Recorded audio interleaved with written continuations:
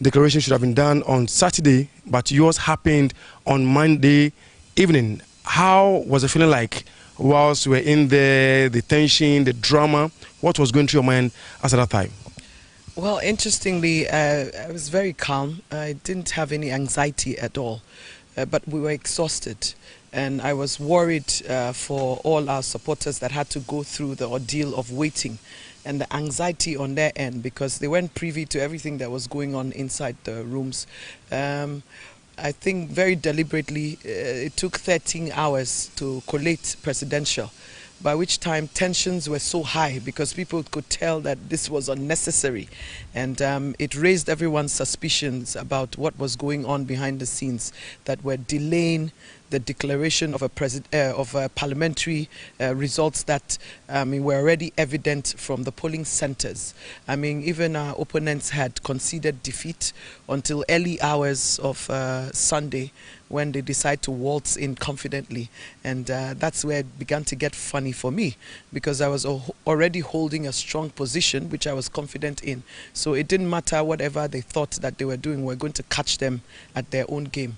But then I was worried about how much support I would have in terms of standing my own ground, because I didn't feel very safe, but the party stood up and responded appropriately and gave me enough backup. Now let's look at your message for the people of Tema Central, because this is not your first time, this is your second time, and you keep coming. Finally, they've given you the nod. What are some of the promises you've made to the people of Tema Central, and are you hopeful of delivering? Well, yes, I think that delivering for the people of Tema Central is a possibility that has met with the perfect opportunity and time.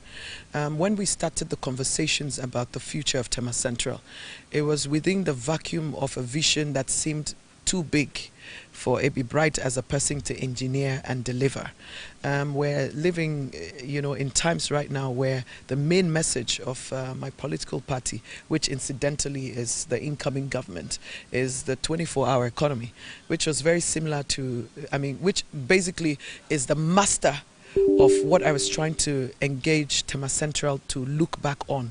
We are coming from a tradition of workers. Our parents and grandparents were settlers of Tema, not because we're indigents, but because we came here as skilled Ghanaian workforce. And so the original thing that brought us here was employment.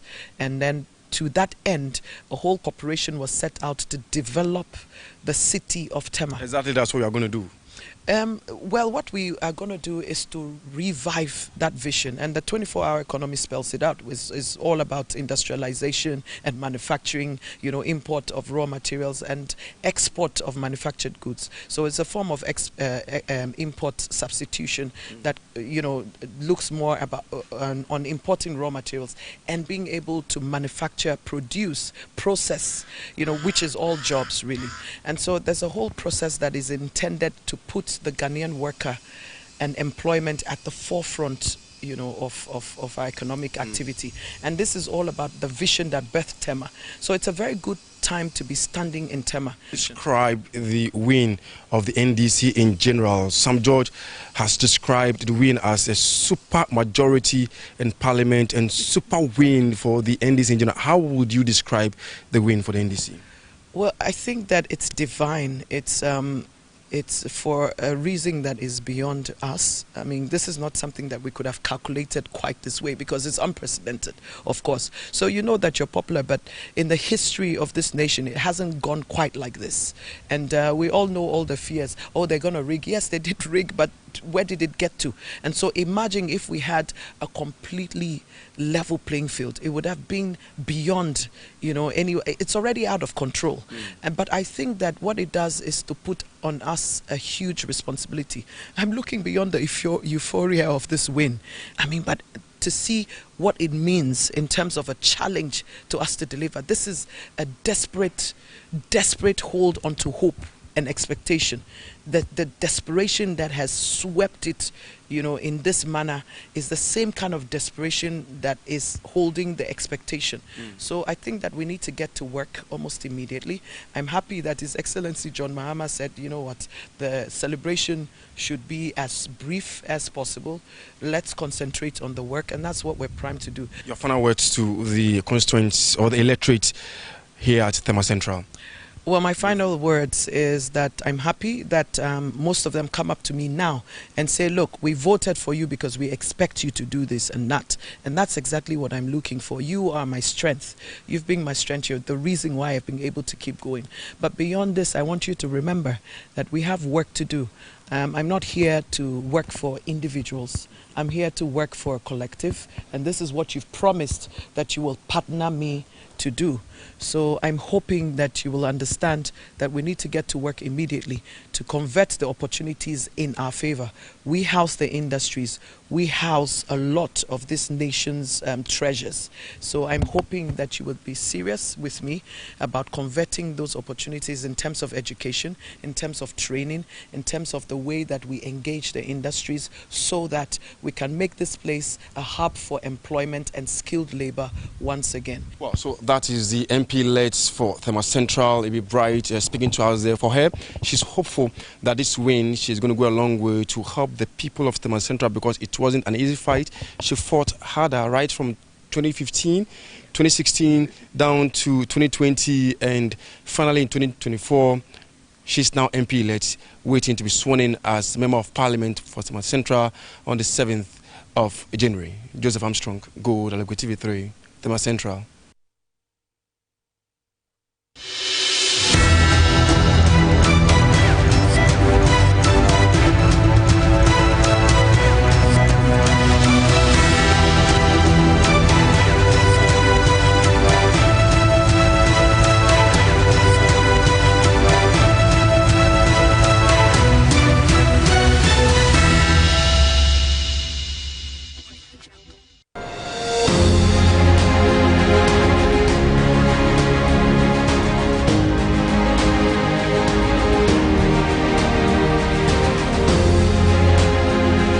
They should see women as equal partners in the development of our country. Okay. Partners. We're not competing with them.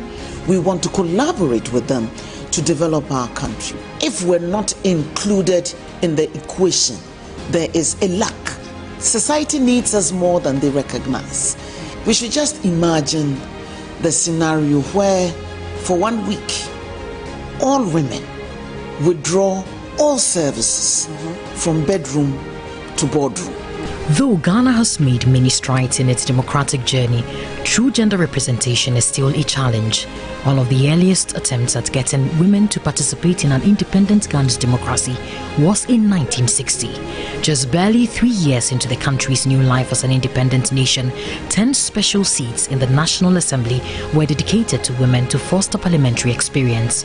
But that will soon leave the hands of females, who even at the time were the majority of almost 7 million population. Reports suggest this happened due to the lack of provisions for replacing members. 64 years since that attempt, women still face significant hurdles, including discrimination, intimidation, and lack of resources to participate in politics.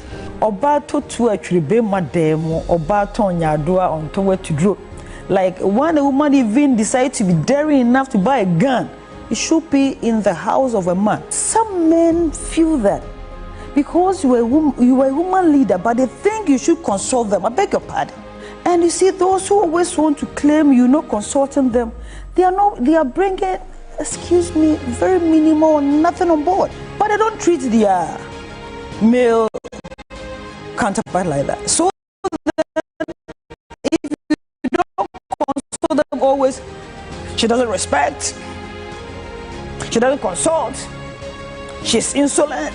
A worry, as this means women who form a majority of the population are underrepresented in decision-making. According to the 2020 Population and Housing Census, women constitute about 51% of the country's population. Though a far improvement, women's representation in Ghana's parliament is among the lowest globally, with only 40 female MPs representing 14.5% compared to 235 male MPs representing 85.4% in the 2020 general elections. The more women are elected in political office, it betters a country's women business and law index score. It will improve, it becomes better. There are indexes, women, business and law. Once, we do more at appointment and political representation, your score as a country increases, and then it gets you the needed investment, to push forward your country to progress. A 2024 Africa Barometer report indicates the barriers contributing to women's exclusion from political decision-making include cultural, religious, financial influence, and others. My beef is that we're held to a higher standard than the men in similar positions. And our society cuts men more slack than they do women. And so it's as if we always have to justify the positions that we occupy. But through a millennia of experience, it's built into our genes to focus on getting the job done. An Inter-Parliamentary Union report also revealed 80% of female parliamentarians interviewed from 50 African countries reported experiencing psychological violence online, and 67% faced sexist behavior or remarks. The conversation goes back to culture, our cultural setup, where we see that men need to be ahead while women need to be behind to support. So, and biologically, men have the strength to move around, to go and all that. So the basis of where the challenge is rooted around our cultural setup, where the default leadership is seen as male, and then it's allowing us to see that, certain rules, it's only a men's terrain. And that goes back again to the nature of politics and the tone. You see how it's been organized or how African politics has been approached. You see that people are willing to fight for their political parties. Obviously, biologically, it is men that would want to push themselves out and risk it, in order to gain political power, But according to a UNDP report, African women are significant contributors to bringing political parties into power. In Africa, women constitute just a quarter of the 13,057 parliamentarians, with 26% in the lower houses and 21% in the upper houses of parliament, which is below the UN recommended minimum of 30% by 2030. This also signifies that half of the population is underrepresented, hampering economic progress by neglecting a significant portion of human resources. In 1996, 16 women were elected to parliament, and by 2004, it increased to 25 but dropped to 20 in 2008. At the judiciary level, out of the 102 Superior Court judges appointed since January 2017, 46 are women. In terms of ministerial appointments, women made 19% and 21% in 2016 and 2021, with the highest record of 28% in 2012. The country has also seen the appointment of Georgina Wood as the first female Chief Justice in 2007. Two other women have since held the same position, with the current Chief Justice as one of them. Joyce Adeline Bamford-Addo was the first female Speaker of Parliament in 2009.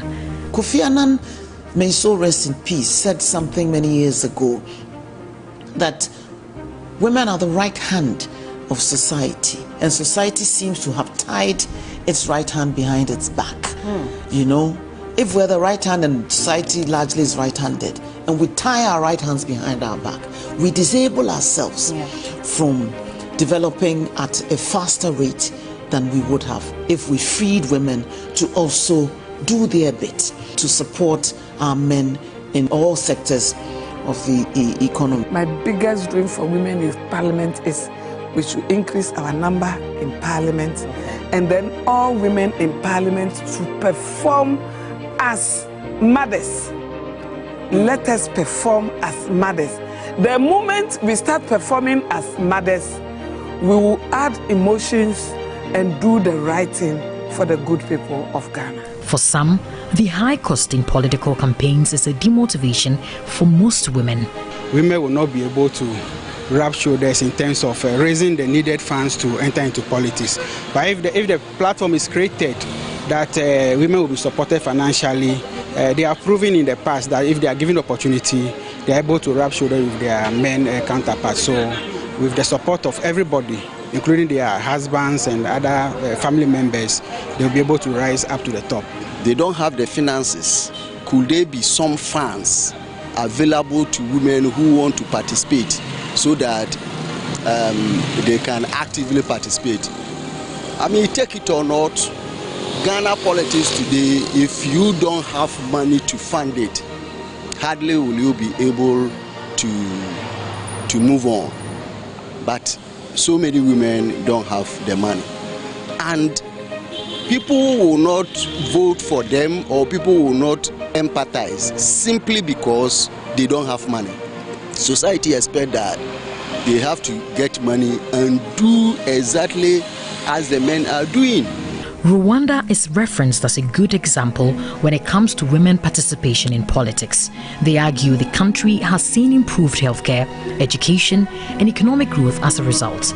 In Ghana, the question is, will the passage of the affirmative action law and promises by key contenders in the general election see women in politics more than before? A 30% appointment of women in all public offices.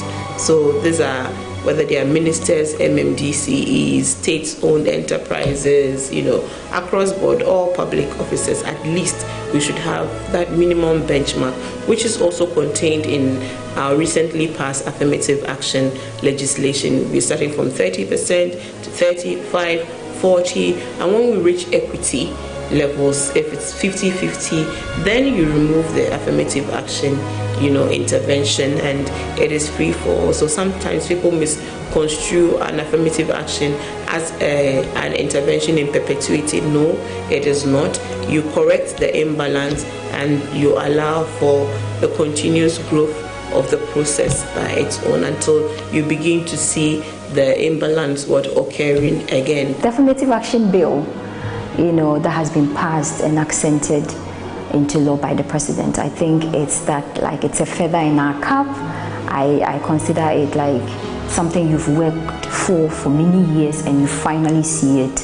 I think it excites you, and then it gives you the opportunity that Ghana is one of the countries that have joined other countries globally to work towards achieving gender equality. I think that it will help us put gender issues into proper perspective.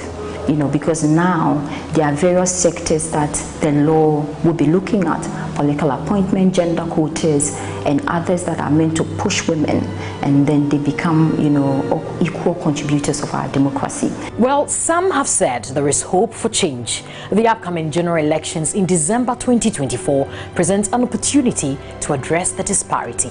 Measures such as securing financing and resources for women candidates, transforming social perceptions, and increasing party initiatives can help bridge the gender gap. Safwa Bwahine, TV3 News.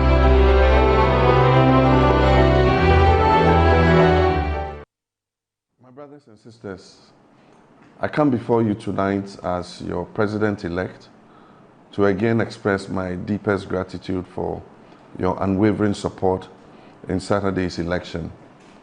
This is a moment of hope, unity, and opportunity for our great nation. However, I must address a matter of urgent importance tonight. Transitions from one administration to another create the impression of a vacuum of power, and certain people are easily compelled to act in their own parochial interest instead of the national interest. I've received reports of attacks on state offices and installations.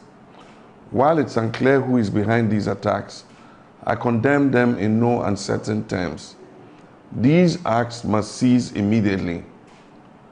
As I said during my post-declaration speech, I urge the youth not to vent their frustration in criminal enterprise. Instead, they must channel their anger and frustration into the positive enterprise of resetting and rebuilding our beloved nation. I urge all our citizens to remain calm and avoid actions that could harm our institutions and our democracy. We have fought hard for change, And now is the time to demonstrate our commitment to rebuilding the Ghana we want through unity and understanding.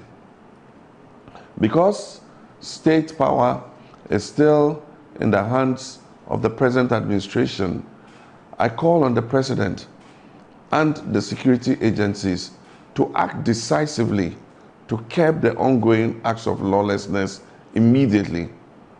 I thank you, my fellow citizens, and may God bless our homeland, Ghana.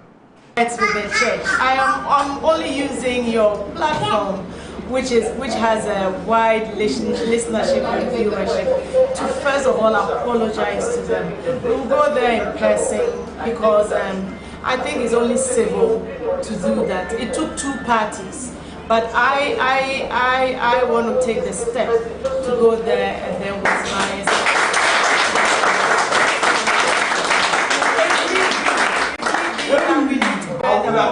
Why not? We will bear the cost, or even if we need to meet the church halfway, we will do that. We will do that because we need peace in the constituency. We need to continue living as one people, regardless of our political differences. But back at the EC Coalition Center, we heard you getting declared as the winner, but we didn't hear anything about the results as far as the figures were concerned. How convinced are you that you won and that it wasn't handed to you? Oh, I mean, we did our own coalition, so we knew the figures to expect, or we knew what we had garnered, and that is how come when the NPP side kept delaying the process and then kept saying that we don't have pink sheets, but we had scanned documents. We grew suspicious and wouldn't want them to just try and then dump anything on us. And so right from scratch, we kept producing our pink sheets, polling station after polling station. I'm surprised, maybe considering the heightened tension at the regional coalition office, the figures weren't put up. But we all are privy, including the MPP, we all are privy to the number of votes we both sides garnered.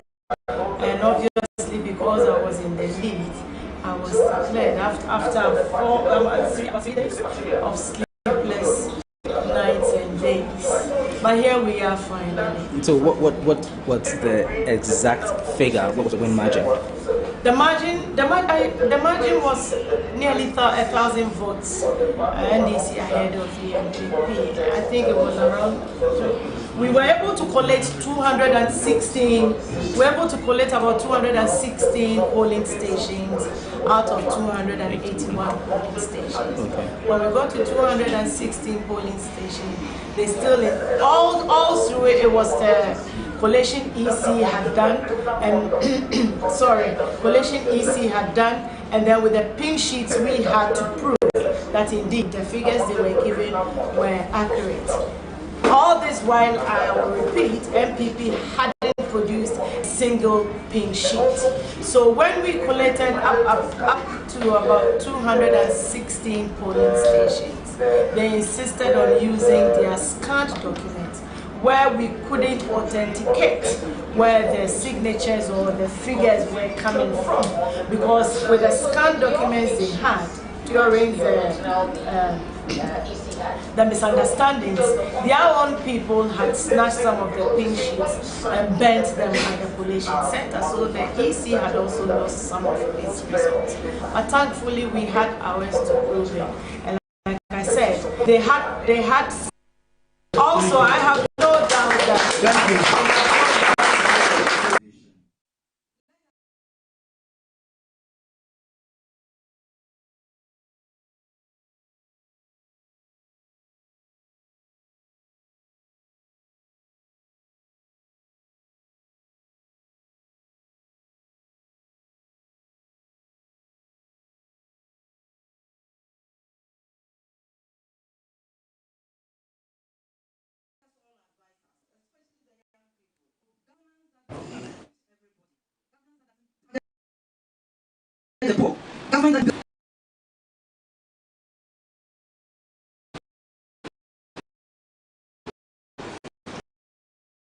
And I think we've seen it to make our mind. Bodies pollute. We we have the option to reset this country. It's not good. It's not going to be a child's game. Or we either reset or we sink further. Professor Naana Jane Opoku-Agyeman is a trailblazing academic and politician who has shattered glass ceilings throughout her career.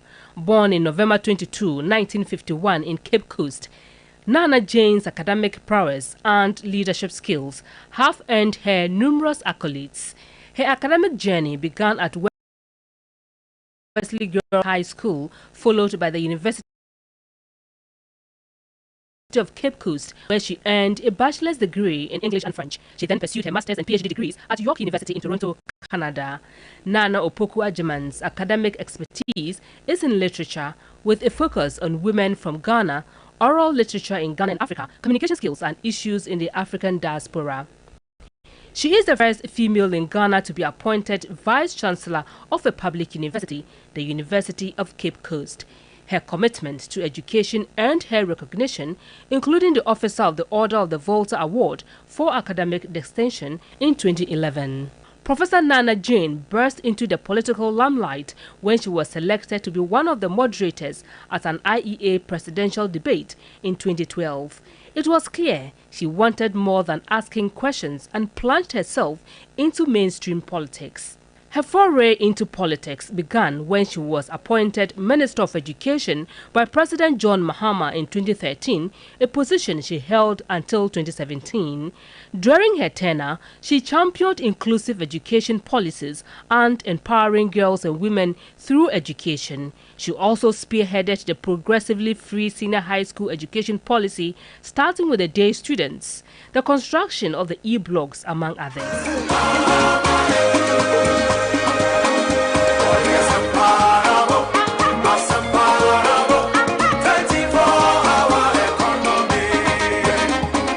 In the year 2020, Professor Naana Opoku-Agyeman made history as the first female running mate of a major political party in Ghana, running alongside John Mahama.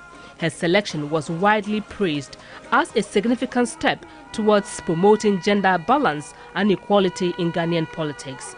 She has won several awards and recognized in diverse ways, some of which include Ghana Women of Excellence Award in the Education category, honorary degrees from the University of West Indies and Winston-Salem University, and Global Leadership Award from the University of South Florida. Throughout her career, Professor Naana Jane has demonstrated exceptional leadership, academic excellence, and a commitment to empowering women and girls. The former Vice-Chancellor was again selected as John Mahama's running mate for the 2024 December 7 general elections. She has been on the campaign trail, touring the whole of the country, selling the message, vision, and policies of the NDC. Yes, the universities are part of the university, part of the hospitals, airport and so on,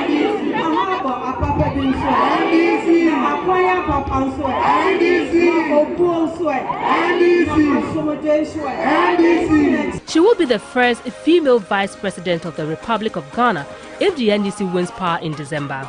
Her legacy, for some, will continue to inspire future generations, particularly females. Evelyn Tema, TV3 News, Accra.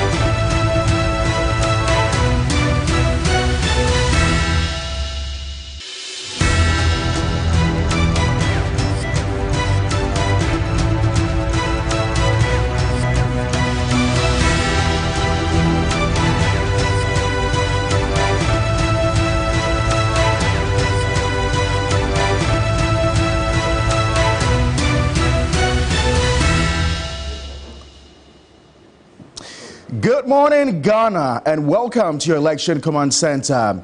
The 2024 general elections may be over, but the conversations are just beginning. Today, we'll dive into the results, analyze their impact, and discuss the way forward for the incoming NDC government amidst the challenges and opportunities ahead.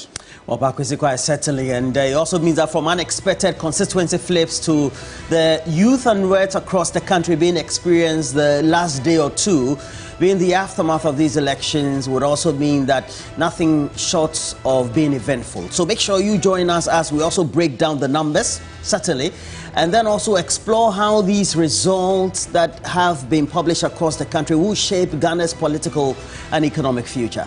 Most definitely, Roland. This morning, we focus on what the people expect, the challenges a new administration must tackle, and the critical decisions that will define the first 120 days of governance. You've got to stay tuned with us as we engage with the experts, communities, and you, our viewers, in shaping the conversation. We're live on TV3, also live on your DSTV channel 279. We're streaming live on Facebook, also on 3FM 92.7.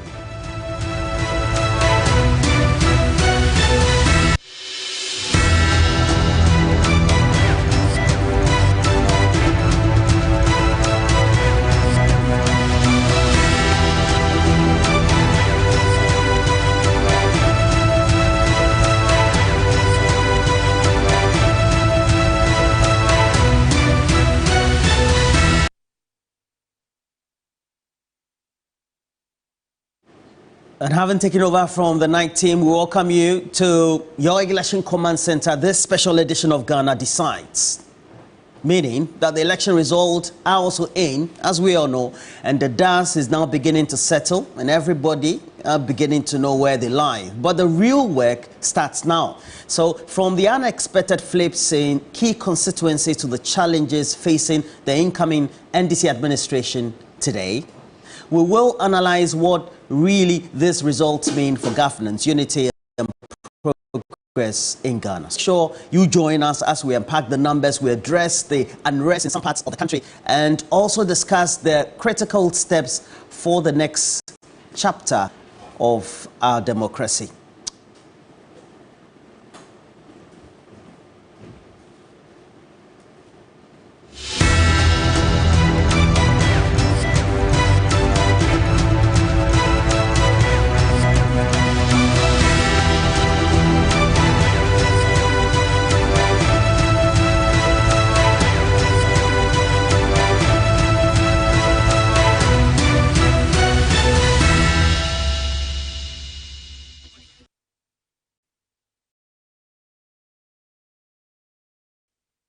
Coming in swift and fast, and just over the last 24 hours, well, we have the government also coming with their transitional team, and that was after John Dramani Mahama had also composed his own and made the announcement. It will be co-chaired by former Chief of Staff Julius Deborah. Yes, the indefatigable Julius Deborah. There's no surprise at all coming in. He's a man very, very composed. We've seen him touring up the various constituencies, 276. Everywhere John Mahama has been, you've seen Julius Deborah with him. And it's a very cracked team of experienced, the old folks, the new folks, very experienced people. You have the chairman, Johnson Isedu Nketia, Fifi Fiavi Kwete, Callistus Mahama, who's the man, behind John Mahama's everything. Anytime you want to see John Mahama, you've got to go through Callistus Mahama. Dr. Valerie Sawyer, Dr. Kesalatu Forsen, who's the majority, minority, which of them? Incoming majority leader, Kwame Ahoy, Honorable Mahama Yariga, Guzi Tano, and Dr. Edward Omane Boamahe has been behind the election committee, trying to steer affairs, making sure that they're able to collect their figures, and organize a real good election. So, but Roland, a lot also has been happening within the last 24 hours. Well, certainly. We've had a number of youth groups that have been vandalizing as well as entering illegally. Many government institutions, we have Ghana Gas, there were attempts at the Ghana Port and Harbours Authority, some regional areas like Ho in the Volta regional capital, and supposedly these number of youth groups say they were monitoring the event that after the elections and then the announcement subsequently, they wanted to protect what they say belonged to government and the properties thereof. But you know that it's something that has always happened. It's always happened, and I think that we need to find a way out. You know, we cannot, where we've got into in our democracy, we cannot continue having these disruptions, because anytime there's a new government, you know, that period leaves a gap. Yeah. You know, because the moment you realize, or the nation realizes that there's a new administration that's coming up, there's a power vacuum, you know, from everywhere. Security agencies, people begin to realign to where they think power is going. And so it almost seems as if the incumbents and their orders are of no consequence. Yeah. But it's good that John Mahama, you know, has spoken, and he has urged the incumbent government, the President Nana Akufo-Addo, to ensure that all these, you know, insecurities, all these disruptions, you know, are brought to a halt. And I think that John Mahama, you know, should make it clear to his supporters that, listen, we're not going to countenance any disruptions, any illegality. If you're an NDC member and you go and destroy a government property, and you're found out, you will be prosecuted. Yeah, but there's a certain history to it. I quite remember just after the main election, 2000, after the runoff, so to speak.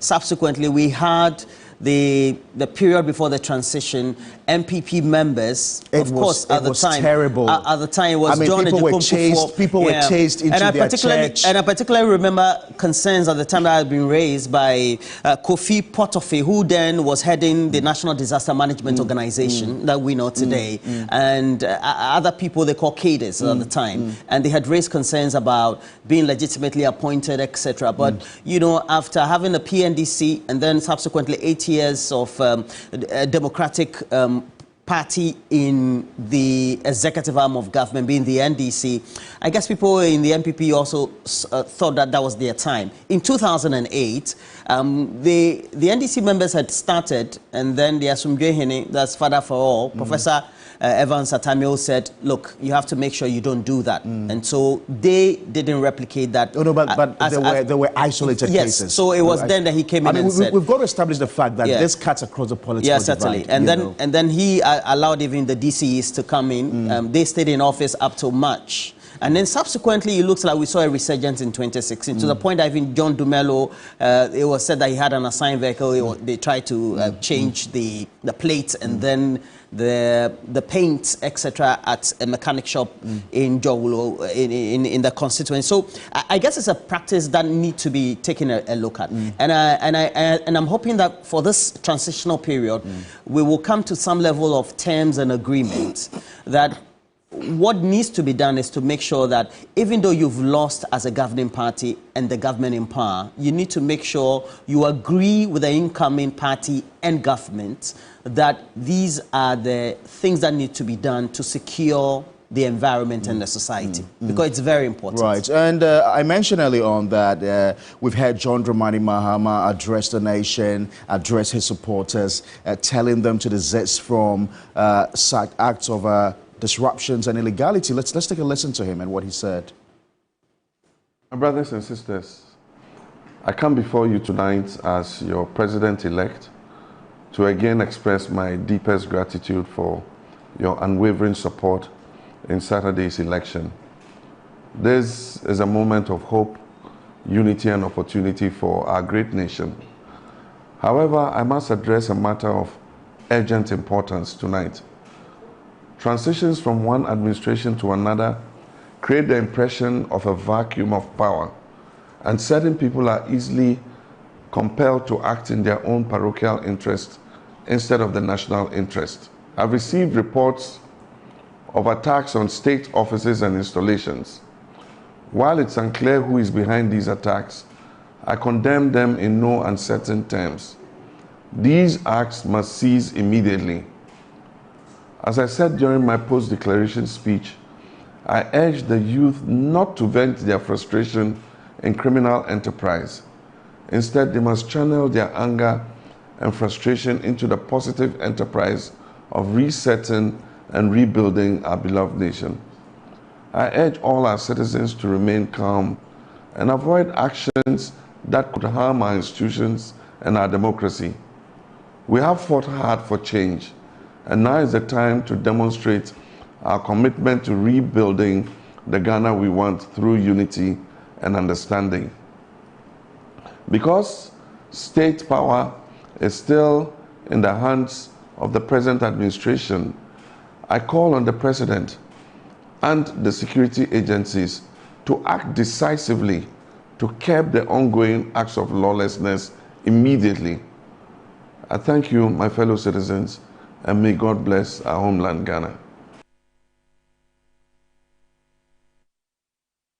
All right, so that was John Dramani Mahama, the incoming president, addressing the nation yesterday and essentially calling on supporters, of either the NPP or the NDC who are engaged in this taggery to desist from it, and also calling on the President Nana Dankwa Akufo-Addo to ensure that law and order is brought to bear, because he is still the man in charge. He still controls the country. He's the commander-in-chief of the Ghana Armed Forces, and he should be seen to be acting. He should be seen to be, calling on the security agencies to ensure that all these disruptions are curtailed. So essentially, that's what John Dramani Mahama has been saying yesterday.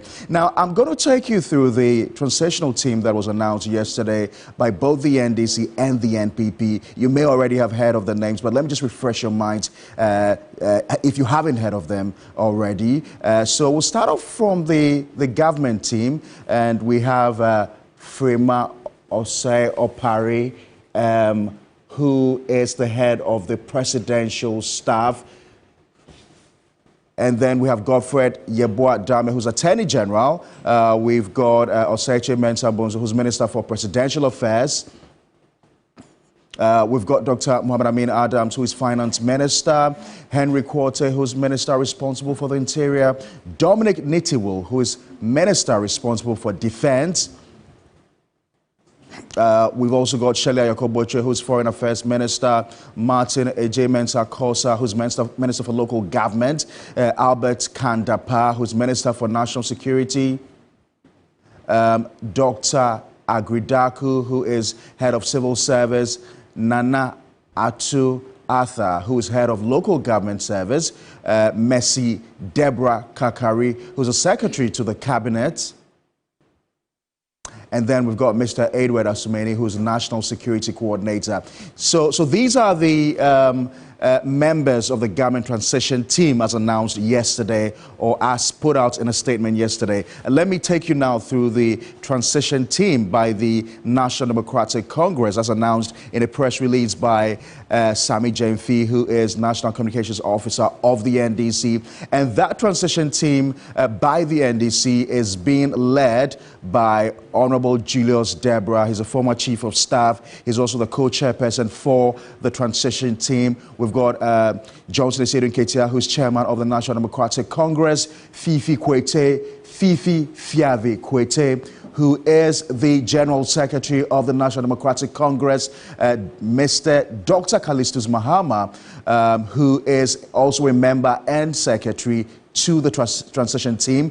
Dr. Valerie Sawyer, who is member of the team. Dr. Keselatu Folsen, Professor Kwame Ahoy, who's a member, Honorable Mahama Yariga, Guzi Tano, and the indefatigable Dr. Edward Omane Buama. So these are the members on the side of the National Democratic Congress, who are expected to be working alongside the transition team of the NPP. We do hear also that the team is expected to meet today. We also do recall that about 2 days ago, when John Dramani Mahama addressed the nation, he indicated that he had been on a phone call with the President Nana Dankwa Akufo-Addo, and he had invited him for some discussions today. So we do expect that meeting between former President John Dramani Mahama and the incumbent President Nana Dankwa Akufo-Addo. Roland, really things moving very, very fast. Yeah, moving very fast, thick and fast. And it looks like, if you look at this transitional process, even though the governing party didn't see the loss coming, they seem also to be responding to the alertness of the NDC, the incoming administration and then also the president-elect. And it looks like once John Dramani Mahama set the 11th, the president and his team, the Jubilee House had no option. Mind you, John Mahama intends reversing the Jubilee House to the name Flagstaff House, and it has a lot of history. You date it back to Dr. Kwame Nkrumah and many of the things, and even former President Jerry John Rawlings also maintained it. But for the Dankwa Buzia tradition, they feel that it's a name that is tainted, so to speak, and so Jubilee House is apt, especially once it was built or started between that period where John Ejekom Kufuor decided to build it to mark Ghana's Jubilee year. And it's good that these things are happening pretty fast, because it is for these vacuum in power that we have all these disruptions, all this impunity. And so when a transition team is set up fast enough and they begin to, begin the process of handing over and ministerial positions are announced, then all these things will begin to simmer down. And that's why I think that, they're trying to speed up the process to ensure that, that vacuum that's been created as a result of the transition process is quickly filled. Well, we have to also educate and inform people that there's no vacuum in power. The government has been elected for 4 years. Their term ends before the midnight or the midnight of the 6th of January 2025. If there's any blame, we can blame both sides of the political divide. So the government in power hasn't taken the action that it has to take, because the president is commander-in-chief of the Ghana Armed Forces. On the other hand, the opposition leader, president-elect, has done the right thing, maybe should have done that earlier, by also reining in the members of the party who felt that because some wrongs were undertaken, systematically means that it has to be recycled, and we have to put those matters into perspective. There's no vacuum at all. You are going according to the textbooks, Roland. But if you heard John Dramani Mahama in his speech and what he said, he says this period creates a seeming impression of a vacuum in power, and this is a reality. Okay, besides the textbook, this is the reality, because you see, once there's you announce that there's an incoming government, people immediately begin to realign. And those who feel they're about to come into power assume a sense of invincibility. And that's why we're seeing all these atrocities and, impunity. So we need to address the reality, and we need to find a way of dealing with these challenges. And they've occurred since 2000. We've seen these things happen. So, Roland, I do understand you. There's no vacuum in power. I did listen to the former president, the president-elect, and I know the choice of words he used.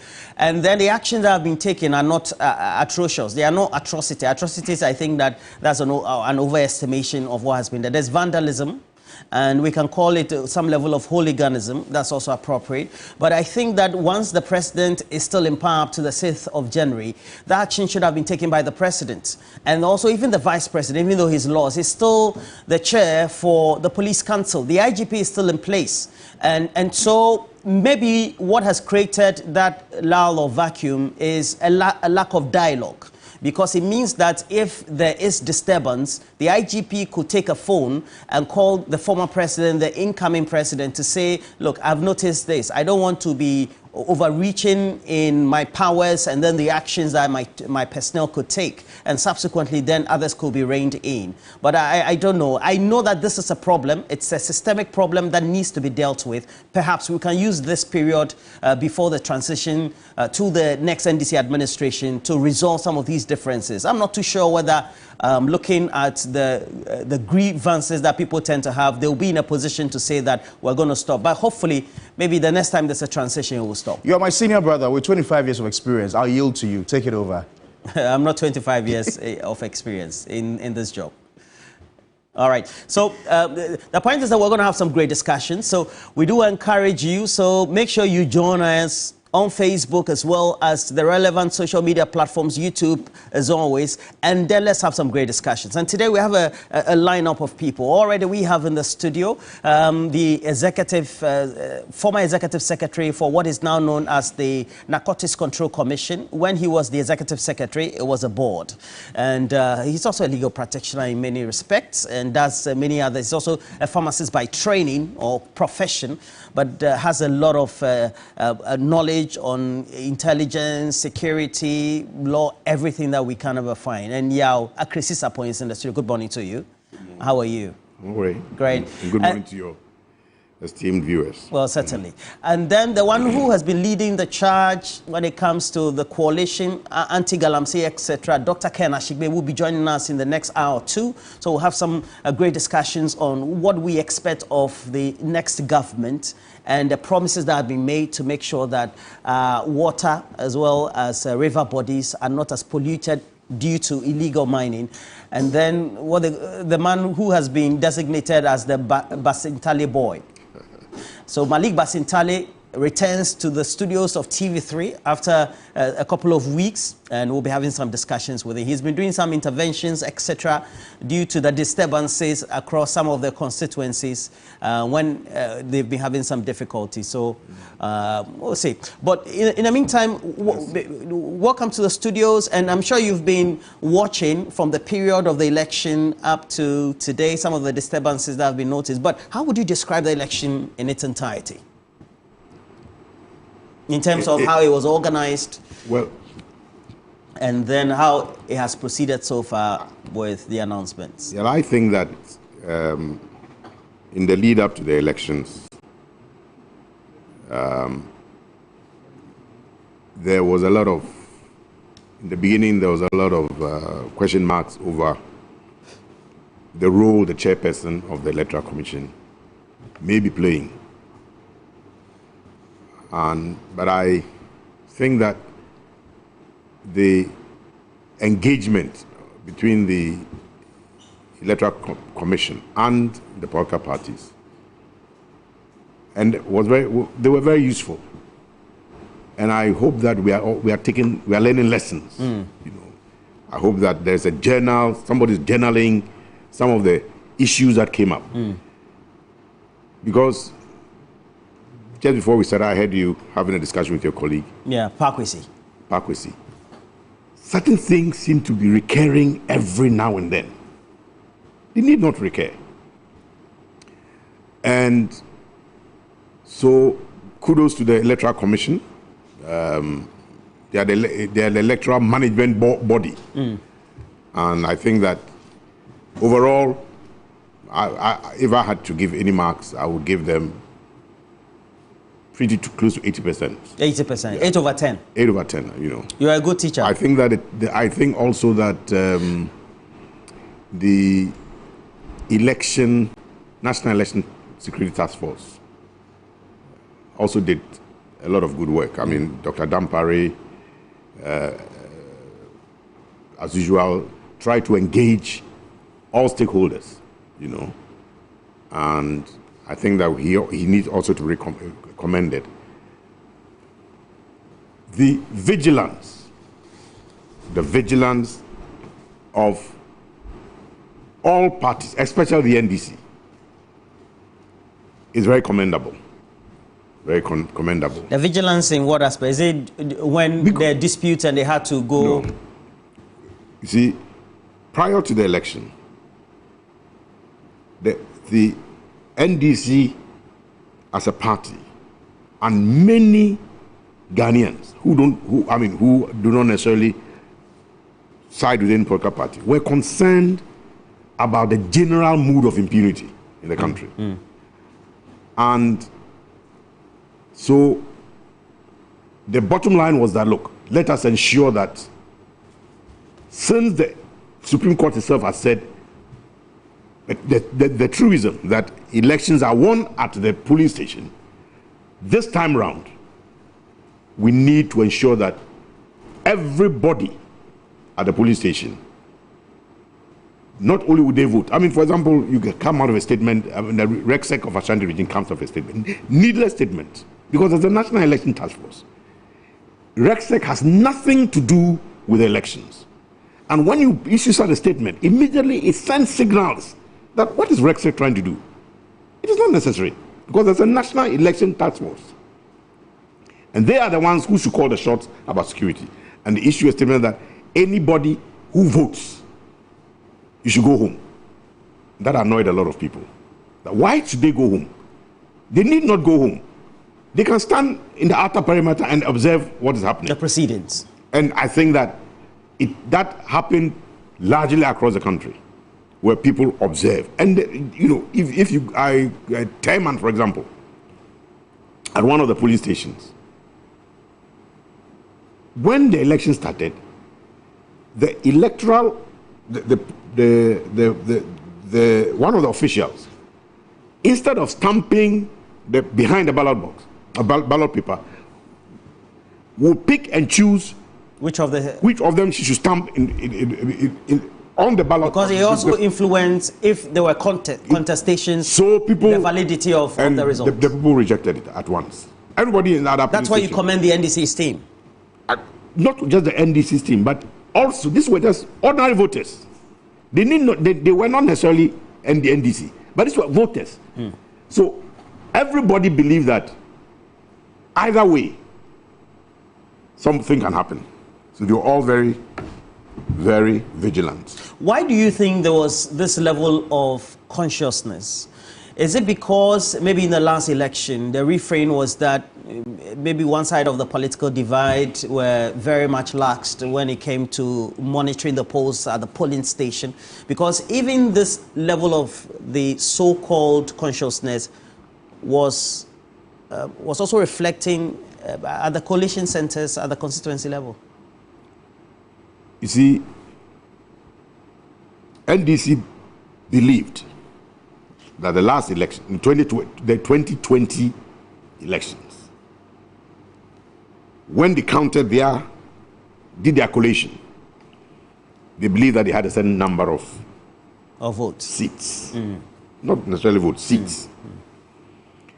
And when they were advised by the Peace Council to go home, to leave the coalition centers and allow the Electoral Commission to do its work, which was a pretty good advice. And they went. On return, they found out that they had lost 8 to 10 seats. And they didn't believe that, and they didn't believe, therefore, that this time they should do that. That is one. Secondly, there is a certain general feeling, unfortunate as it is, that the courts, particularly the Supreme Court, has been so packed by persons who are loyal to a certain political political grouping, that NDC is not likely to get any fairness at the Supreme Court. I disagree as a lawyer. A lot of people who, as for the packing, it is a political thing done in most countries. In the US, Trump would put in Republican judges who are Republican leaning.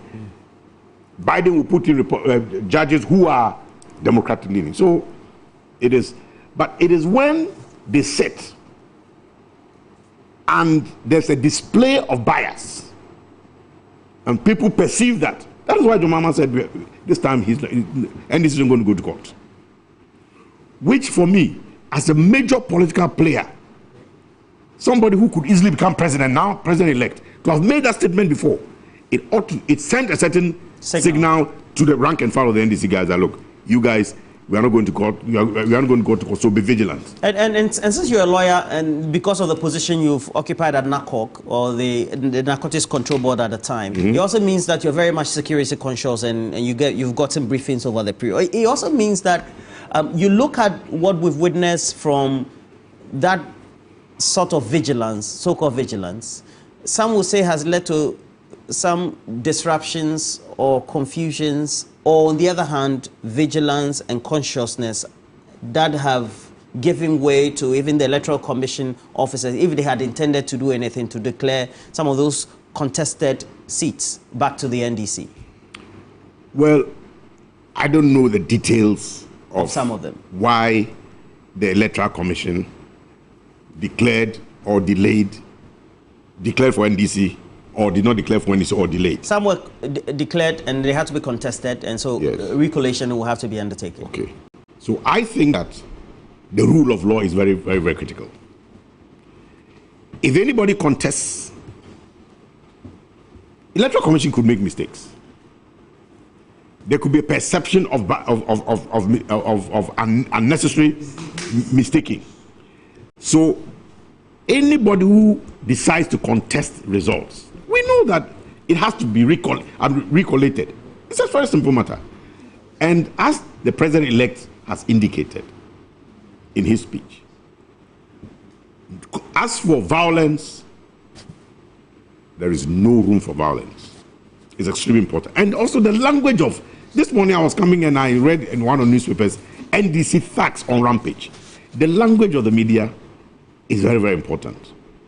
The media creates space. Create reality. If TV3 wants to create reality in the minds of people this morning, it will create a certain reality. What are you saying? In other words, the agenda setting for a discussion could influence public opinion. It could easily influence public opinion. So you're saying the media describing those who were on rampage as thugs? Thugs. It's quite a little unfortunate, particularly the headlines. You see, because... So what synonym would you want? No, thugs. I wouldn't call them thugs. No youth on rampage. How would I call it? Even if you said thugs or you said hooligans or whatever, don't associate them with one political setting. This thing has been seen over and over again. Anytime NDC loses, MPPs some youth perceived to be MPP are on the rampage. When MPP loses, some youth perceived to be NDC are. But we also need to realize that there are clearly thugs around who may take advantage. Who may take advantage of the situation. There are people who may just want to take advantage of the confusion and do what? And steal things. So, just like in the US, when, I think that was 2020, when Donald Trump lost, there were people who genuinely believed that Donald Trump had won. They went on the rampage. People blamed on Donald Trump.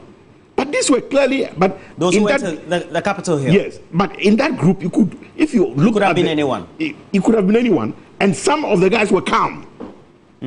But there are always, in every grouping, there are always people who are the hawks, people in the center, and people who are calm. So the media description is wrong.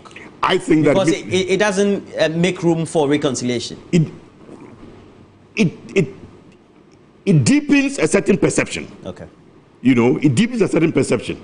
So I'm happy that this morning, in your discussion with Pakwesi, you made reference to history. This thing has to be said over and over again. But for me, the bottom line is that after this election, now that we are done, the media has to do serious advocacy. 2028, there has to be electronic voting. It simplifies everything. 2028, this country must start with electronic voting. You're saying this because there'll be no need to go to electoral commission, go to a coalition center. Perception of bias, there will be no need. We would have done it electronically. And this is the only wisdom. Only wisdom. And I will urge President John Mahama, incoming President John Mahama, to do reforms at the Electoral Commission. Not reform. The reform ensure that the Electoral Commission, the electoral management body, does reform on the type of voting we are doing. Because it is a waste of money. That 8/10 you give the Electoral Commission, 80%. It also should include its ability to be able to modernize and then also be very introspective. The 20% I didn't give them was because, because, for example, Jane Mensah made a lot of noise when she was at IEA. She was the first to start talking about auditing of the so I'm surprised that she couldn't even lead the charge and say, look, let us. I would have expected her. I don't understand. You're saying that Jane Mensah because she was with IEA and she did a lot of work, and advocated for reforms within our governance and political space. You were expecting that she would have brought that expertise to bear, particularly the electronic voting, particularly when she was perceived as having stolen the 2020 election. You know, she should have gone ahead and said, look, I don't like this. I'm a woman of integrity. I don't like this, these accusations. The best way out is electronic voting. However, we have finished. She herself said it is finished. I mean, I really believe that what it said prophetically, that we have finished with this old style of voting. Let us begin a new phase. And I think that if we 2028, if we do the electronic voting, we will see that the nation would have saved more money.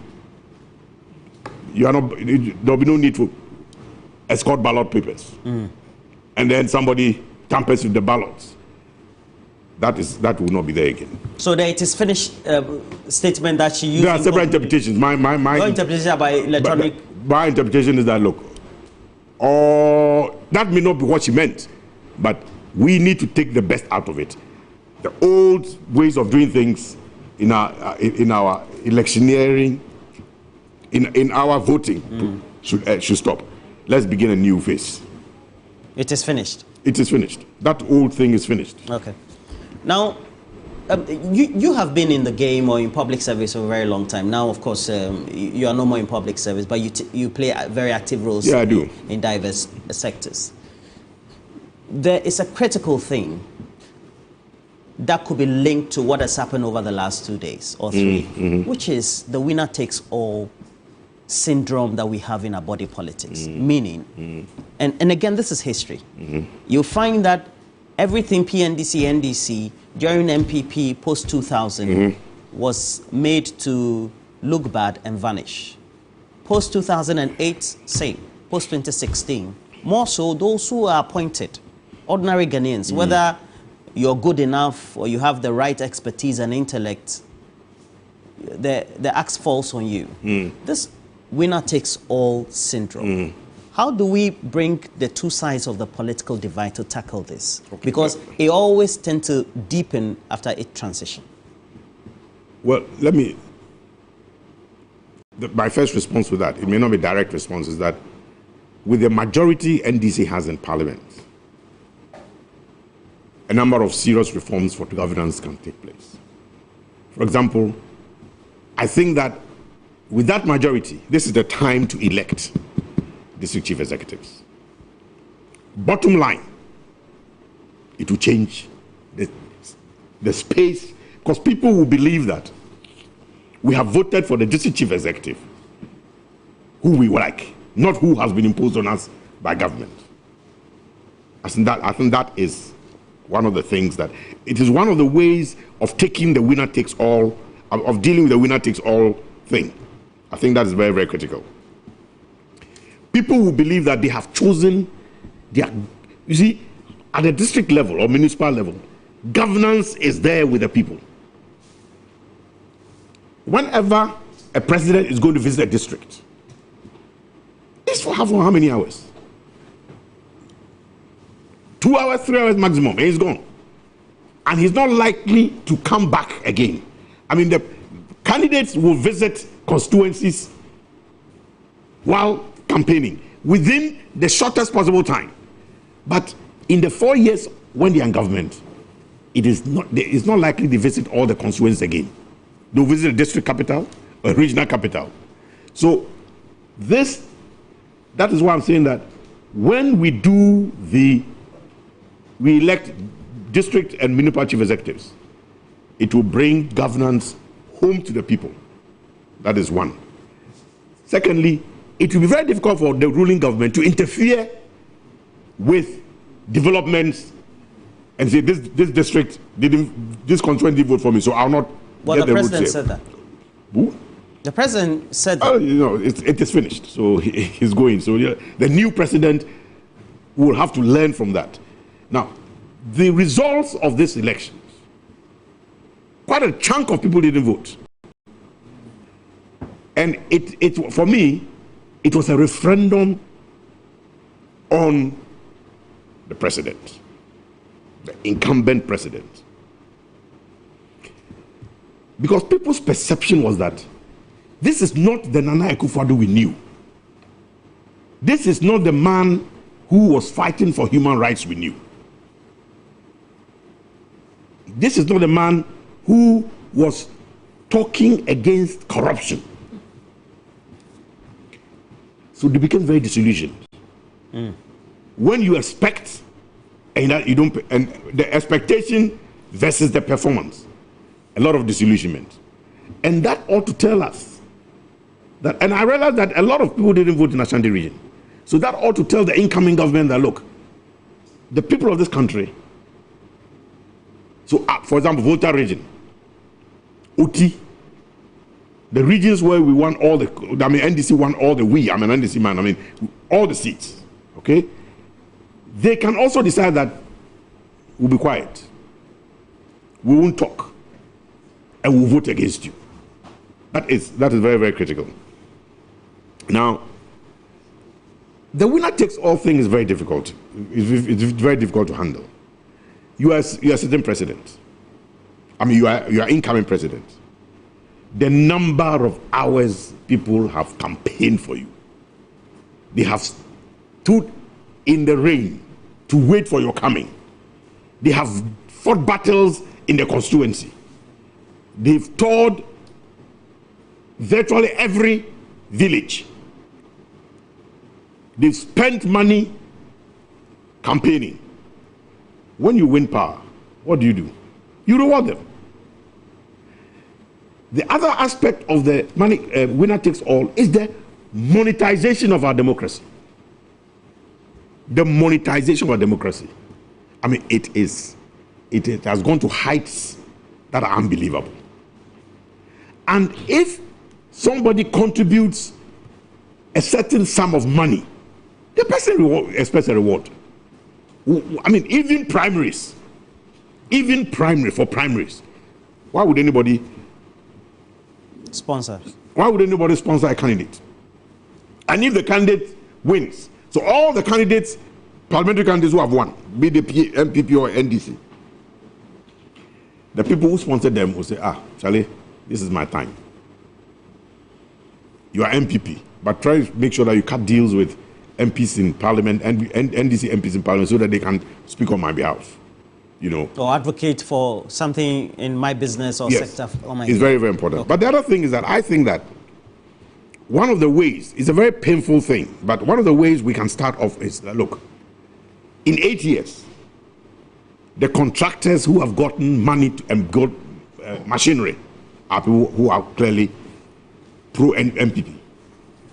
You mean over the last 8 years? Over the last 8 years. I mean, they had their contracts and other things. The incoming administration ought to find a way by which their expertise and their machinery will be used for nation building. It should reject the call of other people to say, oh, give us also equipment. Tamils did that. Did what? Tamils did what you're saying. Yeah, but that is what we ought to continue. I mean, I think that Mahama also did the same. Yes. So that is the point I'm making. So it was a disappointment to many well-meaning Ghanaians many of them wouldn't talk. You know, who thought that the Tamils. In fact, I know MPP people who say that as for Tamils, we shall not get a president like that again, because they believe that this was a man who looked at Ghana. My personal position is that John will do the same thing as somebody who I look at his the NDC transitional team, and with the exception of maybe the party people, I mean they are party people in terms of Fifikwete and the rest are not hawks, quote unquote. They are not people who they are diehard NDC guys, but they are people who reach out to everybody. Julius Debra, Gozi Tano, Valerie Sawyer, you know, Omani Boama, Kwame Nahoy, you know. So, and it's a blend of the old. Kwame Nahoy is from PNDC days. Gozi Tano is from PNDC days. And then you have a transition up to Forson. it looks like your comments seem to have elicited some responses. It says, this one is coming from Helga Boiti. He says, please, are the police powerless? Why is the media associating the looting to NDC? The police should do their job. Did Dr. Baumia not say he installed CCTV cameras all around? Can they not identify the looters? Please, as media, including TV3, stop giving the NDC a bad name. You alluded to that. Yeah, I alluded to. I saw it. Okay. I saw it in the newspaper. And you thought that and I thought it was not tag term should not be used. But it was not. We're not. Yes, I agree. We're not. I made a comment, but I haven't commented on whose responsibility it is. First of all, we all agree that a government is in power. There's a government in power. The IG, we have finished the election. So the National Election Task Force, no responsibility now.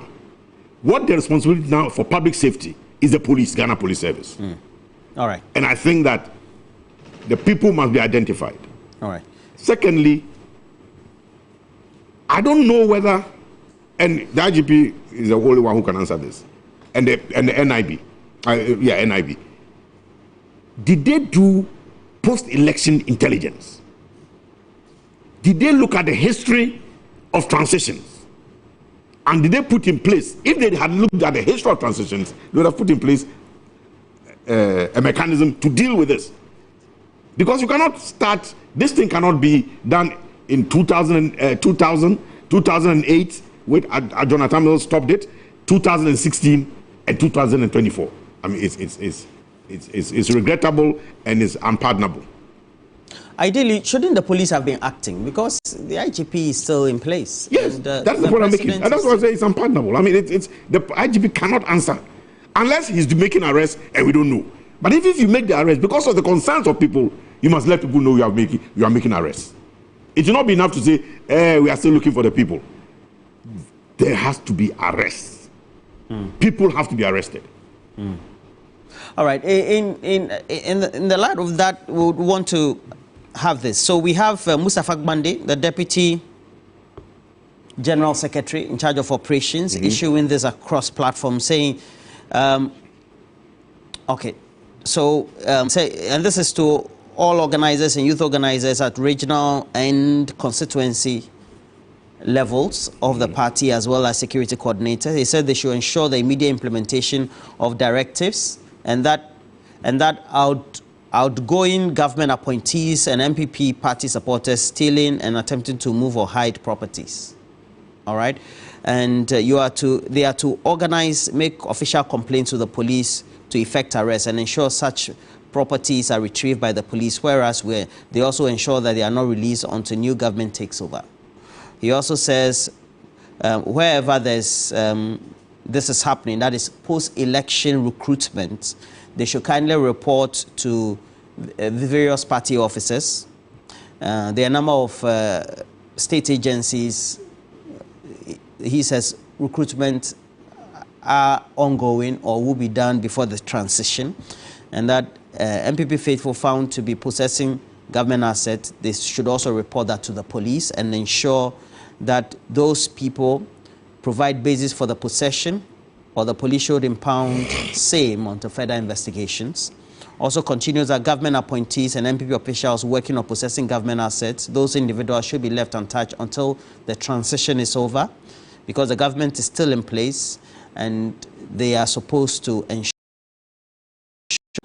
they undertake their normal duties. And this is to all officers as well as the rank and file of the NDC. And then also says that entry into government offices and premises without a cause other than looking for jobs, and that they should ensure that the youth in the party do not invade any functioning government property to disrupt normal business or cause disturbance for any reason until the transition is over. And continues that they should also ensure no one seizes government assets, particularly consumables, fixtures, relief items, among others, without reporting to the police. And also ensure that no one must issue an instruction for invasion without the consent of party structures, and consult with their various PCs, members of parliament elect, and then the members of parliament as well on these matters before they take these actions. Do such memos that are issued, do you think it works within the rank and file of the transitional party? Of the party. Do they listen to it? I would say that hardly ever do they listen, particularly when it is the rank and file. I mean, if they are really incensed, they will not listen to you. Because they have a certain perception that those of us in the leadership of the party in Accra we don't know their sufferings. We don't know their sufferings, and that we are enjoying. That when cars come, they are given to the national executive. You know, that sort of thing. But many of them have been in government positions or public office, and then they were sacked. Or maybe there have been some oral tradition that's been transferred to them that I was working, maybe the father or the mother or some cousin or something was working here, and then when there was a transition, do you think that it is good that once there's a transition, everybody else from party A is just sacked to the other? No, that's what we are saying. That how do we stop it? It's too repetitive. Okay. I mean, it's too repetitive, and it's unfortunate. Okay. It's too repetitive. It's unfortunate. But you see, for example, I have had occasion to complain in certain circles. Now look, if you are going to do recruitment into the Ghana Police Service, do an advert. Let everybody apply. Don't out of a sudden, when you haven't advertised, then you issue a statement that this is a mop-up. People are not, with the girls, people are not stupid. No, you haven't applied. How can there be a mop-up? If you say that it's a mop-up for the NIB, I can understand. NIB is not advertised. It's talent picking. But that is not for the police. You know, so it is extremely important that, I mean, there are people who are observing, who are speaking. I know people in the police who are complaining that some people are at the police training school. I know people who are in the prison service who are complaining that some people have been recruited and have not yet, are not in training, but have been assigned to various prisons to understudy. You know, there are people who speak. And when those of us in intelligence, and when we cross-check and realize these things are true, we are friends in the MPP. And we tell them that, look, this is unacceptable.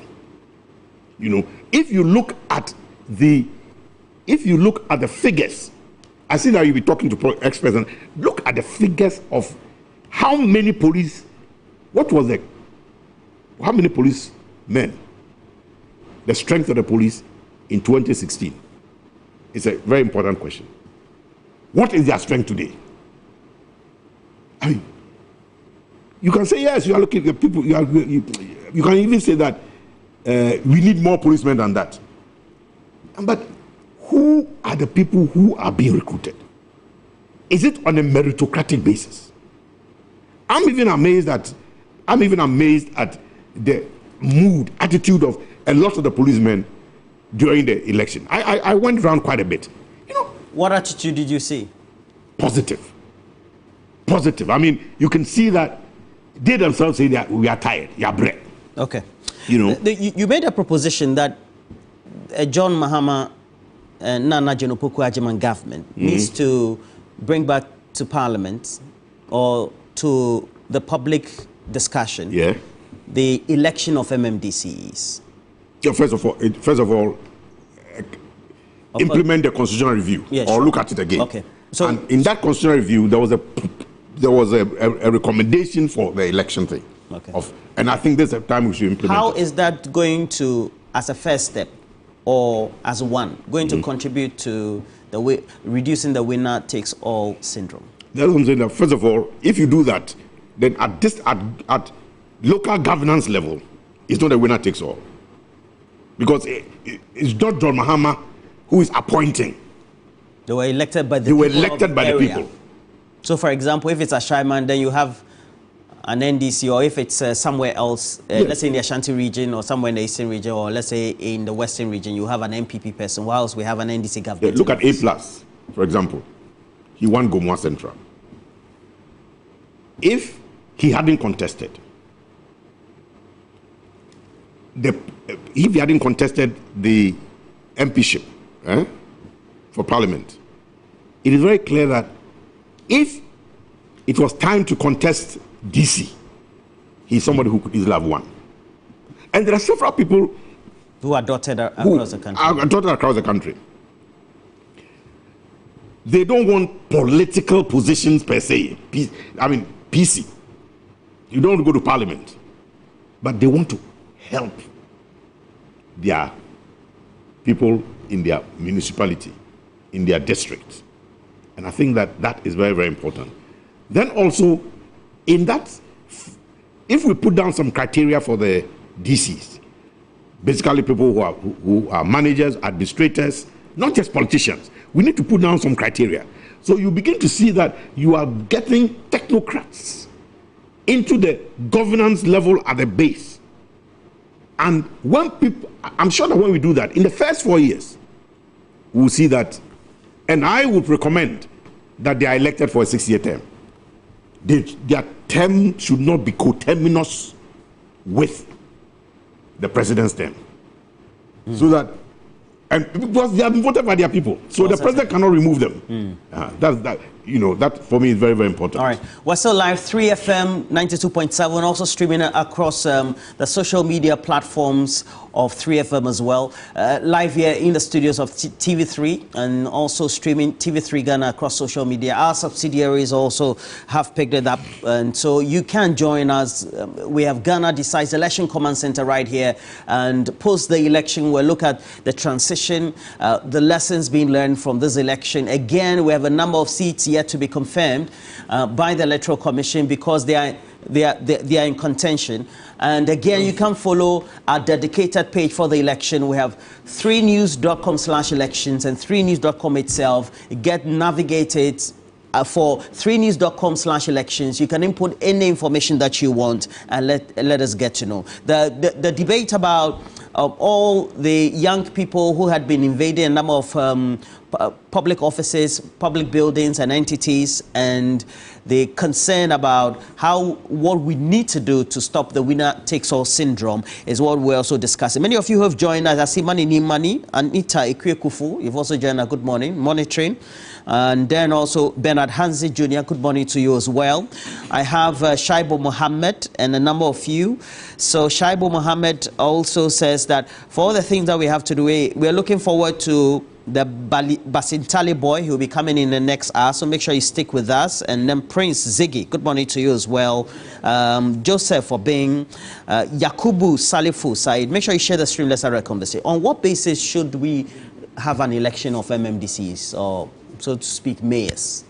Should it be on party basis or non-party basis? Because that was a contention between the minority and majority side the last time around, in the first term of the Hufado-led government. It was then never brought back again. Yeah, it will be very...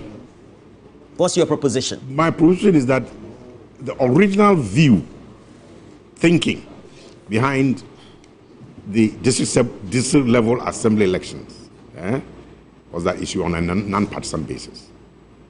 We should still use that as a yardstick. As a yardstick. For the MMDCE elections. If you are coming, you should come on the basis that you don't belong to a political party.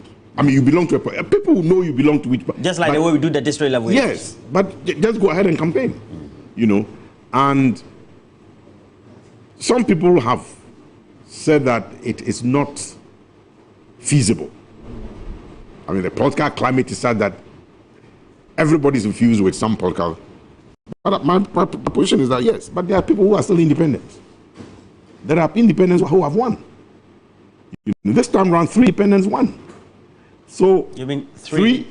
I think we have over 4. Okay, so the last I saw was 3, but 2 or 3, of course, they are aligned to political parties. They are aligned to political parties, but they stood. In other words, they damned their political tradition and said, "Damn you!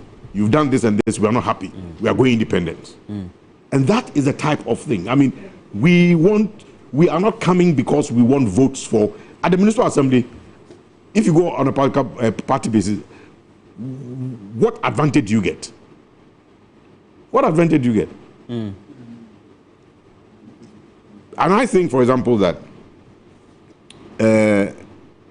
we know that Ashanti region is very pro MPP, right? So for me, a jaw between the political parties. So NDC says, look, Ashanti region, let all the guys who contest, let them be MPP guys. Because in any case, let them contest among themselves, but on a non-party basis. So in the Volta region, the same thing the MPP could do, say, look, this place is purely NDC. Let all the candidates let whoever wants to contest, but they shouldn't contest on a ticket of MPP. And I think that those are the... Okay. I have this one from Kakri Samoa. Good morning to you, Uncle. Kakra, okay. So he says, whatever is the meaning of winner takes all, I have pondered over the wisdom of the complaint and I've come to the conclusion that there's absolutely nothing prudent nor practical in that mantra. First, in which country in the world does the winner of the election or the holder of ultimate power share power with those who don't agree with his political agenda? Big question. In Ghana, we were lucky to have had the Speaker of Parliament after the 2020 elections coming from the party that did not win the presidency. And yet, instead of encouraging Bagbe to assert the strength and independence of Parliament, many of us were encouraging Akufo-Addo to diminish the authority and independence of Parliament. He concludes that there's nothing like a government of people who don't share the same general economic or political platform or ideologies. Not even a government formed through an alliance. It wouldn't work otherwise. But that brings me to the question. In the first two terms of the Fourth Republic, where we had the ushering in of the democracy for the Fourth Republic, so we had a number of individuals who contested on other smaller parties beyond the MPP and NDC. And so we had some level of vibrancy at the national level. It was PNC, at least they had one or two others. If you just recall the Kufuor administration, people like Malamisa, Moses Daniba and all those people were not MPP members. So what they did come to some general conclusion was that you allow certain parties to contest and your preferred candidate steps down or perhaps doesn't enter the race. There's a typical example of the former or the immediate past chair for the MPP, that is Freddie Blay. There was a conscious effort by the Kufuor administration or the party at the time, I have to say the MPP. Of course, Kufuor was the president, where they allowed him to be occupying his seats or contest the election, and there was minimal opposition from the MPP because you look at the strength of which party has the resounding voice and support on ground. The next person is Pakwesi Indom for the KEA seat. He was a CPP man. And he was allowed to contest because, and he won the seat, came into government, was even appointed into the Kufuor administration. This is at variance to what Lawyer Kakri Samoa said. Of course, we can have such instances. It gives a certain semblance of preventing winner takes all. Is that not it? Yeah, but I mean, you have to find out why Kufuor did that. He wanted to be seen as a very dignified, magnanimous person. It is not a personality issue, is it? No, it is. It is. Finally, what happened to the party? What happened to Indom? Is a question you ask. Finally, what happened to Malam Issa? You see, so, and was Malam Issa the person, the most credible person from PNC to be appointed? It's a big question. Now, if you have one CPP guy among 100 and, at the time I think 165 or something MPs, there's very little influence the person has. But the question Kakra has, it's a very deep question, which ought to be discussed thoroughly. That you don't align with me, no, so how can I? Yes, you see, my other question is this, that when people make policy at the central level, what is the mechanism for rolling out that policy. The policy is rolled out in the Ghanaian public space and private spaces. And those spaces necessarily are not people who are pro the ruling government. So yes, the ruling government has come out with a policy. But let's remember that it is the rolling out of the policy that is very critical. Let us say that the president comes out with a policy on galamsey. In order to roll out that policy, and they say, you know, the police should go and enforce something. Where is the guarantee that those policemen are all pro NDC? They may be, some of them may be pro MPP, but the point is that they are doing their national duty, and that is the point. And that is a failure of many governments fail in that regard. But at the end of the day, those who implement on it, let me give you an instance. Free SHS, double track. Many headmasters and teachers were against it. But they had to earn their living. What do they do? They are doing it. So this question that Kakra has raised, fundamental. I agree with the positioning of the question, but my counter question, which must be discussed alongside, is that it is the rolling out of the policy. It is not the sharing of the posts. It is the rolling out of the policy. If you share the posts, it doesn't necessarily make the government efficient. You can share the posts among all NDC people. It doesn't make the government efficient. You know, you need a vibrant, democratic governing structure where people are free to express their views and choose who they want. And not necessarily be opposed to. I mean, I would want to see a Mahama administration where people within government are critical and can voice their criticisms without being perceived as anti-Mahama. It's very, very important, because Mahama has 4 years, and he has to choose. Somebody has to take over from him, who will be contesting the 2028 election. So it is how democratic, how the people view his government, and therefore the one who will take over from him, that is very critical. Okay. Now, we'll move on to a subject. We're still live right here, TV3, 3FM 92.7. We're streaming across all platforms. So 3FM, go search for 92.7 3FM, and then also TV3 Ghana across social media. So whether it's Facebook, whether it's also YouTube, etc., you'll find us there. Again, let's remind you, the Basintali boy will be coming to the studio. He's been up and about since the election. Whether it's Tema Central, you'll find him there. A collation center somewhere in Greater Accra, you'll find him there, and other communities. Even before the election, it was at Isujaman or somewhere else. I think everybody wanted, but we want to ask him, post the election, what really now is he looking forward to for the party, because he's an officer of the party? And then he had made a number of utterances during the electioneering. So, for example, Operation Recover or Loot. It'd been naming individuals left, right, center. I know that he's not going to be the Attorney General, so I don't know where he's going to derive his powers from. Would want to ask Malik Basintali so far what his own views are. We'll be having that in the next hour of the program, so make sure you stay with us. He's already in the studios, and we'll have some great interaction. If you have some questions for him as well, and we'll try and have them. But there have been a number of issues that have been teased out from this election. The bulk of our voter population are young people. You agree? Yeah. And then you've occupied a position before, the Narcotics Control Commission, as the Executive Secretary.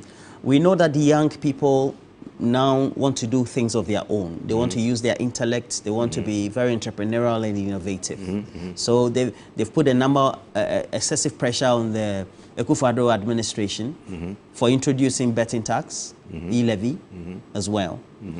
And the two candidates all use that to campaign. Of course, we have John Mahama winning. And he has promised that one of the things you do in his first, is it 100 day or 120 day, is to look at those as well. Now, the young people of our country need some level of inspiration, whether it's jobs, education, to satisfy their aspirations, etc. What do you think has been missing over the last couple of years for young people? Consistently, young people have seen impunity from all governments. Consistently. Why do you say that? Because all governments have shown impunity.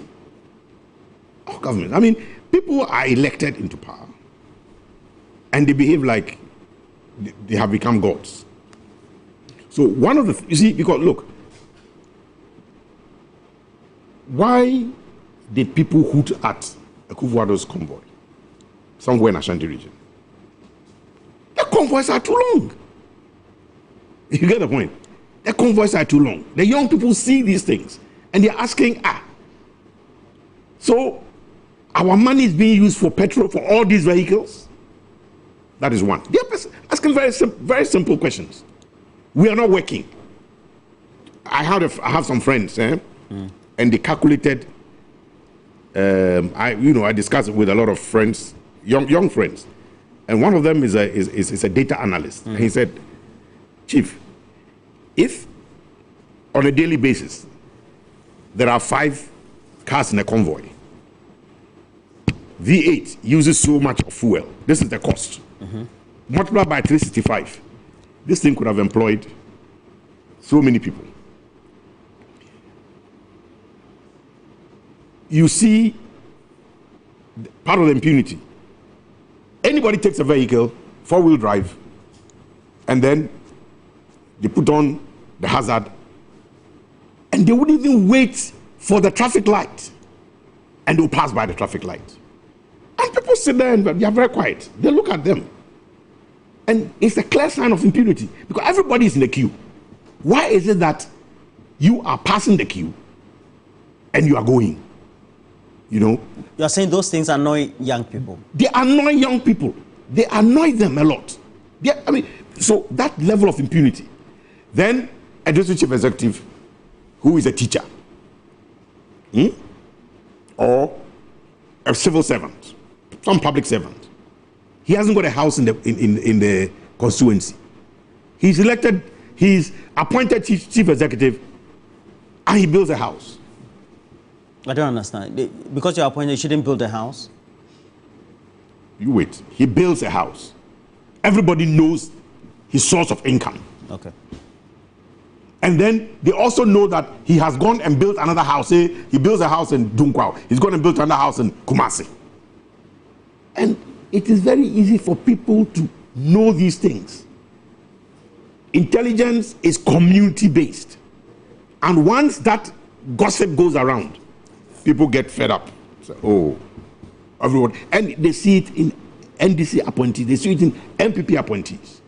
Are you talking about Eugene Ahin when he was having the divorce? No, I'm not talking about Eugene Ahin. But it's only is a stark example. You know, but there are people, so when they display these things, it annoys people. And I'm saying that I didn't point out to Eugene Ahin because I'm saying it cuts across. And I am sure that John, the incoming president, is keenly aware of these things. And he has 4 years I think he has 4 years to show. To lay the foundation. To show that he will be the best president of the Fourth Republic. Leave a legacy that nobody can forget. At the moment, 2 leaders that people remember very much. Rawlings and Atta Mills.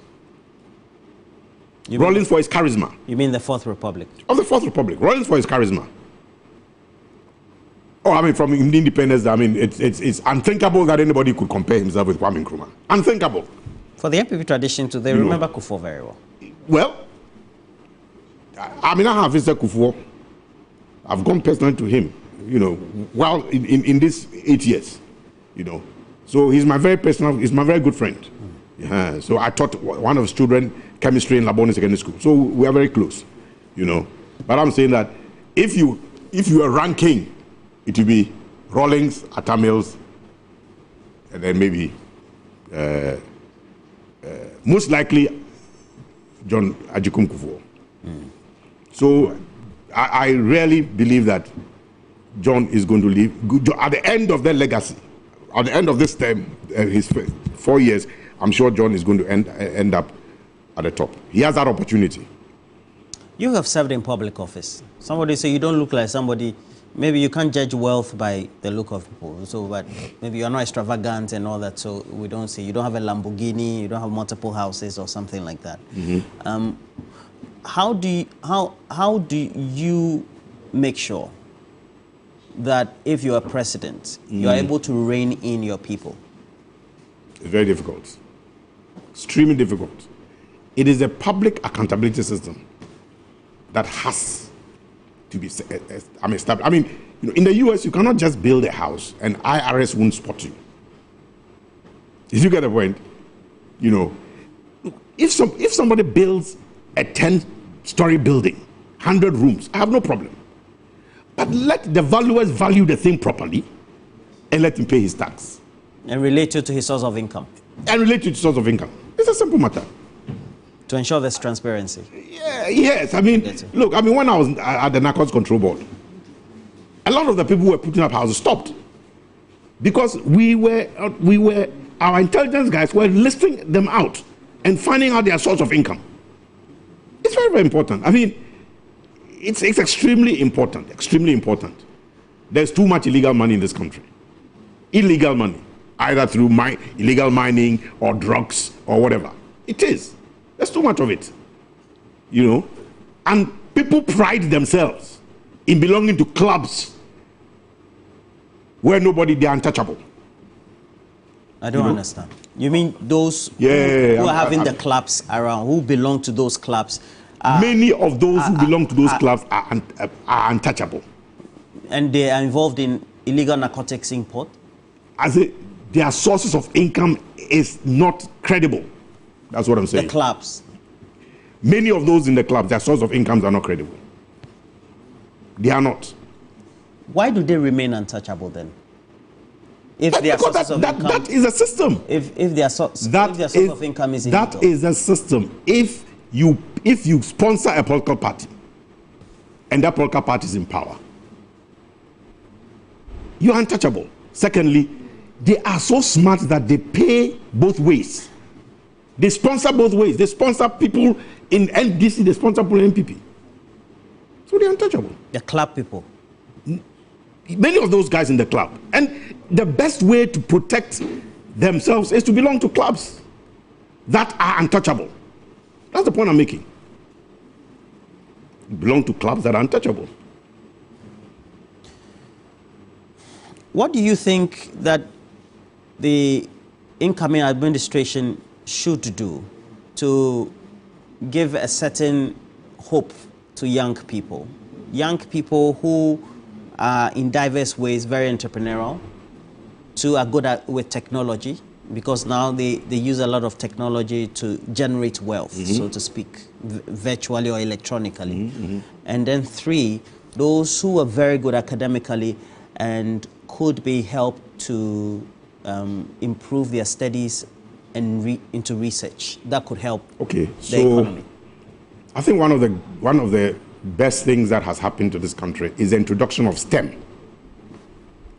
We've seen that a lot with the Kufuor Bawumia. No, you know, I mean, you see, that is a problem. It has hastened during the Kufuor. But STEM, look at newspapers. In the 80s, the program for STEM, it was particular for girls. In the model schools. It was particular for girls. During the holidays, to organize a STEM clinic. So it's developmental. And the thing about government is that let's give credit to previous, because it's a developmental thing. You cannot do everything at once. And that, for me, is the shame of people who believe that, you know, I'm in power, let me use everything to create that I am the best. I am the pioneer. I'm the pioneer, I'm the best. It doesn't matter. History will judge you properly. You get the point? History judges properly. Rewriting of history doesn't help anybody. You know? So that is very, very important. So for example, so like I'm saying, but however, be it as it may, the STEM thing is fantastic. I mean, I applaud the Akufo-Addo administration, particularly the Minister for Education. Dr. Yawase. Yeah, I mean, a lot of people admire him. Even within the NDC, a lot of people admire him. I mean, so I would wish that somebody like him is put on an educational council because I think he's still in Parliament. I think he won his seat. So it will be useful that he's on the education committee. And so you're saying that so it's been progressive. It's been progressive. And then intensified. Yes, it's progressive. Under the government. Yes, and I'm sure. Continue. I'm sure it should be a program of focus within. That is the only policy proposition. It has to be expanded. John Mahama government. It has to be expanded. Every region must have at least 2. It has to be expanded. That is very, very important, because that is the only way. So, for example, there's 10 schools as I know them today. They don't run the double track system. They don't run the double track system. And you need to go to their laboratories. It's as if there is a discrimination between STEM schools and, say, even schools like Achimota, Prempe, what's it called? Wesley Girls. They don't have those laboratories. But that's why they are model schools. They are special schools. Yeah, no, but you don't need any special school. You don't need any special school. There are people who went to Wesley Girls who are from poor homes, and they went and met rich people's children. At the end of their O level and A level, they excelled better than the children of the rich. So we need to be very careful about. So you're saying that we should collapse them and rather. I'm not saying. We shouldn't call them model. So we should spread the resources across. We should spread them across so that every school, every district in the country, over a period, will benefit from that. And that is one way to harness the other thing is that we need to train. My question is, are we training teachers of science properly? It is not just enough to have a model school. We must have, you see, Kwame Nkrumah set up UCC for educating teachers of science. He said that's why he set up the UCC. Today, UCC, fantastic university, has gone into all sorts of things. So now we have University of Education Winneba and its other campuses. I think that we need to ensure that science education, science and technology education is at the fore. And we need to, even if it means that those who are doing those subjects will be given scholarships in the university by government. That is the way to go. The other thing is that we need somebody, just like Elon Musk has been nominated by Trump, we need somebody in the presidency to identify, to do content analysis of media and identify reportage on students who are creating. I mean, the last time I read about Obuasi Technical School, some voting machine thing. Then when the COVID came, those children must be identified. We must support them. That's Monfy Girls, for example. Monfy Girls, Obuasi Tech. So we need to identify them. These are brilliant minds. Okay. We cannot leave here without asking you. The free SHA has been a policy proposition and then, of course, actualized by the Akufo-Addo administration since 2008. It's been talking about free senior high school education, etc. We know that the outline has been designed or perhaps communicated by the NDC during the campaign and also led by John Dramani Mahama. In what way should that be done? He says there will be an education forum that will be organized within the period, just within the first month or two of his administration. What are your concerns about the way it's been implemented and what needs to be done going forward? Oh, well, I think that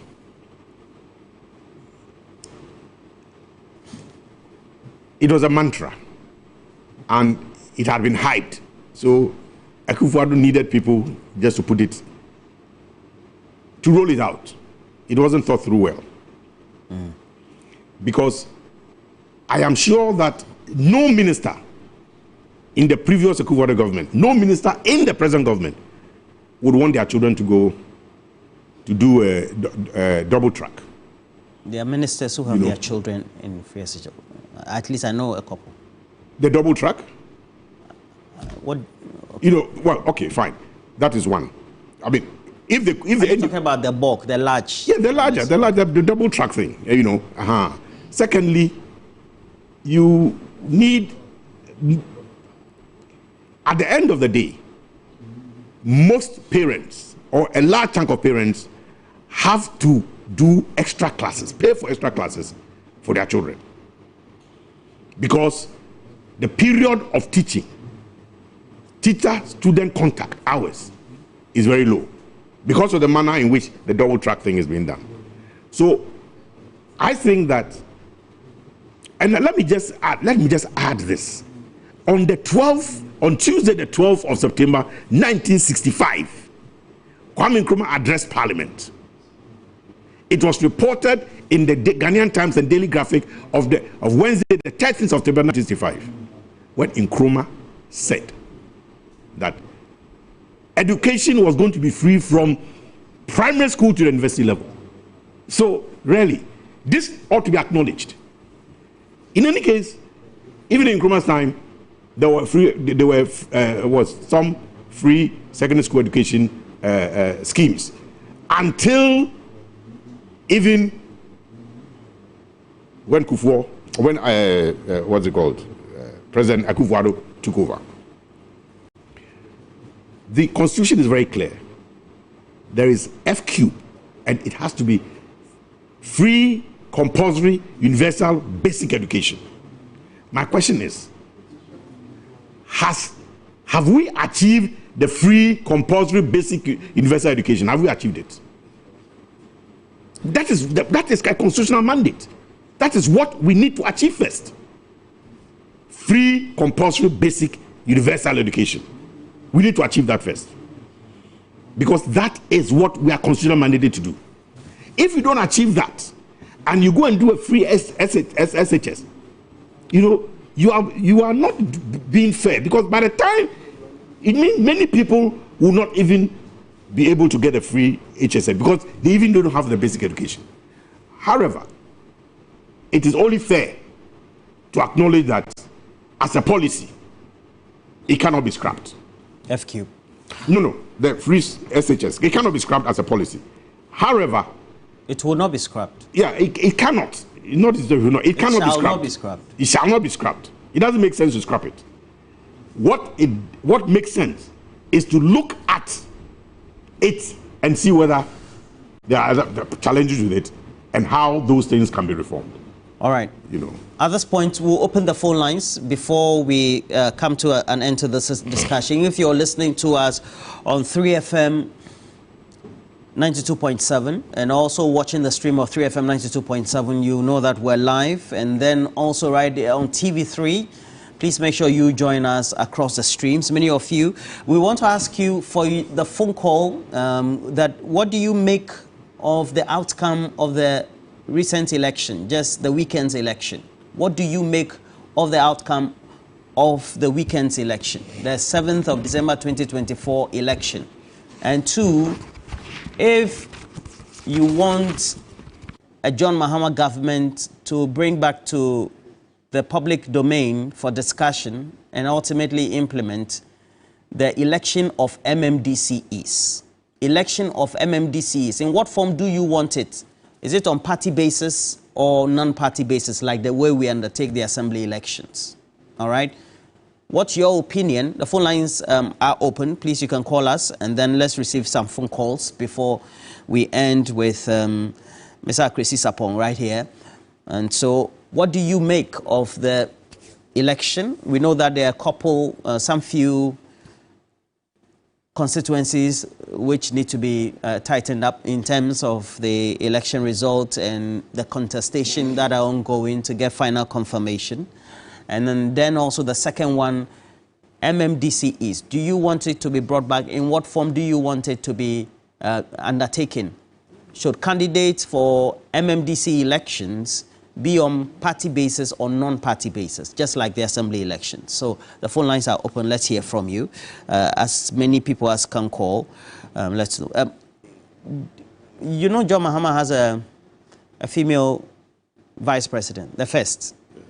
Supposing, let's say, it's 2028, and she says she wants to contest, let's say from 2020. Do you think Ghana will be ready for a female female president? That's what I said, that this is an opportunity for John to lay a certain foundation and make a certain mark. If in the 4 years from now, it is the understanding, because NDC has a certain tradition. The vice president normally takes over as the next president. That's a tradition in NDC. Okay. That's a tradition in NDC. At Tamils. The MPP also have just started it. Well, they've learned from the NDC, which is a useful learning, you know. But the point I'm making is, but in the case of the MPP, it was, right. there was a so we have story. Joshua from Ablekuma. Joshua,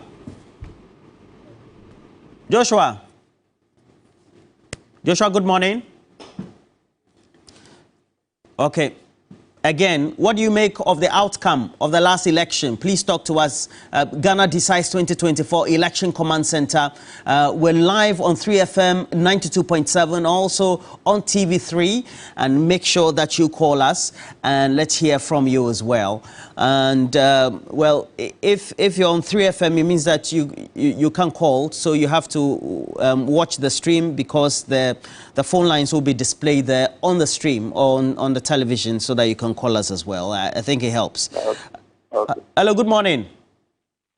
Good morning. What's your name? Where are you calling us from? What do you make of the last election, or which one do you want to comment on? The election of MMDCEs, partisan basis or non-partisan basis? Which of them? Please go ahead. Well, for the assembly elections, or the DC's elections, for me, I would say it should be partisan. Okay, it should be partisan. Yes. Okay. So, and the reason is that this assembly elections, even the current assembly election, the way it is still partisan. It is clearly partisan. All the assembly members in Ghana here have their political lineage. Okay. So to pretend that we want to make it non-partisan, it will still end up being partisan. Okay. So it's better we do it partisan and even include the assembly elections as in the political lineage. Okay. All right. So you don't have to pretend. It's better we do it the way it will be. So we have no option. We'll defeat ourselves that we are making it non-partisan and to end up being partisan, just like the assembly elections. All right. Okay, and this is stemming from the discussion we're having right now, looking forward to the transition and then the next 4 years, what needs to be done by, among other things, already stated by John Dramani Mahama, what needs to be done by the NDC administration led by him. And one of the things that came up was the need to make sure that we have all sides being part of the political divide. And so the discussion about election of MMDCs came to the fore. But what do you make of this election that was convened on the 7th of December 2024? And we know that the transition teams will be meeting, the one from government, and then also the one that has been composed by former President John Dramani Mahama, the president-elect. And so you can call as many times as possible. But as you take a leave of us, I was commenting on the woman. Yes, yeah. So like that's why I said that. So from the tradition of the NDC, unless the unexpected happens, I can see that Professor Jane Naana Mensah could easily become the next president. Age may be on her side, though. I mean, age may not be on her side, but it is a likelihood. Okay. But Ghana is ready for a woman. I think Ghana is ready for a woman. I mean, what is important is that we need to have an affirmative action. We need to put forward a woman and test it. Because if we don't test it, and then the people say, oh, well, Ghana is not ready for a woman. What is the basis? All right. You know, at least Ghana has shown that they are ready for a woman vice president. All right. The delegates will decide that. Yeah, the delegates will decide. All right. So we have to end the discussion. And thank you for passing through the studios this morning. We're very grateful. Thank you also for having me here. Okay, so we have legal practitioner, but also a former executive director for the Narcotics Control Executive Secretary to the National Commission, the Narcotics Control Commission. He used to be a board at the time that he was in office, Yao Akresi Sapong. And next we'll have some big discussions with Basintali. So the Basintali boy is in the studio. He's a regular on our platforms. He hasn't been on the Election Command Center set yet. So this is his outdooring for the 2024 Ghana Decides Election Command Center coverage. So he will be here. And we will have some great discussions, but that's where we have to go for a break. We'll be right back.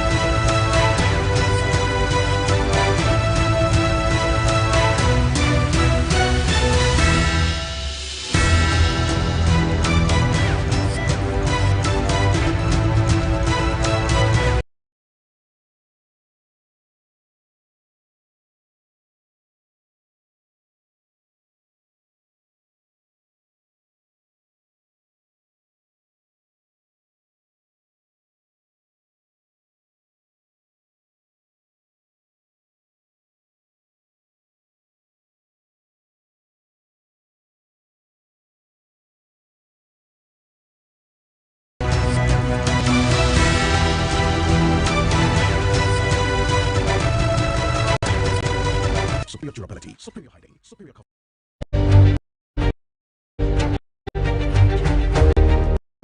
A leader must have followers. The only thing that makes a leader who he is the people he's leading. Leader without followers is really no leader. So as we go into this election, before, during, and after this crucial 2024 presidential and parliamentary elections, as we talk about development, there cannot be development without peace. So, while we seek to develop this country, we must also apply our minds to the need to uphold peace in every way possible, while the continuous ask for a free, fair, and transparent election. My name is Alfred Okanse. I'm the head of the political desk here at Media Journal. Together with my colleagues and everyone here, we commit to peace.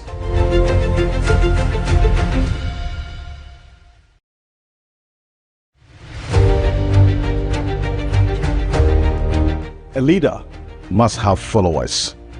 The only thing that makes a leader who he is the people he's leading. A leader without followers is really no leader.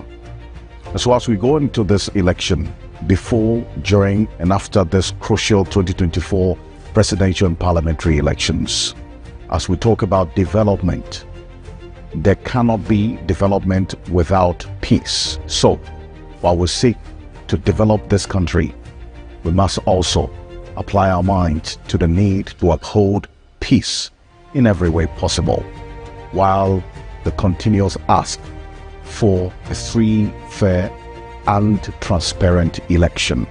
My name is Alfred Okanse. I'm the head of the political desk here at Media Journal.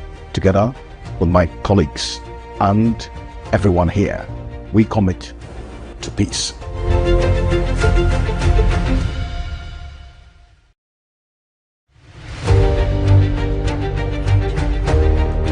A leader must have followers. The only thing that makes a leader who he is the people he's leading. A leader without followers is really no leader.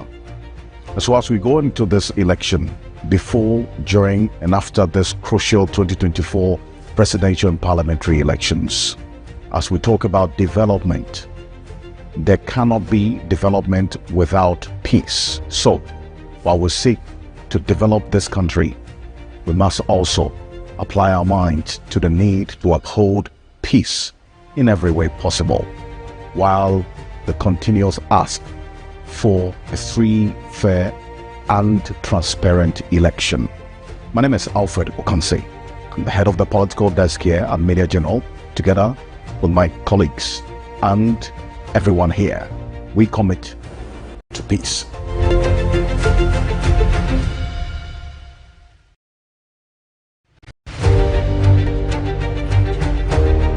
Hi, I am Cookie, co-host of TV3 New Day. In just a few days, Ghana approaches this critical decision moment. It is imperative to remember that peace is the bedrock of our democracy and national progress. It's not supposed to be a battleground or a battlefield, but a reflection of our collective voice. Now, to our leaders, to our candidates, and to the entire citizenry, I pray and hope that we all choose words that inspire and not incite. Let's deal with each other in a very civil manner. Let's also choose words that build and do not break. There's only one Ghana, and our Ghana is bigger than the 2024 elections.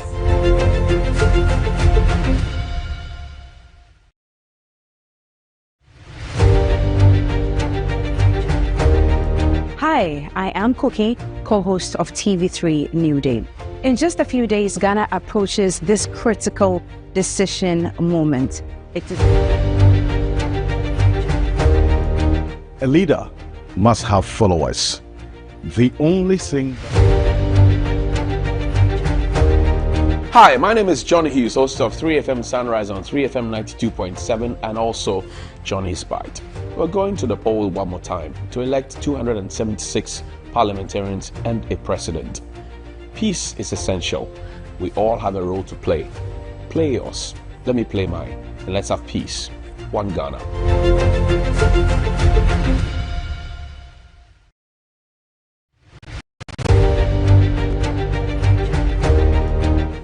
It's another election, and as Ghanaians, we've been called upon again to go out in our numbers and vote. But there's one thing that stands out: peace being the only option. I am Mawena Igbeta. Let's choose peace.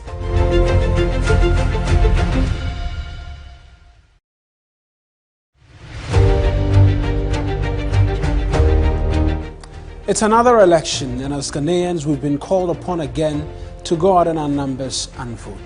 But there's one thing that stands out: peace being the only option. I am Mawena Igbeta. Let's choose peace.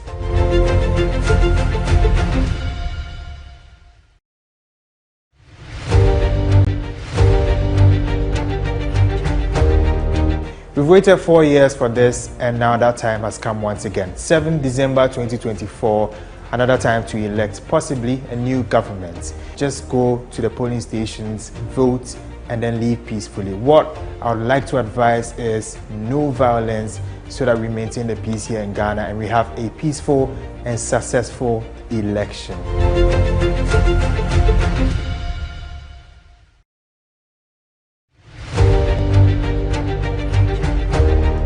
Hello, my name is Shudis Brown. I'm a broadcast journalist here at TV3 in Media General. The election is here, and it's our mandate to maintain peace and stability. Remember that peace does not only start with our political parties. Peace starts with you and me.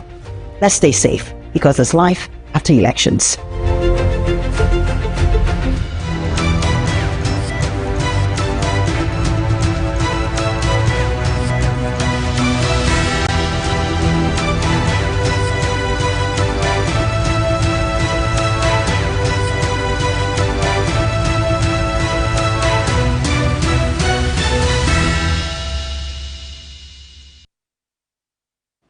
Welcome back. And just to bring you up to speed with the latest, we know that after the composition and subsequent announcement of a transitional team by President-elect John Dramani Mahama, we've also had a swift response from the Akufo-Addo Bawumia administration with a composition of a team as well. The two will be meeting, and today, the 11th of December 2024, we will be live, bring you the relevant or latest update from the precinct of that meeting ground, and then also tell you what is happening, who is walking in, what they are saying, their expectations, and subsequently, when the meeting ends, at least for the first day, you will know what the arrangements are, what needs to be done by way of the discussions. But in the meantime, if you're watching us and then right here on TV3, you can always join our stream, TV3 Ghana, available across social media, and then 3FM 92.7. If you're watching us, join the stream as well, Facebook,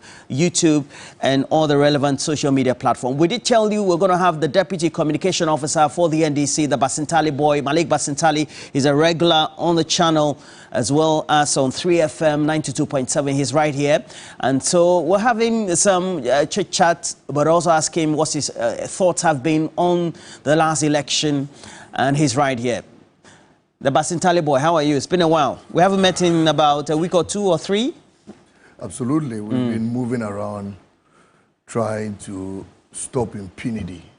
Impunity? Yeah, impunity. We've been moving around trying to ensure that the looters, the people who had mismanaged our economy, were booted out of office. We're convincing the Ghanaian people, we're selling our policies to them, we're exhibiting our manifesto to them, and we're giving them a better reason why they needed to have hope and trust in the nation builder John Dramani Mahama. We laid before them his track record, and we demonstrated how Ghana was going to look like from 2015, from 2025 till somewhere 2028 and beyond. And I think that the Ghanaian people bought into whatever we had said, and they voted right for us. Before the election, Roland, you had a lot of people say we won't hand over power to the NDC, we'll never hand over power to you. Many of them swore every oracle of the land that they were not going to hand over power. Power is here by the grace of God and the will of the Ghanaian people. I made a statement here on this platform that power has never been in the hands of any political party on the 7th of December. Our constitution is designed in such a way that by the 6th of December, power goes back into the hands of the Ghanaian people. The Ghanaian people then determine who they want to give power to. And so if Brian the Champon, together with all other people who were swearing oracles they were not going to hand over power, had checked their hands on the 7th of December, they would have realized that power had left their hands. And the Ghanaian people bestowed power in the hands of the NDC. I think it's time to forge on. I think it's time to get to work. We made so many promises. We made so many assurances. We had so many contracts with the Ghanaian people. And it's incumbent on us to exhibit that in a very solemn way so the NDC could stay in power forever. I believe strongly that John Mahama has come to rescue this country. I believe strongly that all our hopes that were shattered will begin to be revived. Go to town and check our streets. People are out there demonstrating, exhibiting their joy that a new dawn has arrived and that a new leader has come. And that leader is going to get us to the promised land. Look, for 8 years, Roland, we have suffered under excruciating poverty. 8 years we've been under hardships. 8 years, over 800,000 people have gone down the poverty lane. 8 years, over 1.8 million Ghanaian youth have stayed unemployed. 8 years, people have gone to work without hope. 8 years, inflation had skyrocketed to 54%. 8 years, all the government knew how to do was to borrow out of the roof. And Bawumia would go out there, borrow recklessly to the extent that we are indebted to a tune of about 780 billion. Just yesterday, WAEC issued a statement that we're owing them and they were not going to release our resource. I looked in the skies and I said, all the monies we had borrowed, what were we using it for? All the revenues we had incurred, we had accrued in this economy, what were we using it for? Even WAEC, Bawumia, you couldn't pay them. And then you come and stand before us and you say Sisi Fianeme or Dominicana Bema, and you think Ghanaians were going to vote for Dominicana Bema. If you don't have money, how do you give Odoka? You need to work, make money, and then you can set the barricades and the barriers right. And so, Roland, I think that this election was a stop to impunity. This election was a stop to nepotism. This election was a stop to corruption. This election was a stop to, ineptitude. This election was a stop to family and friends. This election was a stop to, visionlessness and some government in power that clearly did not have direction and did not know what they were doing. This election was a total stop to incompetence, and is incumbent on us as a government to take us out of the woods and get us to the promised lands. I listened to, briefly, before I land, I listened to my very big brother, Kwesi Sappo, make a point that, look, politicians build here, build there, build here, and all of that. Look, the truth of the matter is that Ghanaians are not worried if you as a politician even buy 5,000 cars. Ghanaians are worried if you drive 5,000 cars and they stay in poverty. If Ghanaians are satisfied, if you make Ghanaians appreciate the work you are doing, you can even drive a private jet. Nobody cares. But if a Ghanaian youth goes to school for 22 years, the person graduates and they do not get a job, and you waste 14,000 pounds an hour flying a private jet, you think they're going to take that nonsense? Every Ghanaian youth is going to fight against it. But if you make people work, people have good salaries, people make mama and dada proud, nurses are posted, teachers are posted, I complete the university and I can get a job under a 24-hour economy. If you want, go and buy a jet ski. If you want to buy a ship, Ghanaians will say, you have done for us, you can do for yourself. But if you keep doing for yourself and you don't do for us, we'll rise against you. Then that's where the concern. Absolutely. Well, so after all this talk, now you've been elected into public office. So that's the party. That's right. Going to form the government. That's right. And already over the last 2 days, which subsequently led to the intervention of the former president, that's right, and then President-elect John Dramani Mahama, calling on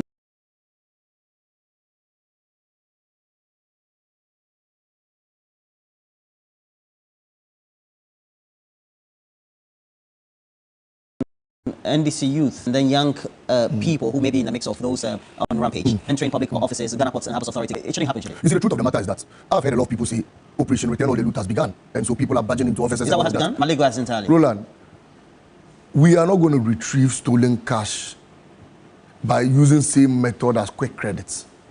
Operation Return All the Loot is not some savings and loans company where we go into the night throwing stones at your zinc to pay, all the monies you have stolen. If people care to know, a lot of the monies that have been stolen by this current government have been transformed into digital money. If they don't know, people do no longer steal cash and stock it in the house. They steal the money and they save it in safe havens. People have stored it in cryptocurrencies and what have you. And so if you batch into somebody's office or you batch into somebody's house, how do you retrieve monies that have been stolen and put on cryptocurrency? It's not possible. What's your point? So money itself does not like noise. They say sikam pedede. We are going to use silent means to retrieve the cash. This morning I had a call that people were going to the Tema port. And so that's why I was late. I had to ride my bike to see them. I got there and none of them is an NDC person. None. There are people under this current administration who are angry with their leaders. There are young men under this administration who are angry with their leaders, and they've been writing on Facebook that our leaders were spending the monies and this defeat serves us right and all of that. Many of such people have decided to confront their leaders and also get their little monies back before they leave office. And when I got there, not a single person. On TV3's website, you posted a video of Owutu Senya West, where the young men, the NDC men, intercepted, they went and arrested people who were looting from an Agenda 111 project. All the people who were arrested were NPP. Yet people are attributing all the budgets and all of that to the NDC. It's not true. The NDC guys have decided to start arresting some of the people who are batching into offices and all of that. And clearly, what happened in Owutu Senya West demonstrates to all of us it's not that a lot of people... It's not the duty of NDC young people to go arresting people just because those people decide to barge into, possibly enter we would do that. Into government warehouse, etc. We would do that because the that should not be done, Owutu Senya West case If you listen to the guy, he said he had informed the police commander of the people. They can play the video and said the police commander should go and arrest them. And the commander told him that they should go and initiate a citizen arrest. And so they went there and they arrested the people. Because, I mean, they are tarnishing the image of the NDC. Your young men get up there and then they go to storm an office and they attack people and all of that. And people think they are NDC young guys. These are MPP persons who are angry with their leaders and have decided to attack their own leaders. What happened in the Wutu Senya West? I mean, your journalists were there. They videoed everything.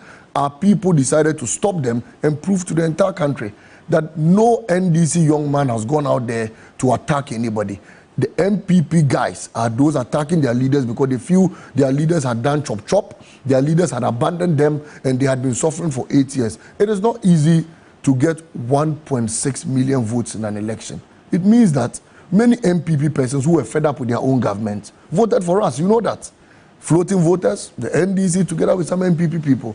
And so many MPP guys are angry with their own leaders. And Roland, I tell you on record, I've asked you the question. And the question is, why should we have the NDC youth being the ones to go and stop so-called MPP youth, if that is the case, to stop them from looting or perhaps even forcibly entering to take, whether it's fertilizer? Because there was an incident in Ho. That's right. NDC young people, and then some of the leaders said they were stopping the MPP guys from looting, from taking fertilizer, etc. I'm saying, why don't you go report to the police? Because it is not wrong in this country to initiate a citizen arrest. If I'm sitting in my house and a thief comes to steal your motorbike, I cannot sit down and say he should take the motorbike away, so I report. If I can arrest him in a lawful manner, I will do so. And the reason why a lot of our guys have decided to arrest the MPP guys who are now looting and batching into offices and pretending to be NDC guys is because we want to set the record straight that these are not NDC guys. Those batching into offices, those attacking public officials are MPP guys who are peeved and aggrieved with their own leadership. And so President Mahama has called for calm. He's asked all NDC guys, if you have some few who are part of the NDC people, the MPP guys, to drop their weapons. And we are also asking President Akufo-Addo, you are in office. You are still president of the country till the 7th of January. It's time for you to call your men to order. If they are angry with their leadership, settle your issues at your party office. Don't settle your issues at public institutions where you let your boys go there and attack people and all of that. Look, we saw what happened in 2017.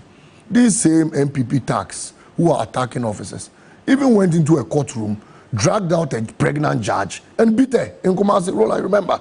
These same MPP guys batched into public offices. John Dumelo's Land Cruiser was vandalized.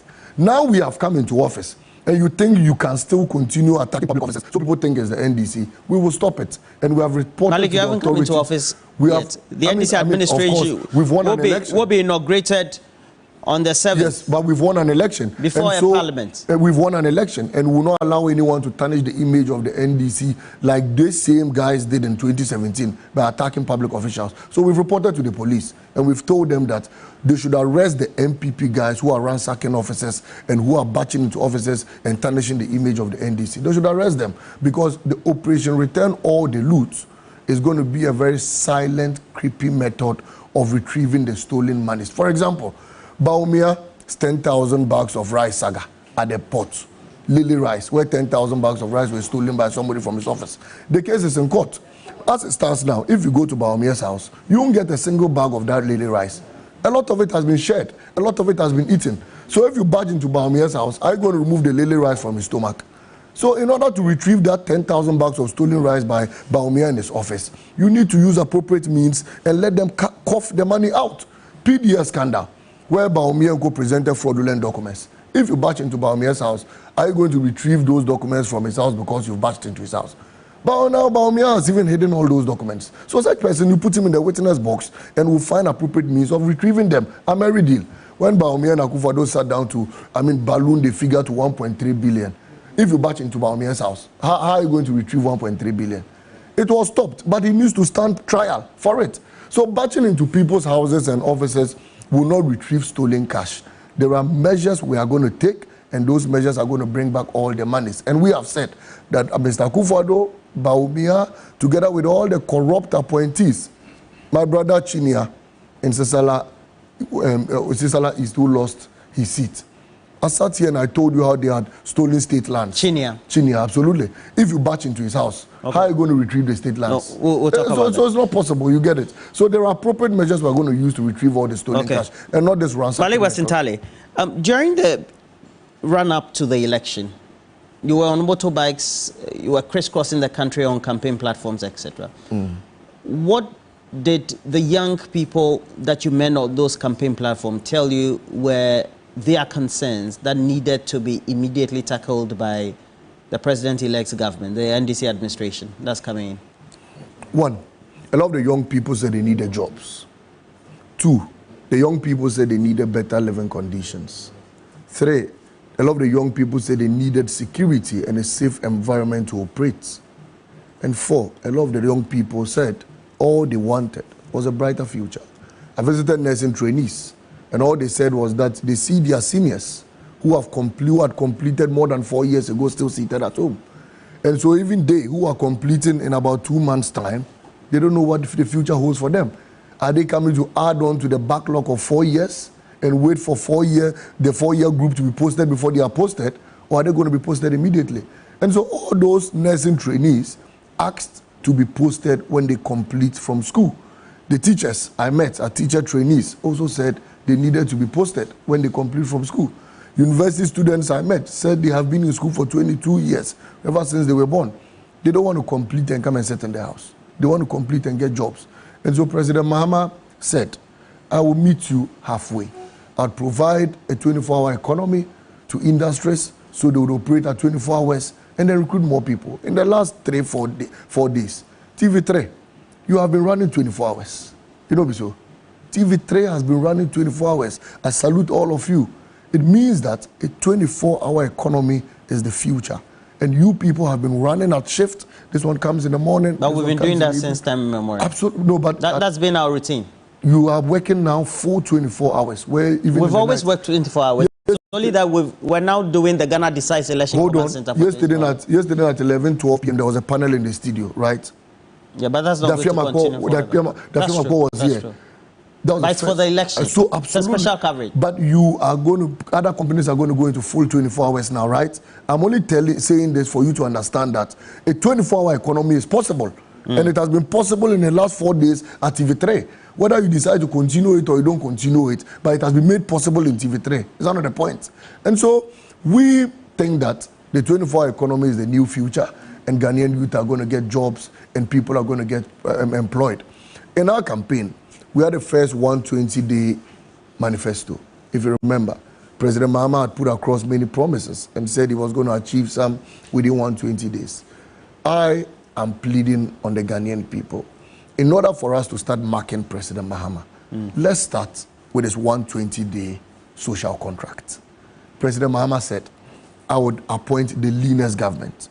When appointments start, if President Mahama should appoint 61 ministers, then you can come at him. He said, I will do 60 ministers. That will be the first check. Number two, President Mahama says within 2 weeks, 14 days, I'll be done with appointments of my cabinet. Take your pen and paper, check it. President Mahama says within 120 days, I'll scrap the Burton tax, I'll scrap e-levy, I'll scrap the emission levy, and many other, unnecessary taxes. Once we do that, check it.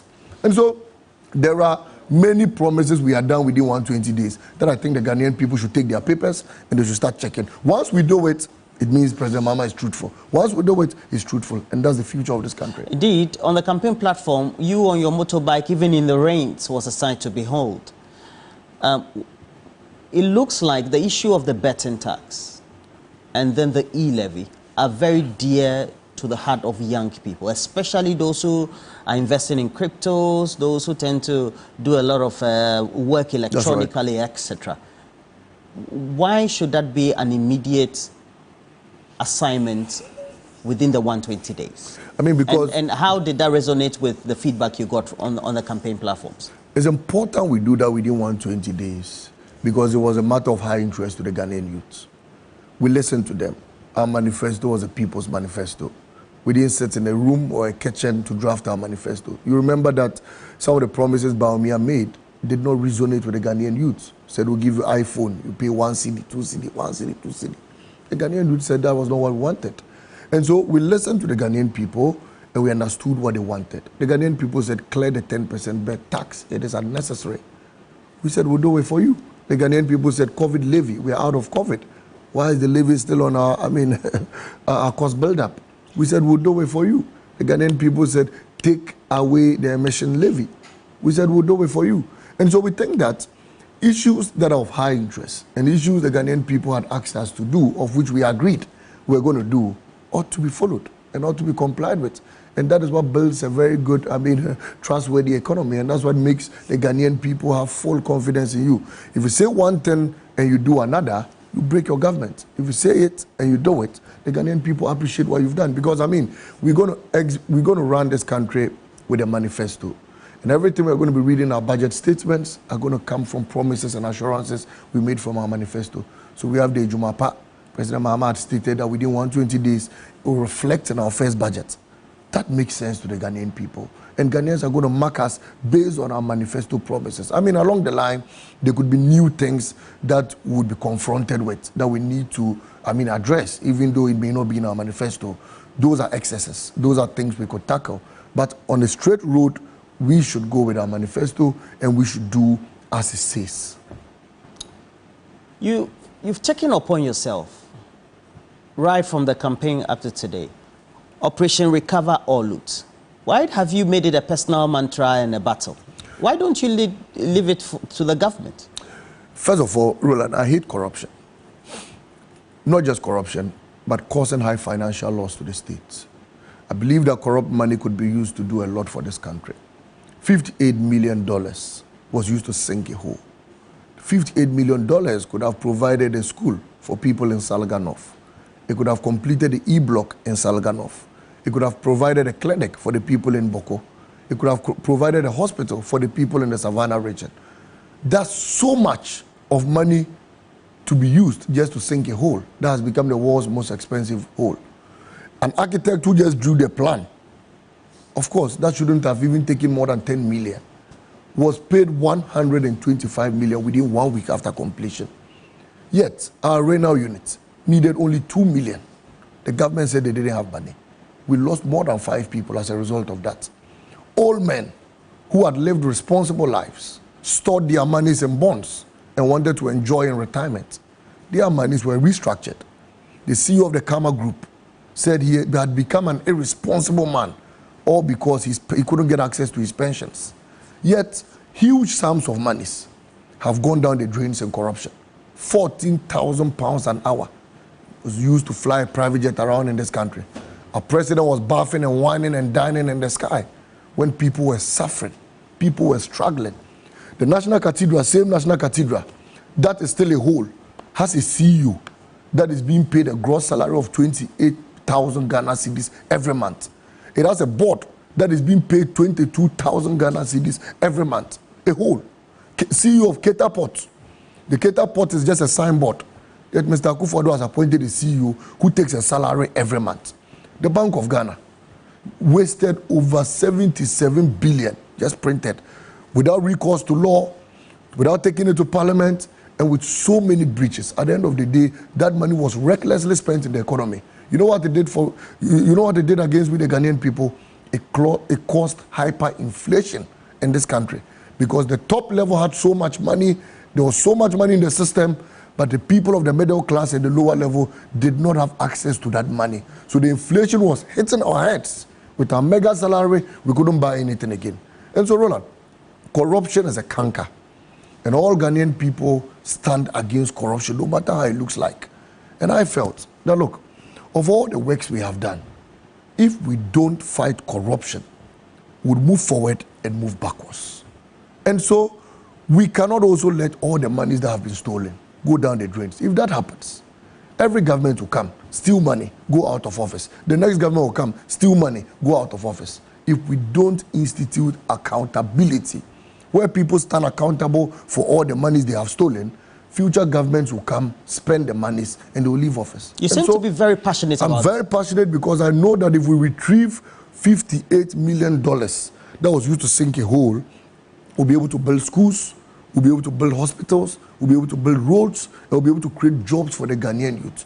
I'm very passionate because I know that if we're able to retrieve all the stolen and earned salaries that we paid, all the cash, the monies, including state lands and properties, if we're able to retrieve all that, we'll be able to do a lot for the people of this country. Government lands have been shared like granules. Today, I know a woman, look, and this is a very sad story. A woman who was living in a government bungalow in Tamale. She works in a government institution. One day she came back from work and they had poured a trip of sand on her yard. And she said, what is happening here? Then somebody appears and says, the land belongs to me together with your house. So you need to leave the house within the next 1 week because I want to bring the house down and build my building. A woman in Tamale staying in a government bungalow. That bungalow was sold together with the land. Why will you do this to your fellow human being? Why will you do this to a government official who is living in a government bungalow? All because you are quick to share things. Just 2 days ago, 3 days ago, when the government lost the election, they decided to start auctioning vehicles. I have a whole list of government vehicles that have been quickly auctioned to people. Already? Already. I have a list on my phone. They've been valued. They've been auctioned, a Toyota Prado, to more than 50 vehicles. Quickly auctioned to family and friends. They'll be retrieved. Because you cannot quickly auction people's cars to people and just allow it go down the drains. Look, in this country, today you import goods, and even before it hits them rich, they are already on your neck because they want to seize your goods and auction it to their own people. Why do you do this to Ghanaians? Why do you do this to innocent importers who bring their commodities into this country and want to sell and make a living? And so, this government has been wicked to the Ghanaian people, no matter how you look at it. They have stolen, they have mismanaged the economy, they've led us into a ditch, and they still have the effrontery to still speak and tease us in our faces. And then you come before us again and you come to joke with us and think, Ghanaians, we're going to forgive you for all the things you were doing. And so, Roland, Operation Return All the Loot, I'm passionate about it. I feel people must be held accountable, and not just persons from the MPP, but even persons from the NDC who decide to misappropriate funds. If President Mahama appoints you, and let me sound that caution, and you come into office and you loot, we would bring you out of your office and hold you accountable. We will let the laws deal with you. President Mahama has said it, and we'll rehash it. This is not a man who is going to tolerate a single iota of corruption under his government. President Mahama will never be called the mother serpent of corruption. He's going to fight corruption, he's going to face it head on, and he's demonstrated that before, and he will repeat it. If you know you are coming to work under President Mahama's administration, and the intention is to come and loot, create loot and share, then please, you better wait. That administration has passed. It's about leaving office. You better wait for maybe after 50 years, when some of President Mahama and the NDC government, maybe we are tired of governance, then you can come and start looting.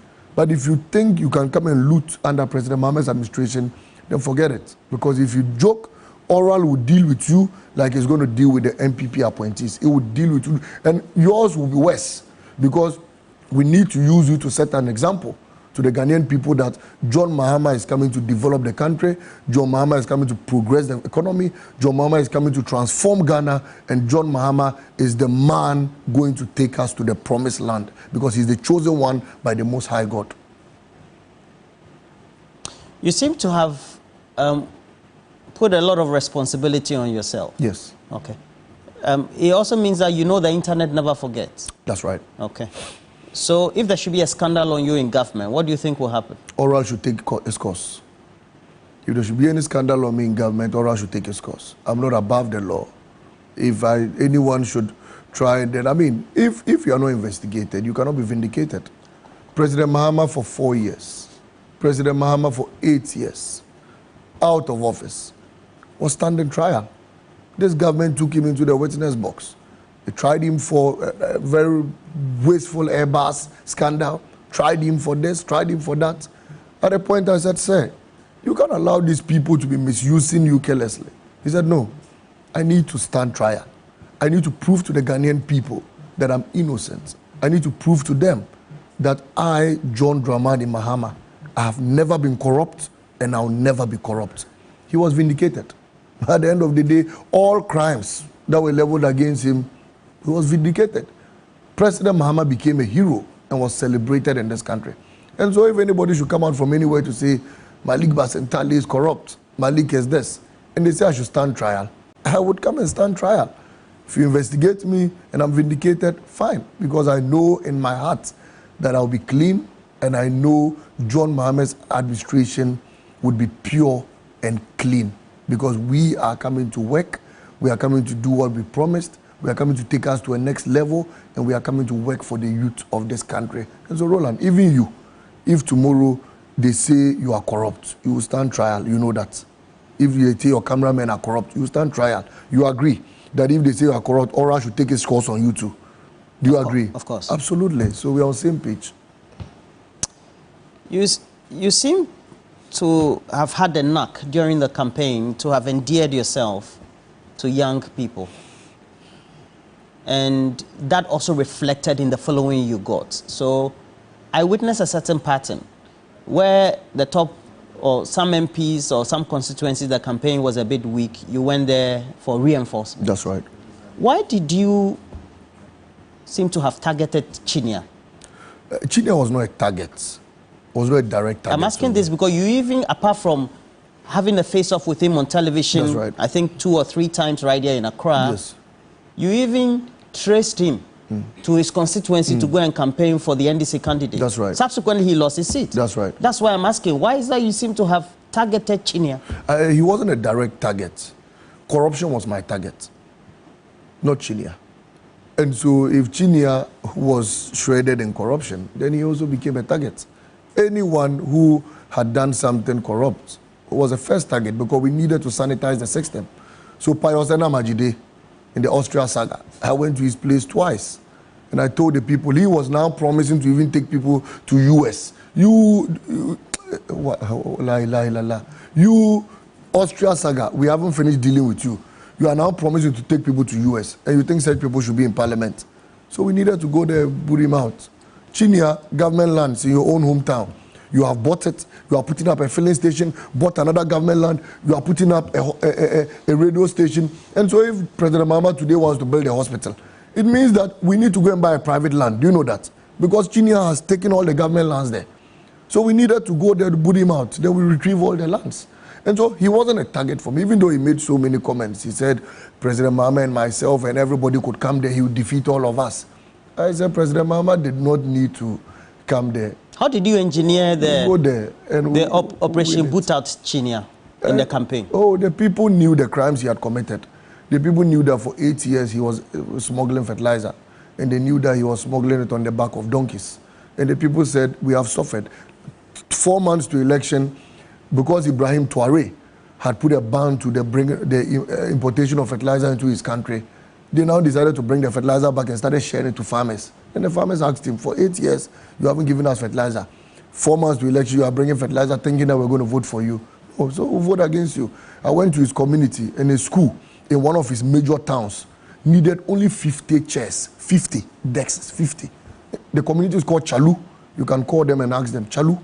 50 desks. Chalu community. Chalu community. They needed 50 desks. Chinia couldn't provide for them as an MP.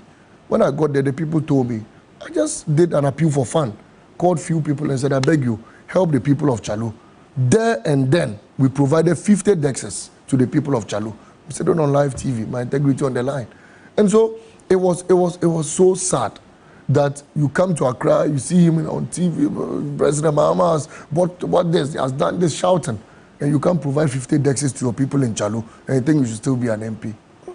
You know, they work like that. And so, Roland, I went to many communities where I felt that we needed to win the seats.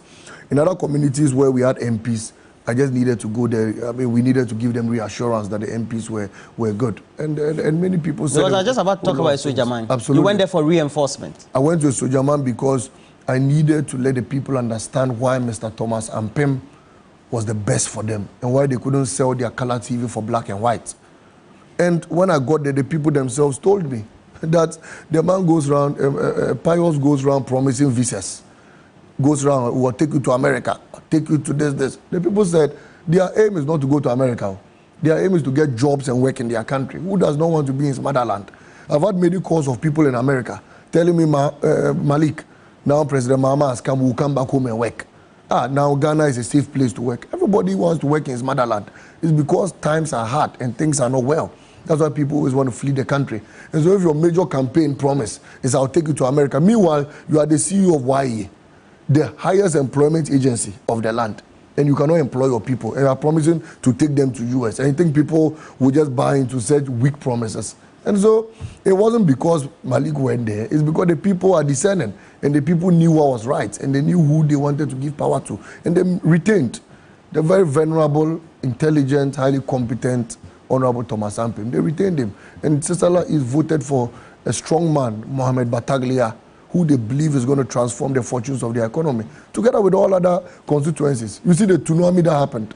They voted against MPs, people who talk recklessly. You see, we've gone beyond a certain level of politics. With the greatest of respect to Mr. Katie Hammond, I watched him so many times on platforms, speaking to his people, and joking with people who are struggling. The people ask you what you've done for them, you insult this person, you see, Ghanaians, we've gone beyond some level of politics. The youth of this country are not interested in jokes, so they want jobs, they want better future, brighter futures. Everybody wants to live good. So if you think people are struggling, come and stand and say, you're coconut head, you're this, and you are joking, and you think they'll vote for you because of that. We are discerning. Look, Eslewusu, people shouting, pomposity, the arrogance was too much. She's down, flat. My very good friend in Japan Mesa, talking as if the world belongs to them. To some level of, please. Today you are down, flat. The whole western region, there was a tsunami. Upper East cleared all the seats. Upper West, 11-11. Many big people who we never thought were going to lose their seats. Ano Dompre and Sawama Doajere talks as if he was one of the people who said, we'll hand over power.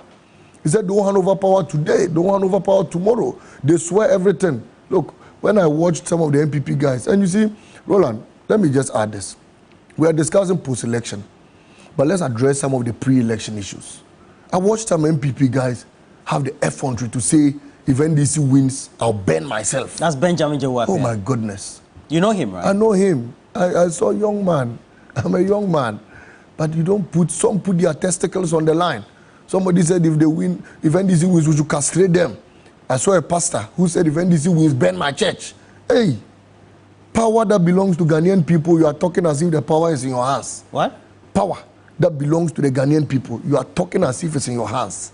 Hey, we should burn your church. So today, if NDC guys should go to the church and burn it down, people will say NDC is on rampage. But he said it. It's a pronouncement he made. I watched a certain video, the man said, castrate me.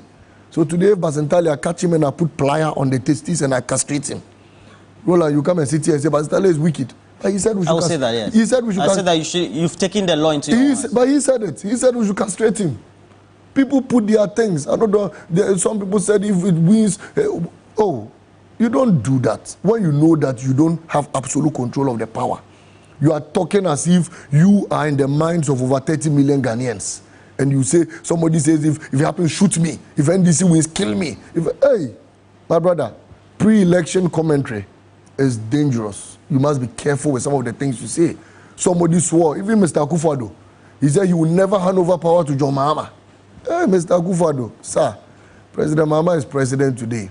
By the will of over the 30 million Ghanaians have taken a decision. He defeated Bawumia by 1.6. Who will you hand over power to? Let me ask him now. He congratulated President Mahama. I thought he said he will never hand over power again to President Mahama. Look, let's be mindful with the comments we make. Bernard Champon, you attempted plunging this country into chaos. If today, Rock City, people attack it, what will you do?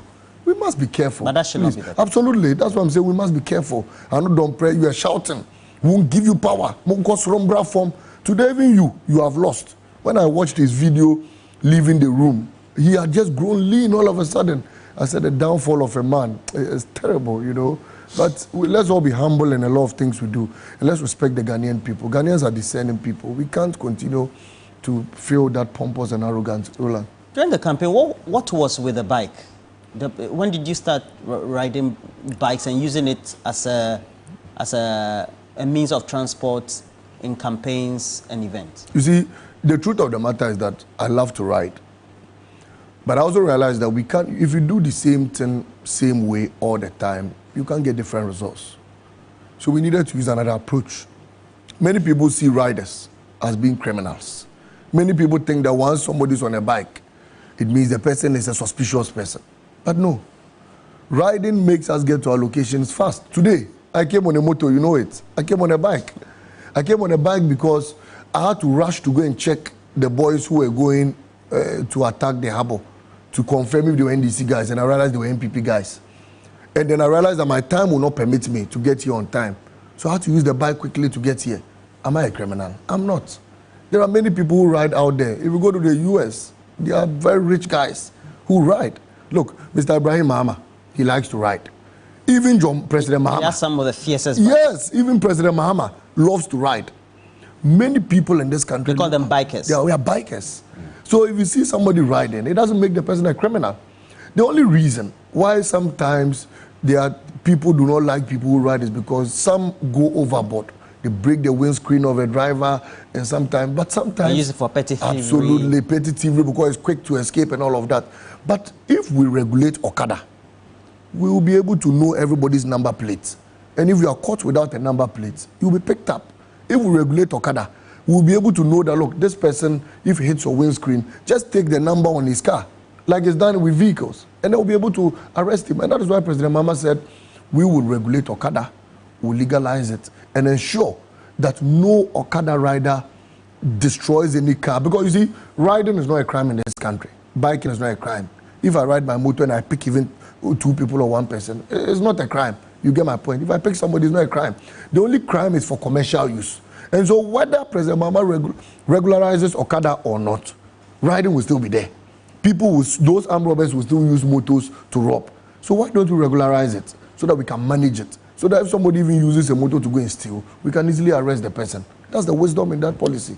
And that followed subsequently the tricycles being named Mahama Kambu and the rest. Absolutely. It was used as a political dig where it was used to mock that policy proposition, etc. How will regularization also enable that the various strata within our demographics, those who can't afford transport, those who love to use it, that would ensure this regularization? You see, we must have, no matter what, must have different means of transports. We've gone by water, gone by through the air, people go by cars, people go by motors. In fact, there are even countries where people go with horses.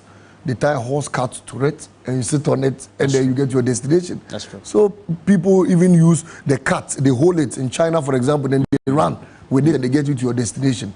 People use different means depending on your budget. So all you need to do is to regulate it. And then maybe, if possible, you could even give them their own paths.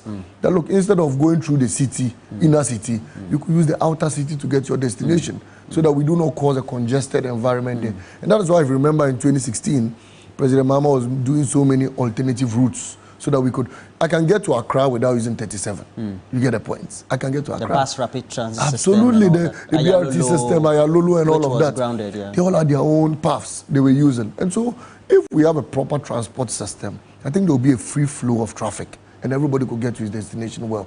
I'm looking forward to a future where even people in Tema will go by train. You understand? You don't need to go by bus. It will decongest the motorway. You stand at Jamestown, you go by train. In fact, in the near future, we could even go by ferries. So you go to Jamestown. Absolutely, you get to Jamestown, you park your vehicle there, and then you use it to other towns, to Keta and the rest of the Volta region. Akosombo, even Takrade. We must get to that future where people use ferries. And abroad, people travel with ferries and all of that. We cross even some of our bridges. You go to Dambai, you cross with a ferry. So why can't we use the same ferry system to decongest? And it carries a lot of people. So the train system, the ferry system, and other alternative land means of transport must all be utilized. I think it will decongest traffic on But Ntale boy, you seem to have earned a reputation of being a very feisty figure. What in your upbringing has gotten you fired up like this? I mean, we grew up the hard way. And no matter, I wouldn't say I was born into a poor family. I mean, I was born into an average family. But my parents will always let you achieve for yourself what you ought to achieve. They would push you to do it. And so we had always been go-getters. We get it, the tax is set for you and you've got to achieve it. And that's how we grew up. And so growing up in the North, I think that the whole community, you've got to struggle for survival. And that's what brought us up. And that is why I love to stand for people. Because growing up, one of the things that we hated was cheating. And growing up, all those who knew me, even from my days at Prempeh College, would tell you that I was always against cheating. I'd fight for people I'll fight for the needy, I'll fight for the less privileged, and I'll fight for people who are going to be cheated. In my year group, I fought for even some genius against my own colleagues because I said I don't see why. In secondary school? Absolutely, you should even bully people. I don't see why you should attack people. I don't see why you should punish people recklessly and all of that. And I always stood for them. And it had been my orientation that let's live in a fair environment. Let's all strive to achieve. Let's have a very fair competition. You understand? We could all achieve. There's enough room for everybody in this world. Go your path, let me go my path. Would finally meet at a destination and would all say Alhamdulillah.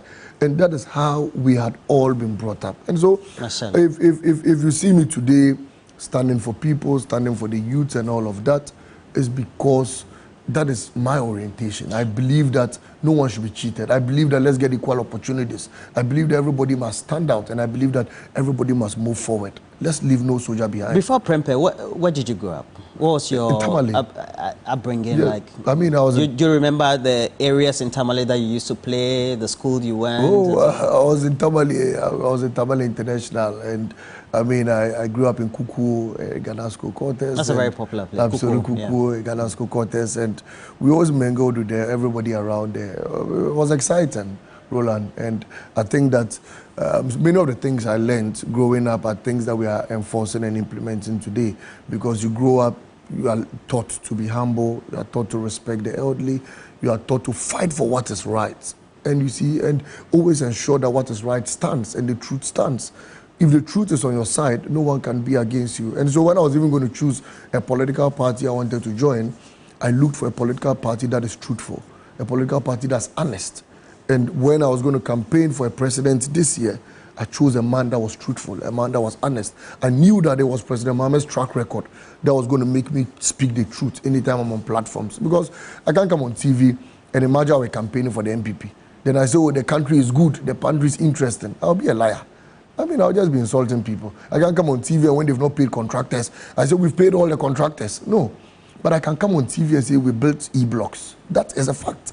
I can come on TV and say we built hospitals because we built the Bank of Ghana Hospital, we expanded the Ridge Hospital, expanded the Tamale Hospital. That's a fact. I can come on TV and say we built airports because Terminal 3 is there, Kumasi International Airport, Tamale International. So I needed to stand with the truth. And that is why I chose to join the NDC and I chose to campaign for the nation builder, President Mahama. And I will always stand for the truth and stand for what is right. So from Prempeh, then you went to which other university? University of Ghana? Yes. So that's where you got affiliated to student politics and the NDC? Absolutely. Why did you choose the NDC?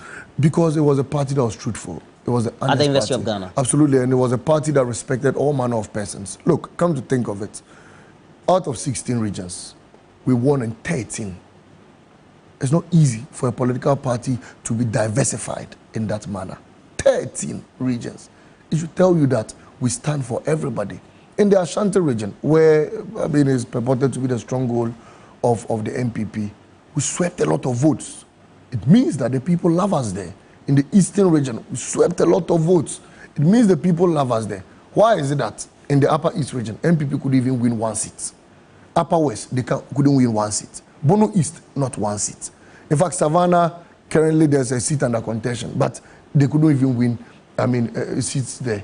So it should tell you that the MPP is not a diversified party. The NDC is diversified.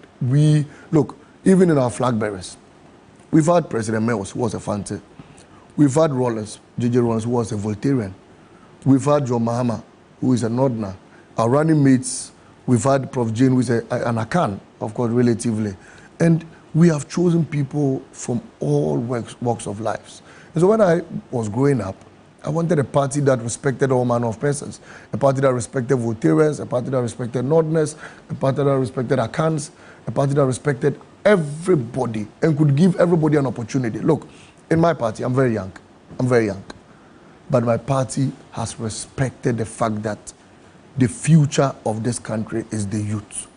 And my party has given me, and not just me, together with other young people, an opportunity. Look, Sami Jemfi is given an opportunity. You have Eda Magbana, you have Osmana Yerga, you have Elikem Kotoko, many young people. And the young ladies, you have Nache, you have Majuan Song, you have Louisa, you have Beatrice Anan, these are young people. I mean, Shamima, Muslim, these are young people, relatively, who have been given the opportunity, same as opportunities were given to the Joyce Bowers, the John Jenapo, all those people. So the NDC would recognize your potential, it will give you an opportunity, and moving forward, I'm telling you on record that the only youthful party we'll have in this country will be the NDC. Because all the up-and-coming youths are going to join the NDC because they find light in it. They won't join the NPP. Look, you've been in power for 8 years. Take a look at the caliber of ministers that are in the NPP. I mean, even the elderly know that at a point in time, the young people should take over, no matter what. One day, I was called by Professor Ahoy. And Prof. Ahoy said, Alik, you people are the next generation of the party. We have done our bits. We'll continue to advise. But at this time, imagine Prof. Ahoy fighting for a ministerial position. You get my point? But you have people like Prof. Ahoy in the NPP who were still ministers and fighting for ministerial appointments. But Prof thinks that, look, I should sit down and advise you people. When you people work, I'll guide you little by little till the time ends. But you still have same people in the NPP who do not even want to give the younger ones in the NPP an opportunity to also rise. In my party, it is not so. In my party, the elderly ones want to sit down, they want to give the younger ones an opportunity, and they want to guide you. And that is what has made us the National Democratic Congress in this country. On the platform of our streams, and this one I pick from Facebook, Jessica DeWitty says, please remind Basintali that our certificate of survival, how far? When you say certificate of survival, those watching want to know, what is it? It's a certificate of honor. Okay. It's to honor you for staying alive. Many didn't stay alive. Some committed suicide as a result of the hardships they were going through under this economy. Some died as a result of the closure of the renal unit. Some died because their debts and bonds were restructured. Some died because their securities were locked up in banks. Some died because of the collapse of banks. Some had to flee the country because things were hard. I met a young man in Dubai who told me he was working in the bank. And simply because Mr. Akufo-Addo and the NPP had collapsed all the banks, he had to go there for greener pastures. Roland, we must honor the young men and women who stayed under this economy for 8 years. I think that in the coming days, you have to invite many of them here. Ask them how they did it. It hasn't been an easy journey. And so when we speak about a certificate of survival, it's a certificate of honor. We may not be able to distribute certificates to 30 million or all the youth of this country. But we would send, we've already done a soft copy, we would send around. When you wake up in the morning, look at it and thank God that you stayed alive for 8 years under these unbearable hardships. On the 9th, after the swearing in, on the 7th, we are thinking of getting a few ones and then distributing to people. It's a certificate of honor.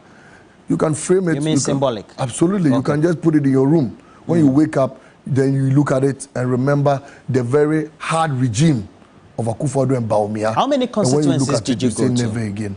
I visited over 204 constituencies. I ended my campaign in Kwesi Mintim. You visited over 200? Over 200. I did 206 to be exact, because I hit 204 in Shama. And from Shama... And Shama fell too? And Shama, so I ended my campaign in Kwesi Mintim. And when I stood on the soils of Kwesi Mintim, I said, this is where I'll end my campaign. And by the gods of the land, the spirit of Kwame Nkrumah, and the Most High God, we will win Kwesi Mintim. We won Kwesi Mintim. When I got to Duomi Kwabenya at the campaign rally, I invoked all the gods of Duomi Kwabenya. And I said that if this is a Ghana that Kwame Nkrumah died for, of which Napo and the MPP have insulted and thrown to the dogs, the spirit of Kwame Nkrumah should rise again, and the Most High God should give us victory. We want Dome Kwabenya.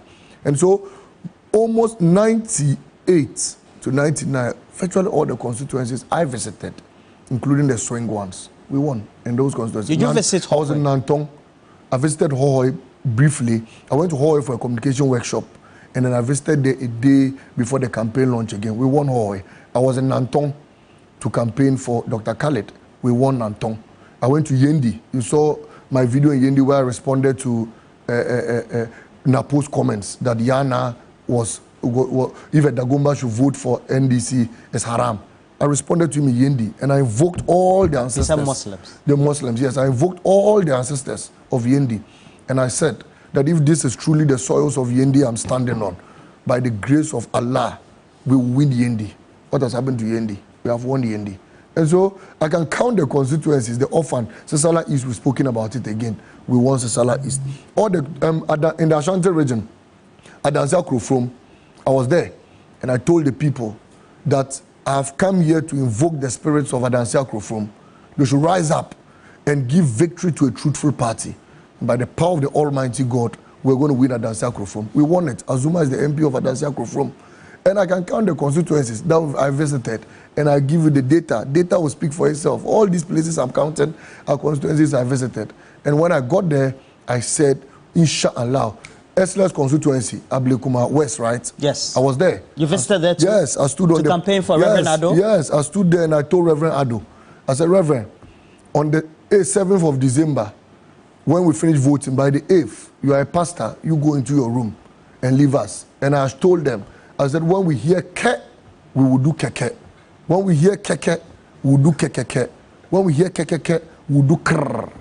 Many people ask me what that. Do that again. I said, I told the MPP that in Reverend Ado, I said on 7th December, if we hear ke, we'll do keke. If we hear keke, we'll do kekeke. If we hear kekeke, we'll do krrr. At 2 p.m. on 7th December, we issued the first command and we said activate all body cameras. Nobody understood what that meant. Then at 4 p.m., I gave my command and I said, move 20 meters close, cock and hold. Nobody understood what that meant. We were using our own formula, and then we won. I told Reverend Ado Eslo who was going to fall, and she fell. And Reverend Ado, he couldn't believe the results himself when he saw what had transpired there. And I went to Henry Cote's place. Ayawaso Central. Ayawaso Central. There was a dispute that night at the collation center. Yes, I went because there. Because the NDC candidate said that he had won. Yes, and he won. I went there. But ultimately there was a... We won. I went there on the day before the election, and I said, if I'm truly, I went to Newtown. I said, if I'm standing on the soils of Newtown, by the grace of the Almighty God, and by the spirit and power of John Dramani Mahama, this seat will become green. And it became green. I went to Baba Sadiq campaign, final campaign rally. Central. I was there. And I told Baba Sadiq, and I told the people that this is the soils of the Chief Imam. I know where the Chief Imam hearts belong. And I know Chief Imam will stand for the truth. If indeed that is it, by the power of God, this seat will be turned green. And it was turned green, so. So I can count the constituencies one by one. It saddens my heart that I couldn't visit all constituencies. We couldn't go everywhere. Did you go to any part in the Oti region? No. But you went to Hohoi? I went to Hohoi. In the Volta region, I had done programs before the campaign. Across? Absolutely. Commenced. But many other places, I could go around. The Bono East region, for example, I was in Techima South and went to the magazine and all of that. And we said Techima South will turn green. It turned green, Techima South. It was green. And a few places that belonged to the MPP. Salga North, I was there.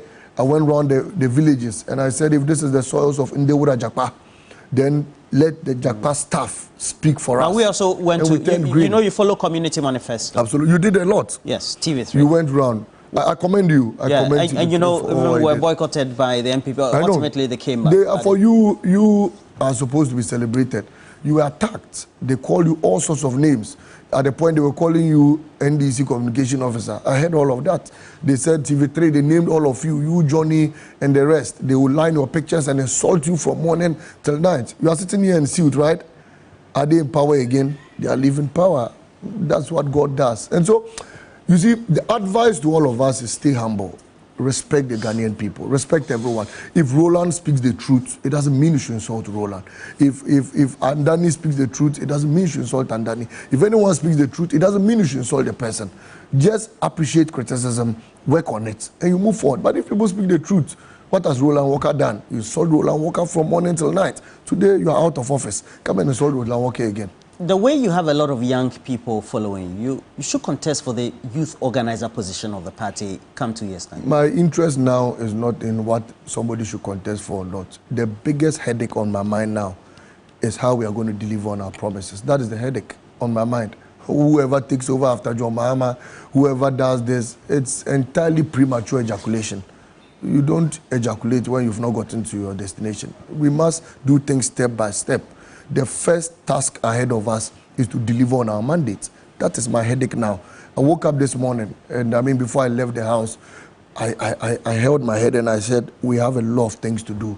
I was recollecting a lot of things we said, and I said, we've got to achieve it because we've got to stay in power forever.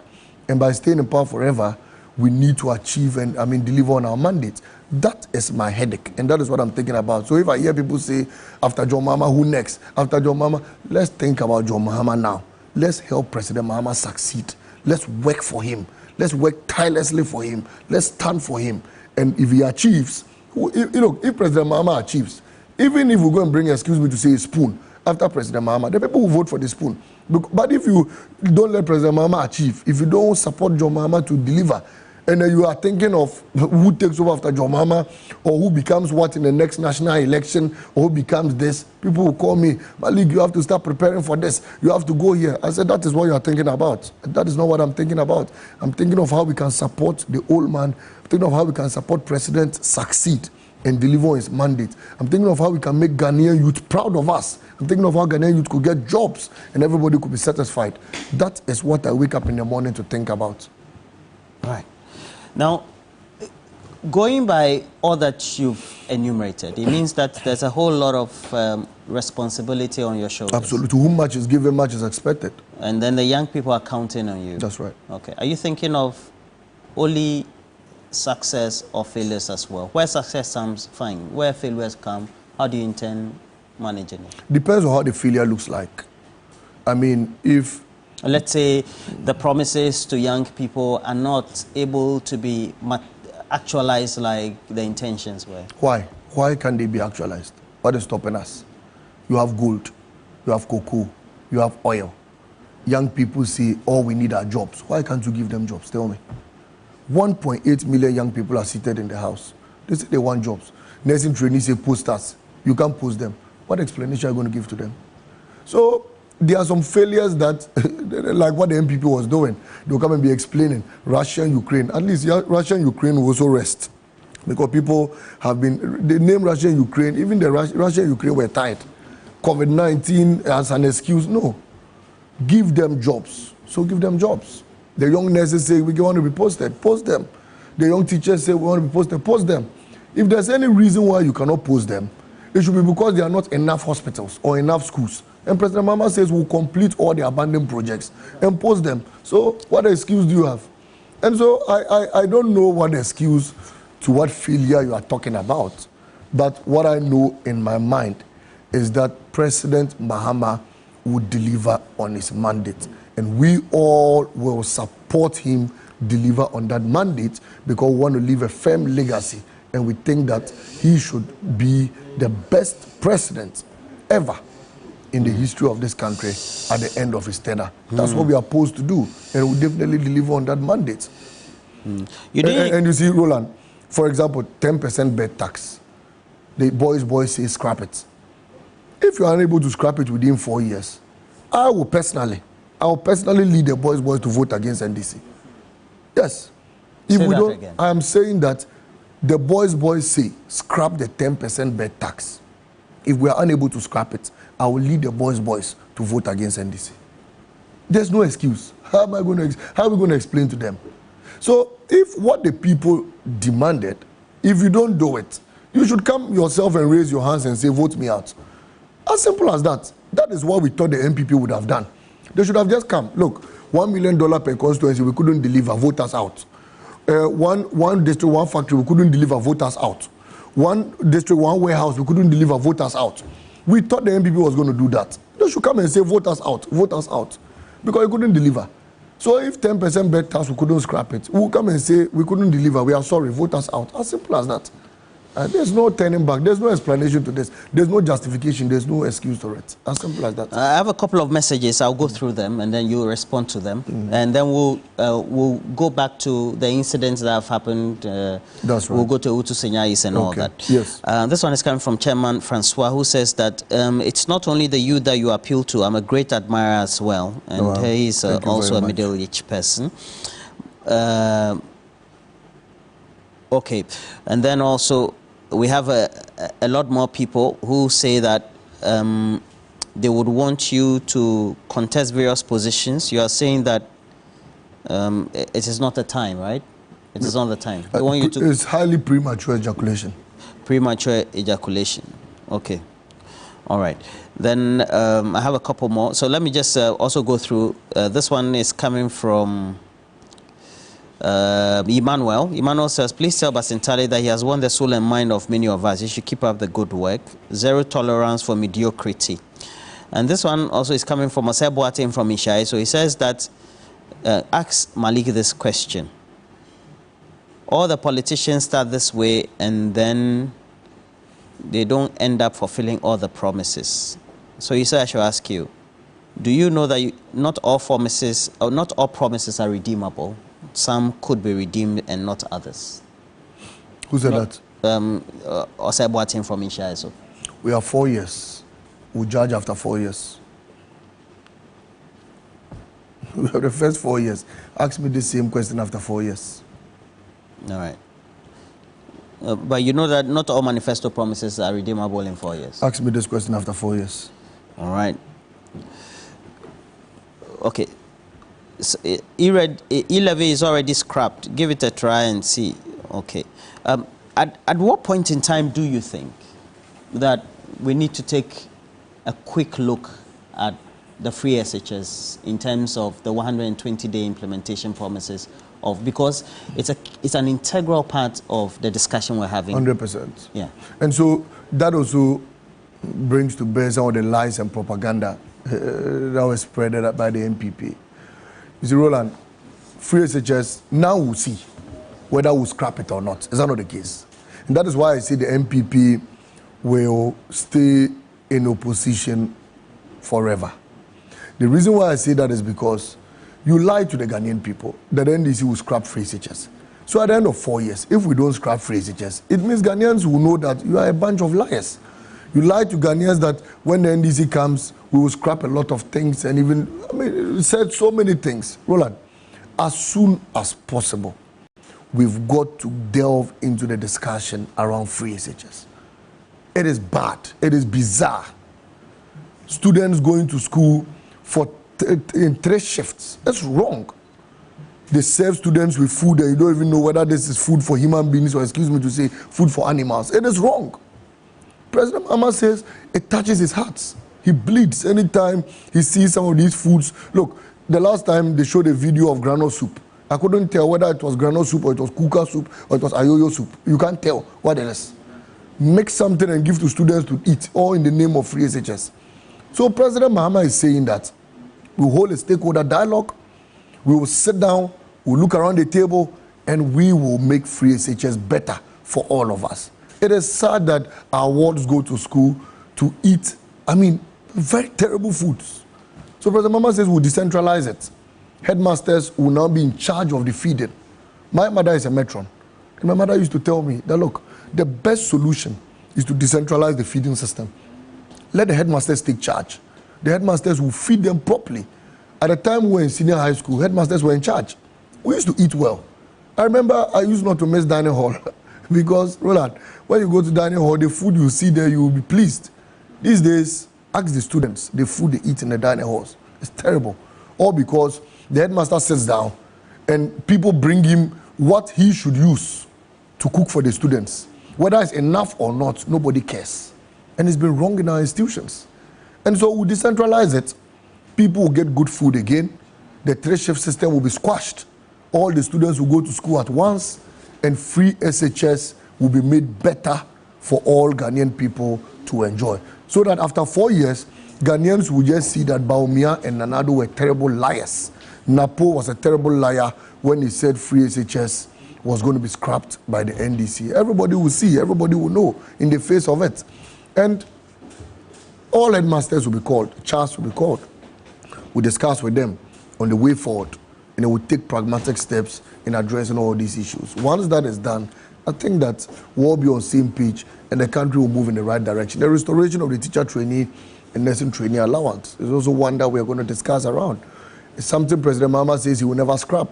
He will even make it better for all persons whose salaries whose allowance were put on hold. And we are going to ensure the automatic payment of that allowance.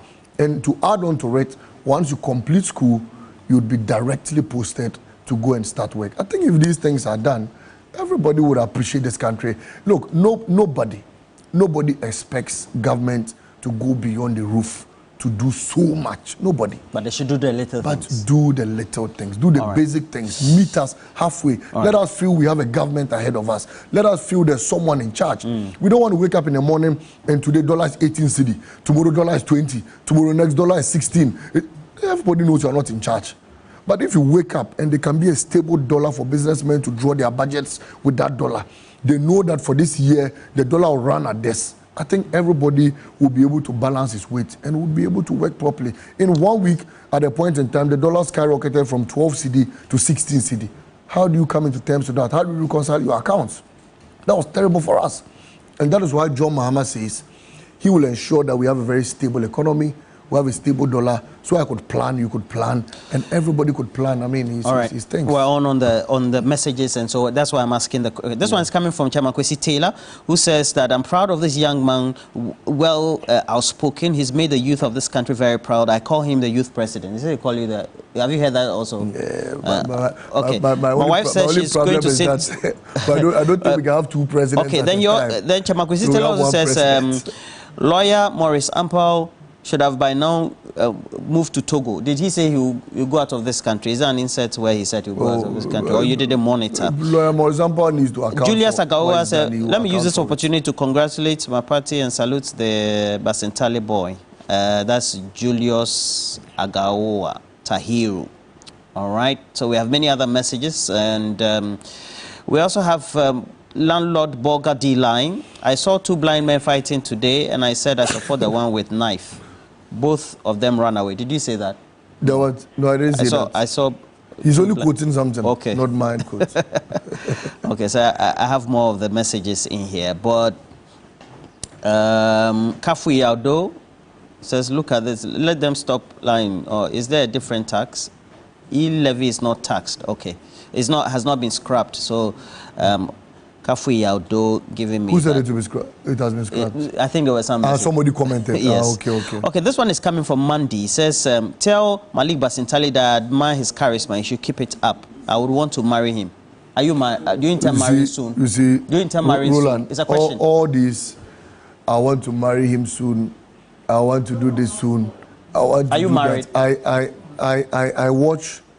I go on status, and I read a lot of messages, and you find people on TikTok and Twitter and the rest post my picture. I go on TikTok and you see somebody has said the Basintale lady, somebody say Mrs. Basintale, somebody says what Basintale. Please, I am taken, leave me in peace. I'm taken. Leave me in peace. Okay, so I have this one also from the MPP Amasaman Communication Officer, Opemu Woyome. It says Basintale shouldn't get overly excited as though there was a wind of change or that the NDC actually worked for the victory. In fact, the statistics in just ended election shows that John Mahama got only about 100,000 votes plus on the 2020 figures. What this shows is that people who traditionally voted for the MPP decided not to turn up to vote. How do you react to this? People who voted in 2020 decided not to turn up to vote. But that still gives us a victory, isn't it? That still gives us a victory. Have they gone through the data to see the number of people who voted in 2020 that didn't vote in this election? we defeated you by 1.6 million votes plus. And you think we did so because 1.6 million people refused to turn out to vote? It doesn't add on. We still defeated you with 6 million. In 2020, you won with about 6 million. And we've still done more than that. So how there was a decline in voting? I mean, what happened this year was that a lot of the polling stations were splitted. So there are people who didn't see long queues going to vote. Yeah. So they felt that many people didn't turn up to vote. Well, it wasn't so. People didn't turn up averagely. The truth of the Just matter is about that 50.1. in my polling station, those days you find a long queue. But it was splitted into B, C now. And so we had A, B, C. So the number of people who would have been in the line had been splitted into 3. And the polling station number that was about 700 was now reduced to 200. So obviously you will find many people in the queue going to vote. And that was what caused, this. But in their strong roads, in their strong areas and strongholds where there was apathy, it was simply because of their incompetence. So why should my victory be attributed? Of course, we were campaigning to come into power because we said you are incompetent. And if your own people felt you were incompetent and by so doing, they refused to come out and vote, that is your problem. And that is not my problem. You understand? It's all part of the victory. And so whatever it looks like, however it is, the fact remains that, 1, President Mahama will be the first president to be sworn into office the 3rd time as president. 2, President Mahama is the first president to leave office in Ghana and come back and win again as president. 3, President Mahama is the first president to have won with a margin of 1.6 million in this country. 4, Bawumia is the first president to have had the terrible loss, the most terrible loss in the history of our 4th Republic. And so those facts will stay. And 5, President Mahama will also be the president who will take us to the promised land, who will transform the economy and lead us to our required destination. As simple as that. Obviously, you're very much overwhelmed with a lot of accolades that you tend to get, right? Or you're just used to it now? Oh, I've told you already that it's not about the accolades. A lot of people think that, okay, Malik Basentale got a lot of praises because of his Malik Basentale. No, I got a lot of praises because I followed this man, John Dramani Mahama. I haven't achieved anything. All what I was speaking about were the achievements of John Mahama. And if people love me today, they love me because I spoke properly about the achievements of John Mahama. So the credit is not to me. The credit is to John Dramani Mahama. He's the achiever. He's the man who had a good track record. He's the man who delivered for this country, not Malik Basentale. So all these accolades I get is kind courtesy the nation builder John Dramani Mahama. And I'm proud that I follow him as a son. I'm proud he's my boss. And I'm proud that I'm going to follow him until the end of time. All right. And then this one is coming from Celestine. Celestine, I should ask you, how do you feel about having the first female vice president? Very proud. Oh, sorry, it's another record I didn't add when I was counting our records. It's another one. Very proud that at least President Mahama has demonstrated that he loves, he admires, the female gender, and he thinks that women must be given that opportunity to rise. We must break the ceiling. And Professor Naana Jane made a point. She said she's not here to just pass through the door. She's here to open the door and hold it open for all other women to pass through. At her age, why would she want to pass through the door and then leave the door shuttered and go? No. She wants to hold it for young girls to pass through and then break the ceiling so that we could have a female president in this country. We could have people of higher lead higher institutions. That's the example President Mahama wanted to set. He set many examples in the past using women, and he thought that it was time to make a woman his running mate. For example, in the price of sanitary pad, we promised to reduce the price of sanitary pad. Between Prof. Jane and President Mahama, who understands the issues around sanitary pad? Obviously, Professor Naana Jane. And so she knows what women go through every month. Whether you like it or not, as a woman, you must cough out money to buy sanitary pad. Me, I can go 1 month eating food and not buying anything. But whether you like it or not, as a woman, you must buy sanitary pad. It is not your doing. It is your creation. It is what God gave to you. So why should a woman cough out about 30 CD, 35 CD to buy something that she didn't impose on herself? Something that God imposed on her. She has to suffer to cough out money just to buy sanitary pad. And that is why Prof. Jane said when she comes, all the prices of sanitary pad will be reduced, and the students, female students, the girl child, will get sanitary pad for free at their tertiary institutions. The Women's Bank, we know what happens in these savings and loans, where sometimes they come and throw stones at your roofing sheets. You know it. They throw stones in the night, they attack market women. Prof. Jane says we'll bring a women's bank. The manager will be a woman, the security people will be women, the cleaners women, the cashiers women, the tellers women, everything about the bank will be women. And that bank will give loans to women. So women could also, start their businesses and could also help transform the fortunes of this economy. And so there was a main reason why we brought a woman on board. And I know in my heart that the women will never fail us in this country. President Mahama will not fail us, and a woman like Professor Naana Jane will not also fail the people of this country. Okay, so we'll introduce you to the video of the incident that happened in Owutu Senya. That's right. Is it Owutu Senya East or West? Owutu Senya West. West, okay.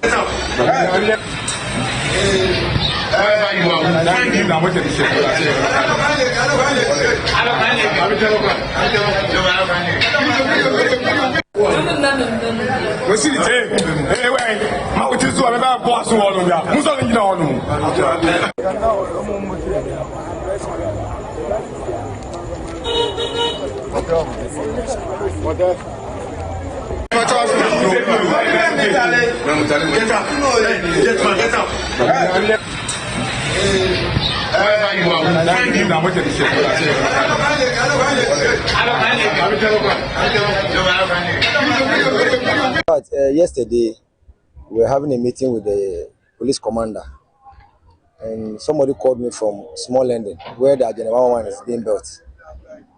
He said, there are two cars parking the iron rods from the site. So right there, I told the commander, they said they are parking the iron rods out of the site. So what can we do? The commander told me, let's get them arrested. I was like, how? You are the commander, you are telling me you should get them arrested. How can I do such thing? So later I sent somebody to go and check. When they said the people had already gone. Okay? Just this evening, somebody called me that, Charlie,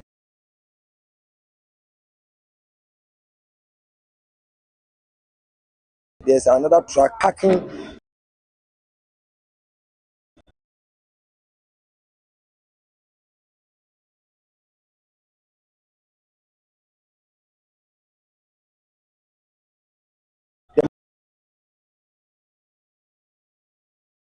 materials from the site, truck, iron rod.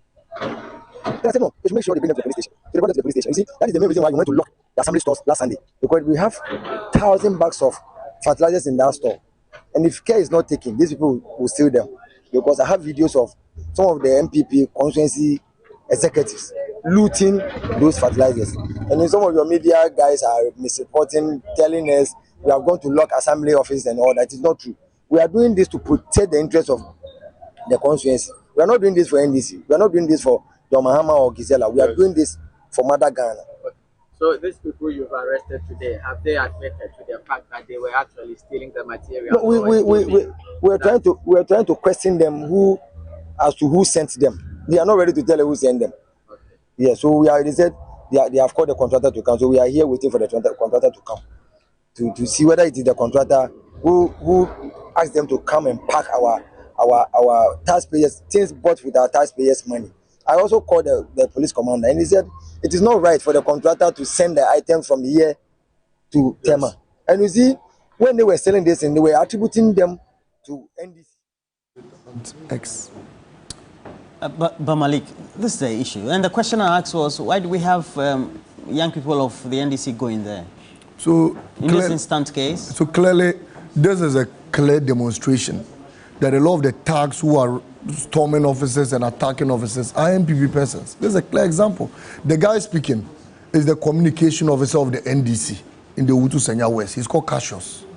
He's the communication officer of the NDC. And he says that when they saw people, stealing and looting from the Agenda 111, they decided to go to the police commander. And the commander asked them to go and arrest the boys. And he said, we are not security men. And the commander sat there. But being a patriotic citizen, he thought that we ought to initiate a civilian arrest. And that was how come he went there to arrest them. Yet, You had MPP persons on social media say it was NDC tax and all of that. How can an NDC communication officer go and arrest NDC tax again? How? How is that possible? And so we are telling the Ghanaian people that the MPP is still on rampage. They have decided to initiate last-minute tactics to just loot finally from the state before leaving office. We know the kicks of a dying horse are usually hard, and that is what they are exhibiting now. But the security agencies, the police, everybody, President Mahama has asked that they stop everybody storming or rampaging any office. A lot of them are MPP boys, including those this morning I went to trace at the Tema port. They were MPP, militias, who had decided to go and ransack their own offices so they could loot in the name of being NDC people. But we will stop them and will prove to the entire country that NDC is a peaceful party. NDC is a party that came for the people of this country. And isn't it surprising that immediately this issue started, we had MPP people go on social media. You've seen the party you voted for. You've seen the party you voted for. Because they have a plan. And the plan is that they will let their boys cause mayhem. And then they'll quickly attribute it to the NDC. But we would fight against that and we'll stop it. And that's how come Cassius, together with his men, arrested those boys. And they handed over to the police. So 21 gun salutes. And would continue to arrest a lot of the MPP guys who have decided to storm offices. Yesterday, some MPP guys stormed Ghana Gas. 2 days ago, some MPP guys stormed Bost. And they have decided to start attacking their own leaders. Ghana Gas were no NDC? We don't know any of them. They are not. The NDC boys rather went there later to stop those boys from attacking Ghana Gas. Because you see, Roland, whether you like it or not, we are in power. We'll be sworn in on the 7th of January. You are not in power. Yeah, so let me say, we've won an election. We'll be in power after the 7th of January. If we cannot fight the state that have been bestowed onto us, we can't do that. The country has been put in our hands. How do we go attacking state agencies again when we now own all those state agencies and we're going to be a government in power after the 7th of January? And so clearly you realize that these are last-minute tactics by the MPP to ransack their own offices, and a lot of them are even doing so to hide documents. I'm told in the coming days some are even attempting to set. Are you sure? I'm telling you that I've been told, and I'm going to report that to the police, that some of the MPP guys have said they will deliberately set some of the offices on fire so that we lose documents and we cannot find the documents and we can't trace a lot of them. There are things the MPP guys want to do. We will stop them because we need the documents to prosecute and hold their leaders accountable. And anybody who is found storming any office or ransacking any office will be picked up by the police or by we, the NDC people. We'll arrest the people and we'll hand them over to the police because the NDC is a peaceful party and all our boys are doing everything within the remits of the law. So the question is, why don't you let the police why don't you call the police for them to go to those institutions and restore order? If you listen to the Utu Senya West guy, he said he was even before the commander. Didn't you hear that? And he said he told the commander that, Roland, he said, Commander, go and arrest the boys. And the commander said, you to go and arrest them. We don't know what's happening, but we are urging the police service to maintain law and order. Mr. Akufo-Addo and Bawumia, you are still at the helm of affairs. Please ensure we have law and order. Don't leave a lawless country for us. Please, Mr. Akufo-Addo and Bawumia, your days are numbered. You are out of office. You will finally pack your things out on the 7th of January. Don't lead us into a lawless country before you hand over to President Mahama. Hand over a peaceful country to us. The NDC is peaceful. Our young men and women who are vigilant at the polling stations are peaceful. The Ashamam boys, the Nima boys and whatever are all peaceful, and we are law-abiding citizens, and we stand by them. Those causing havoc are MPP people, and we are calling the IGP to intervene and take charge of the country. You called the president Mr. Akufo-Addo, President Akufo-Addo. Is that okay? Oh, it's the same thing. President Mr. is the same. It's not an attempt to undermine him. He's an or virtually soon to leave office President Akufo-Addo. Lawyer Christian Mamhesi, regular on our channel, he says citizen arrest is lawful. It's lawful, 100% lawful. It's just by way of... it's 100% lawful. Very interesting. I have this one from Kizito. Okay, good morning to you, Kizito. He says, I know Malik will not be swollen-headed with all the accolades being attributed to him, but will stay focused and help the party stay in power. And Kizito Tema. Okay. And then also Mensa Asumeni Michael, Bodu Mensa Asumeni, good morning to you, Michael. He says that please tell Malik that in 2016, Abronya DC also stormed with a task force. Yes. And he was, we saw them chasing people who were in government, even from their homes, and harassing them. Yes. So you're saying that they retaliate? I don't understand. Abronya, so that's the point I'm making. I'm saying that the same tax Abronya and Co used in 2016 are the same tax they are using now again to cause havoc. In 2016, they beat a pregnant judge. They dragged her out of her office and stepped on the stomach. The woman had a miscarriage. They are doing the same thing again. The same MPP tax are in town causing havoc again. And so Abronya, also Bempine, all those people who use those people to cause tax, please stop and desist from that. Or else we will come and would initiate a citizen arrest and will hand you over to the police. Okay, why don't you stand for parliament? Uncle Taff wants to know. Why don't I go to parliament? There are several ways to deliver to your people of this country. The only way is not to be an MP. I mean, not to say that if you get an opportunity to go to parliament, nobody knows what the future holds. Okay. But like I said, my first aim is for me to assist John Dramani Mahama, President-elect, to deliver on his mandate. That is my next step. Any other question aside, what we will do to help the people of this country is a non-starter, and I don't want to engage in premature ejaculation. I see. Okay, so this one is coming from Gifty Anyonam Fiamo Maye with the Keta Government Hospital. He says that tell Malik he is our mini God on earth. We really admire him and love him. Hey. When will you get married? I don't know. You said I should ask you, when will you get married? You should bring me 10 wives. I'll marry all of them for him. that certainly will be in jest. You bring me 10 wives, I'll marry all of them for him. Okay, so we have to come to the conclusion of our discussion, but if there are 3 things that you're hoping that John Mahama, Naana Jane Opoku-Agyeman administration will achieve at the end of the 4-year term, what would it be? 3 top. 3 top would achieve. Or you will expect them to tackle? 1, a 24-hour economy. That will create sustainable jobs for those who want the people of this country who want to enroll in it. 2, the National Women's Bank that we want people to enroll in. And 3, the National Apprenticeship Program. Okay. If I could add, I feel like adding 2. 4, the free medical primary health care should be achieved. 2. And 5, the no-fee stress, free tertiary education fees for university students. Let me go on, please. There are many I want us to achieve. 6, the cancellation of the 10% bed tax. 7, the cancellation of e-levy.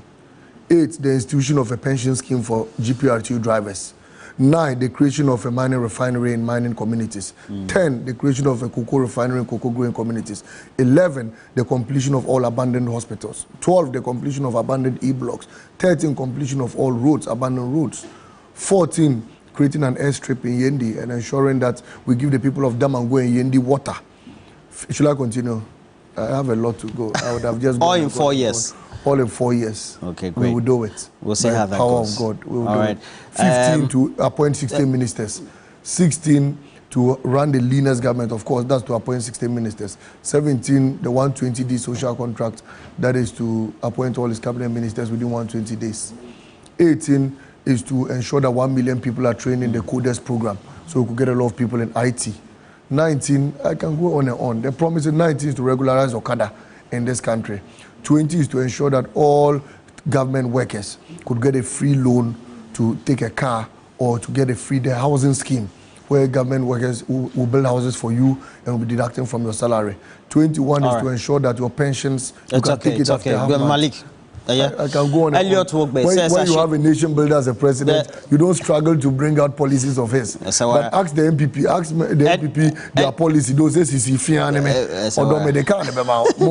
Elliot Wogbe says good morning to you and that you guys work together on many fronts. Thank you. And then Hamza says, tell my brother Basintali I salute him, but you should look for me small. That's Alhaji Hamza. It's not easy. And Dr. Makafui Tavia of the KNUST, good morning to you. You're watching, and he says, well, It's always a delight to watch the interviews and the way you ask the question and push the guest to speak even if he doesn't want to. That's a great one. And then Dela Agbenyaga, good morning to you. Please ask him whether they have any plan about the men's gold saga. Oh, Dela Agbenyaga, do you have the money men's gold? I'm not too sure. But there are some seats that are yet to be fully declared. They are also in contention. Techiman South also in contention. They've declared Techiman South. But it's in contention. But they've declared, if you don't understand, go to court. That's the position of the NDC? Yes, go to court. If you don't understand, go to court. As simple as that. The MPP are high believers in the court system. 2016. So they should go to the court. In 2016, they should go to court. 2027, they should go to court. And went to court. If they don't understand, they should go to court. I see. Simple as that. I see. Our big brother Juba is laughing. Okay. They should go to court. Okay. Bruce Fokwa says the NDC left the northern part of Ghana under development, rather concentrated much at the south. Our roads are very bad at Upper West, for example. He says that you need to advocate for development in northern Ghana. So that's one of the examples of the corruption I was talking about. Chinia took the contract. The road is talking about the road Sasala East. Chinia took the contract. And you know what he did with the contract? He awarded it to his own brother. The company is called Batu Awese. His brother and his driver are the directors of the company. And he gave the contract to them. They collected mobilization, 30%, and squandered the money and refused to construct the road. So as it stands now, the contract is in the name of his company, Batu Awese. And you know the meaning of Batu Awese? You are not God, so keep quiet. That's the meaning of the company. Yes, Batu Awese. So such people, if we don't retrieve all the stolen cash, we can't construct the road for them. So we retrieve the money from Chinia, put him in bus, and then construct the road for them. Alhaji Kapson has also sent a message as well, and all of you who have sent a message is Nazar Mustafa and all that. And this one is on. You went to one. Which do you remember this community? I think it was in the Secretary area. Yeah, this is BBNA. We want BBNA. Yeah, BBNA. So I was counting the areas I attended. This was BBNA and Riaso Bekwa. I stormed there with the gang. These are the gang boys. You have a gang? Yeah, gang, I mean the men. Yeah, yes, the boys. The riders. On the riders. So do you take them from one or you tell them you are coming, so they should make their riders? In every constituency, I have stations. And in every constituency, we have the gang. These were the BBNA gang. So they led me into it. And we got there. When I went to Ahanta West, I went there to my final campaign rally. The gang met me. We rode there and we won the seat. I'm a Saman. You saw my ride. You saw my ride in Amasaman. You're sure that they all have helmets and drive safely? Yeah, you see, the point is that we advocate that they should all use helmets. Sometimes they are community riders. They absolutely. Sometimes you are riding a short distance. They don't jack up fully.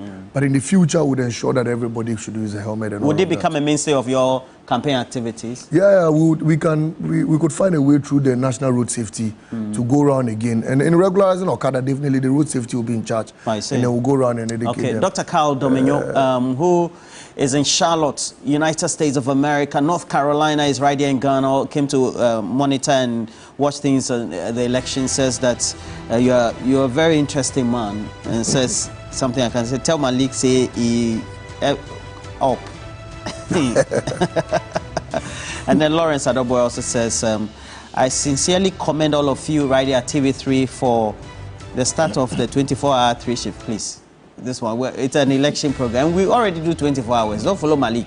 Already do. That's how come we're a 24-hour news channel and an entertainment channel as well. So we do everything combined. Yesterday at 1. It's a general. At 1 a.m. Dr. Makpo was here speaking. Yes. That's 24 hours. But please ask Basintali what his government will do to help sustain this beautiful work you have started. I'm not. That's the 24-hour comment. Of course, we'll give you low electricity tariffs through the time of use tariffs. We'll reduce your taxes you've been paying. And we'll ensure you get security in this company. Okay. Yes. You are not a Boku person, right? Did you go to Boku as well?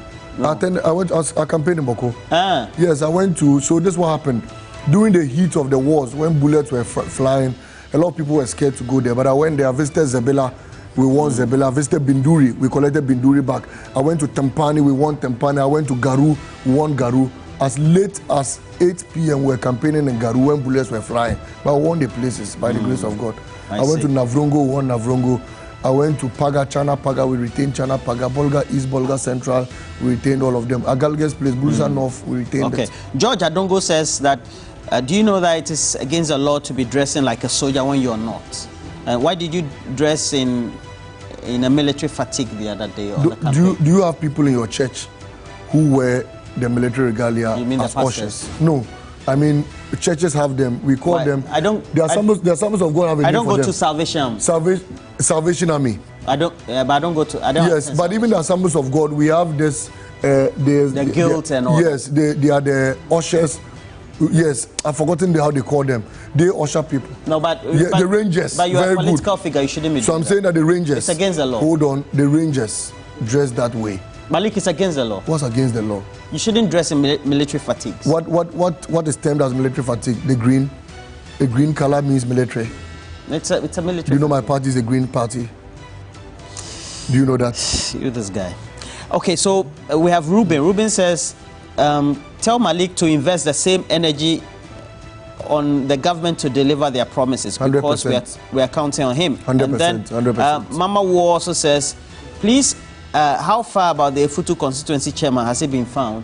Yeah, we are still on it. We are on Efutu. We are. Everything will be done. How Kumsin's people killed one of our guys in Kaswa, justice will be brought. We'll leave that. I was at a mortuary with the senior Ibrahim Mama Baba to watch the body, and they will visit the families and all that. And so all the injustice that will be meted out on people, this time there will be justice. It won't be like 2016. Even the people who died in 2020, it is time for justice. The people who died during Ayawaso West Wagon, it's time for justice. And that is why I'm saying that many people will be held accountable. And that was the reason why they didn't want us to come. People who were swearing oracles and testicles and all sorts of things that were not going to come to power, they were doing so because they knew what was at stake for them. Unfortunately, they are not bigger than God. Unfortunately, the Ghanaian people are discerning, and we are in power now. Those people will be held accountable. I've had many calls of people calling to tell me, Malik, you see, as for me, you people have to free me, have mercy, and say, okay, when we get there, we shall cross. Well, certainly more messages coming in, and this one is coming from Edem Kobi, who says he wants to have your number. Okay, so this one is coming from Evans Dinko Garu. Roland, I want Malik and all the NDC executive to make sure that we safeguard state assets, the fertilizers and machines in the various warehouses. And that, all right.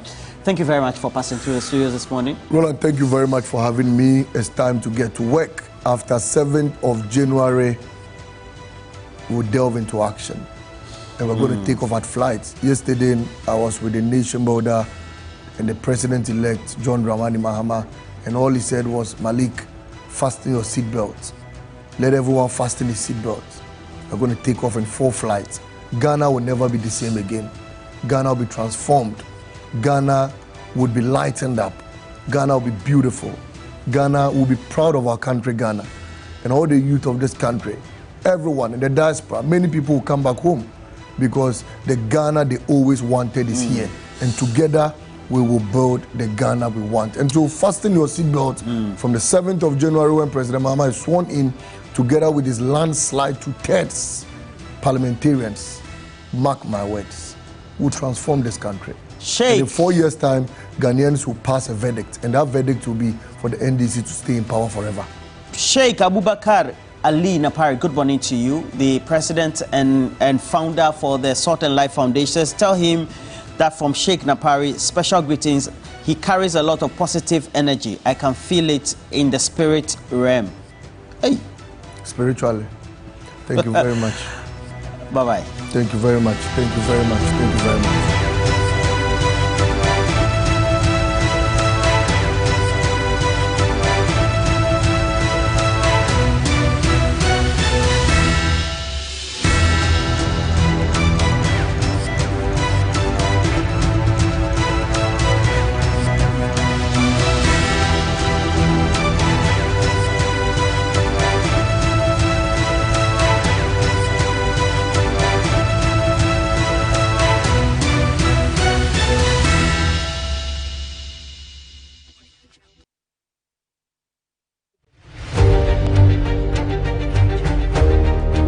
A leader must have followers.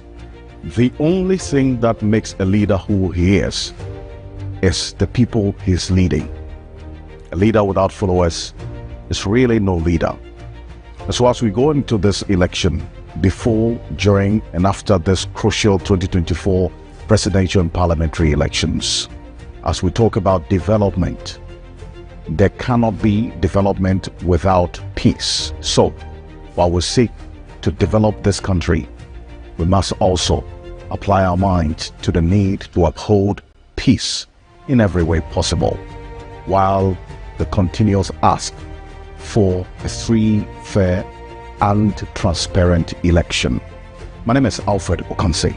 I'm the head of the political desk here at Media General, together with my colleagues and everyone here. We commit to peace.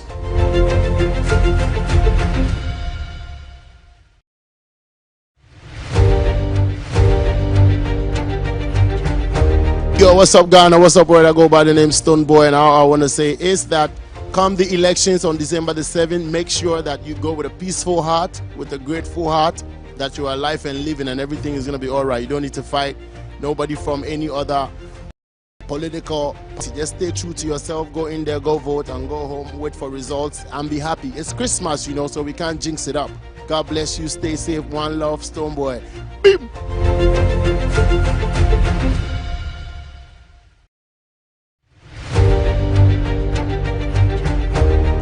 Hi, my name is Johnny Hughes, host of 3FM Sunrise on 3FM 92.7 and also Johnny's Bite. We're going to the poll one more time to elect 276 parliamentarians and a president. Peace is essential. We all have a role to play. Play yours.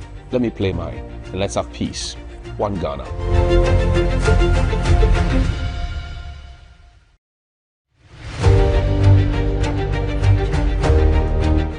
It's another election, and as Ghanaians, we've been called upon again to go out in our numbers and vote. But there's one thing that stands out: peace being the only option. I am Mawina Igbeta. Let's choose peace.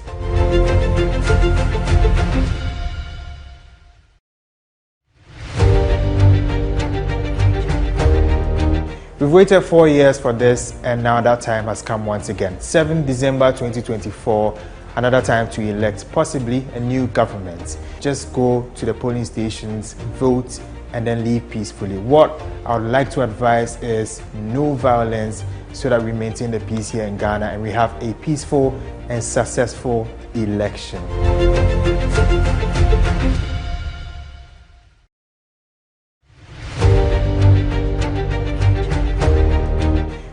Hello, my name is Shudis Brown. I'm a broadcast journalist here at TV3 in Media General.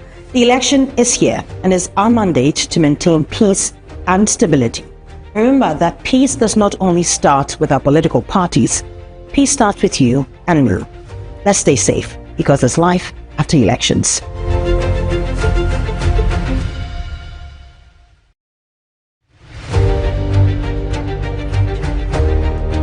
The core of the democracy we are practicing as a nation is peace. Peace. Democracy simply means free your mind, make a free my mind. In Twi, we say kebima min kebi. The politicians are having a say. You can also have your say with your thumb.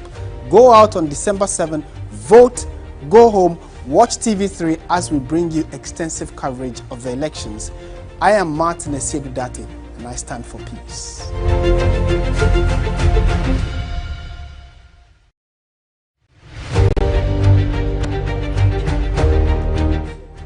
It's important to note that the power of the thumb is mightier than any weapon you can find, and that's why I want to tell you, encourage you to maintain and sustain the peace as we enter into the December elections. Remember, when you vote, go home, stick with your election command center and await the results. If you win, jubilate judiciously and responsibly, and if you lose, don't be a sore loser. There'll be another 4 years, another chance for your candidate of choice. Let's not throw away the peace of this republic. I'm Kemeni Amano, and I encourage you to maintain the peace this election.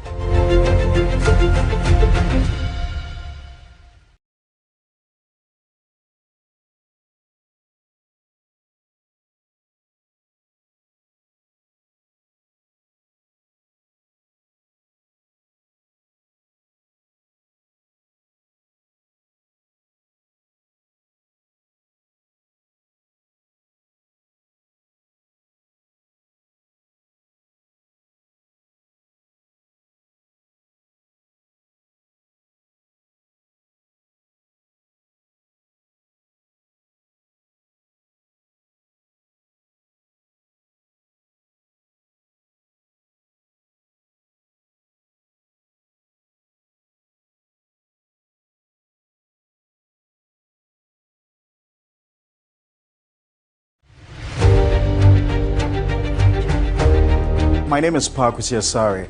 I'm a broadcast journalist with Media General TV3. It's just a couple of days to the December 2024 general elections, and I'd like to encourage you to go all out and vote. Cast your ballot as part of your civic responsibility. Beyond exercising your civic responsibility, do not do anything that would jeopardize the peace we're enjoying in Ghana. All we have now is Ghana. That's all we have. I encourage you to do everything within your power to ensure peace before, during, and after the elections.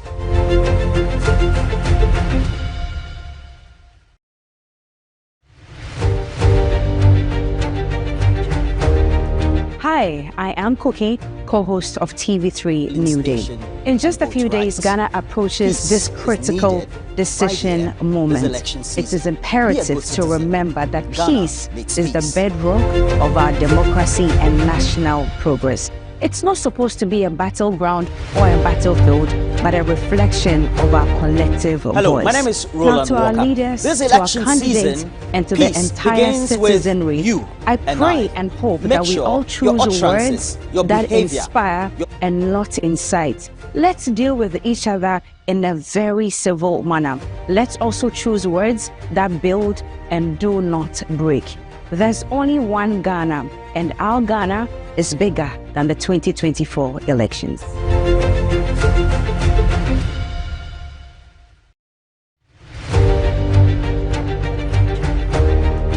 A leader must have followers. The only thing that makes a leader who he is the people he's leading.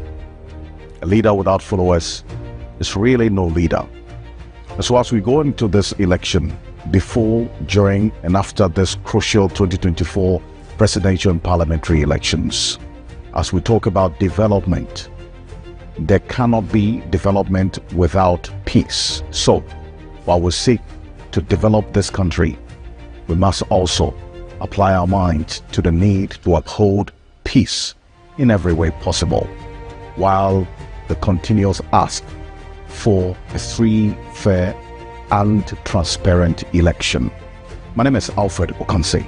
I'm the head of the political desk here at Media General. Together with my colleagues and everyone here, we commit to peace.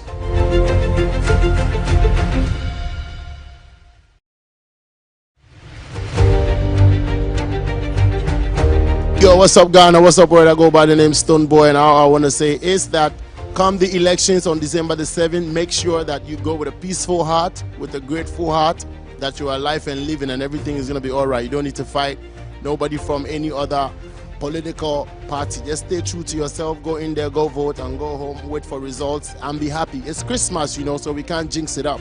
God bless you, stay safe, one love, Stone Boy. Beep.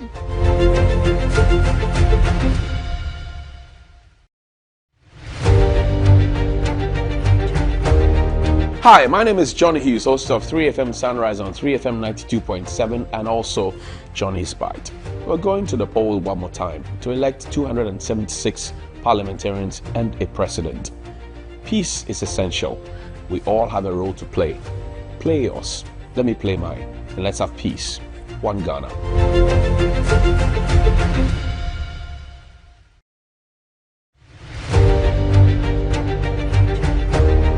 Hi, my name is Johnny Hughes, host of 3FM Sunrise on 3FM 92.7 and also Johnny's Bite.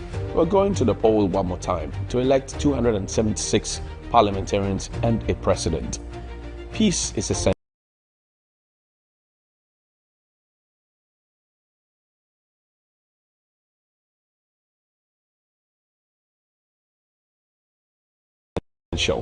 We all have a role to play. Play yours, let me play mine, and let's have peace. One Ghana.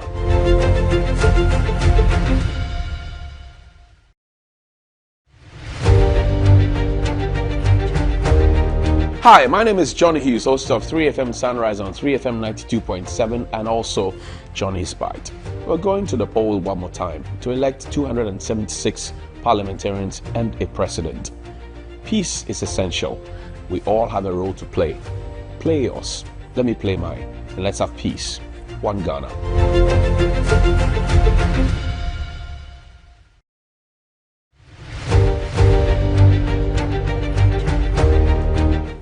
It's another election, and as Ghanaians, we've been called upon again to go out in our numbers and vote.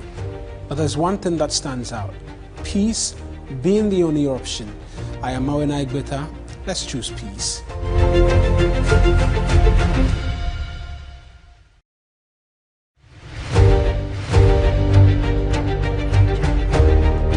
We've waited 4 years for this, and now that time has come once again. 7 December 2024, another time to elect possibly a new government. Just go to the polling stations, vote, and then leave peacefully. What I would like to advise is no violence, so that we maintain the peace here in Ghana and we have a peaceful and successful election.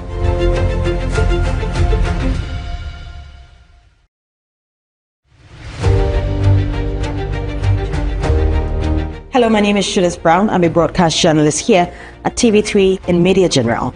The election is here and is our mandate to maintain peace and stability. Remember that peace does not only start with our political parties.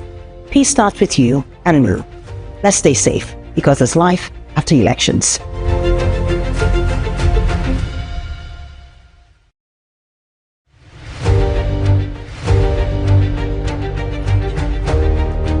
The core of the democracy we are practicing as a nation is peace. Peace. Democracy simply means free your mind, make a free my mind. In Chi, we say Kembi ma min Kembi. The politicians are having the say. You can also have your say with your thumb. Go out on December 7th, vote, go home, watch TV3 as we bring you extensive coverage of the elections. I am Martin Esiedudate, and I stand for peace.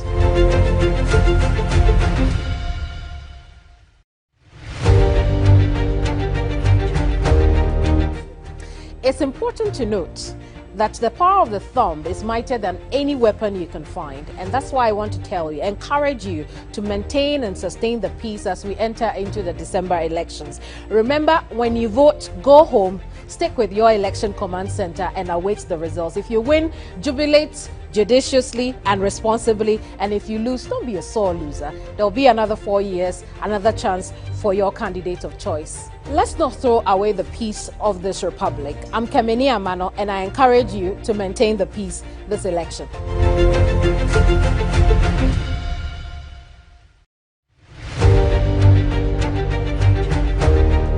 Hello, my name is Roland Walker. This election season, peace begins with you and I. Make sure your utterances, your behavior, your relationship with everybody else, could be your brother, your sister, your neighbor, a friend who is in the other political party or doesn't support your cause, be right. As you do that, go to the polling stations peacefully. After voting, make sure you leave that polling station and vote right. Peace is needed right here this election season. Be a good citizen. Ghana needs peace.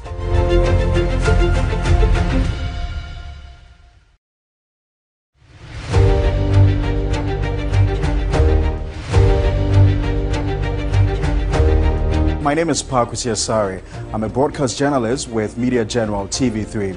It's just a couple of days to the December 2024 general elections, and I'd like to encourage you to go all out and vote. Cast your ballot as part of your civic responsibility. Beyond exercising your civic responsibility, do not do anything that will jeopardize the peace we're enjoying in Ghana. All we have now is Ghana. That's all we have. I encourage you to do everything within your power to ensure peace before, during, and after the elections.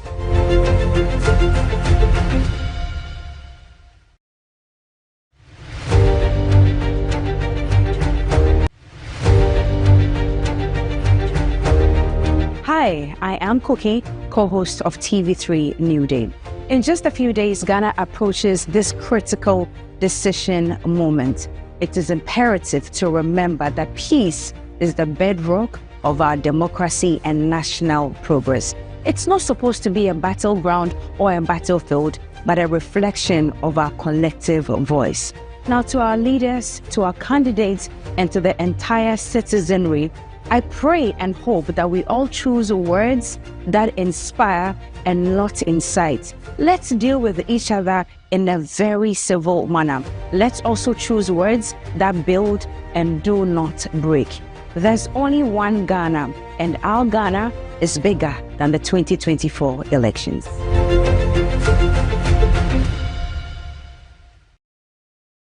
Deputy Minister of Communications, and in 1998, he became the substantive Minister of Communications. Having worked in the international arena and in the local political level as an MP, he was experienced way beyond his age. He probably is the most experienced person to have been president of our country, and we need him back. When the NDC transitioned into opposition in 2001, Mahama became a central figure in the party's strategy and resilience, cementing his reputation as a capable leader. In 2009, history was made when Mahama was sworn in as vice president under President John Evans Atta Mills. Tasked with key responsibilities, including chairing the economic management team, he proved instrumental in steering Ghana through a critical phase. The sudden passing of President Mills in 2012 propelled Mahama into the presidency. As by law established. That I will bear true faith and allegiance to the Republic of Ghana as by law established. Making him Ghana's fourth president of the Fourth Republic.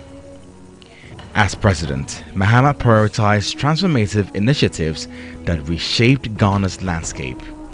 Infrastructure development became a cornerstone of his legacy, with projects like the Kwame Nkrumah Circle Interchange, popularly referred to as Dubai, becoming iconic symbols of modernization. Additional accomplishments included the construction of the Kotoka International Airport Terminal 3 and the Atuabo gas processing plant, which bolstered energy security. His administration also tackled the long-standing Dumsa energy crisis with significant investments in power generation and distribution. That has put most Ghanaians into poverty. In 2022, 7%, double earning and taking care of themselves and basically building families. They are at home, stuck with nothing to do. I'm Cookie, co-host of TV3 New Day. In just a few days, Ghana approaches this critical decision moment. It is imperative to remember that peace is the bedrock of our democracy and national progress. It's not supposed to be a battleground or a battlefield, but a reflection of our collective voice. Now, to our leaders, to our candidates, and to the entire citizenry, I pray and hope that we all choose words that inspire and not incite. Let's deal with each other in a very civil manner. Let's also choose words that build and do not break. There's only one Ghana, and our Ghana is bigger than the 2024 elections.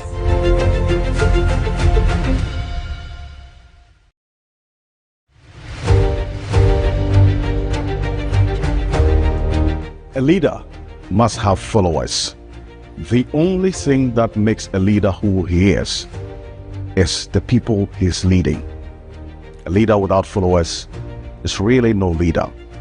And so as we go into this election, before, during, and after this crucial 2024 presidential and parliamentary elections, as we talk about development, very possible, while the continuous ask for a free, fair, and transparent election.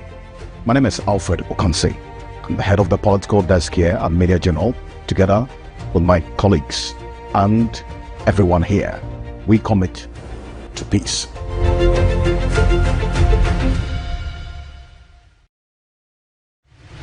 What's up, boy? I go by the name Stone Boy, and all I want to say is that come the elections on December the 7th, make sure that you go with a peaceful heart, with a grateful heart, that you are alive and living and everything is going to be all right. You don't need to fight nobody from any other political party. Just stay true to yourself, go in there, go vote, and go home, wait for results, and be happy. It's Christmas, you know, so we can't jinx it up.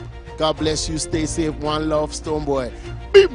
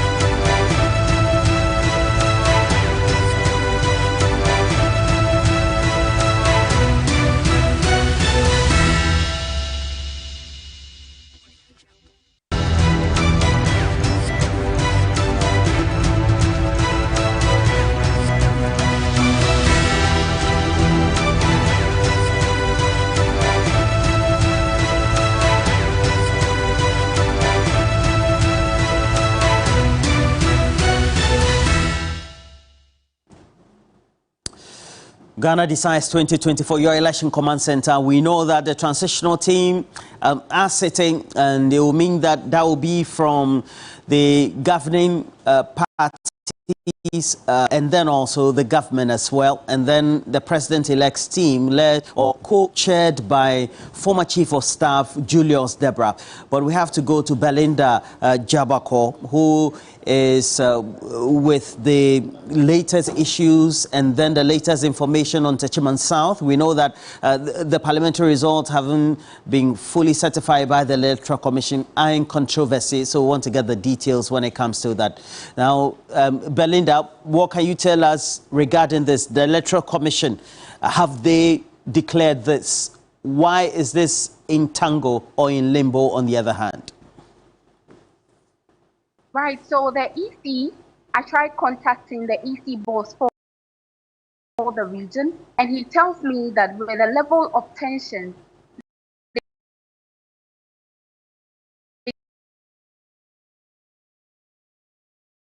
they can't make any declaration at various calls from various pressure groups, as well as the Techiman Traditional Council, calling out the EC to come out and bring the result for the people to be able to have an understanding of the outcome of the election. According to the Traditional Council, the silence or the delay of the EC contributes to the chaos that is ongoing currently in the constituency. Let's take a listen at the Traditional Council's address.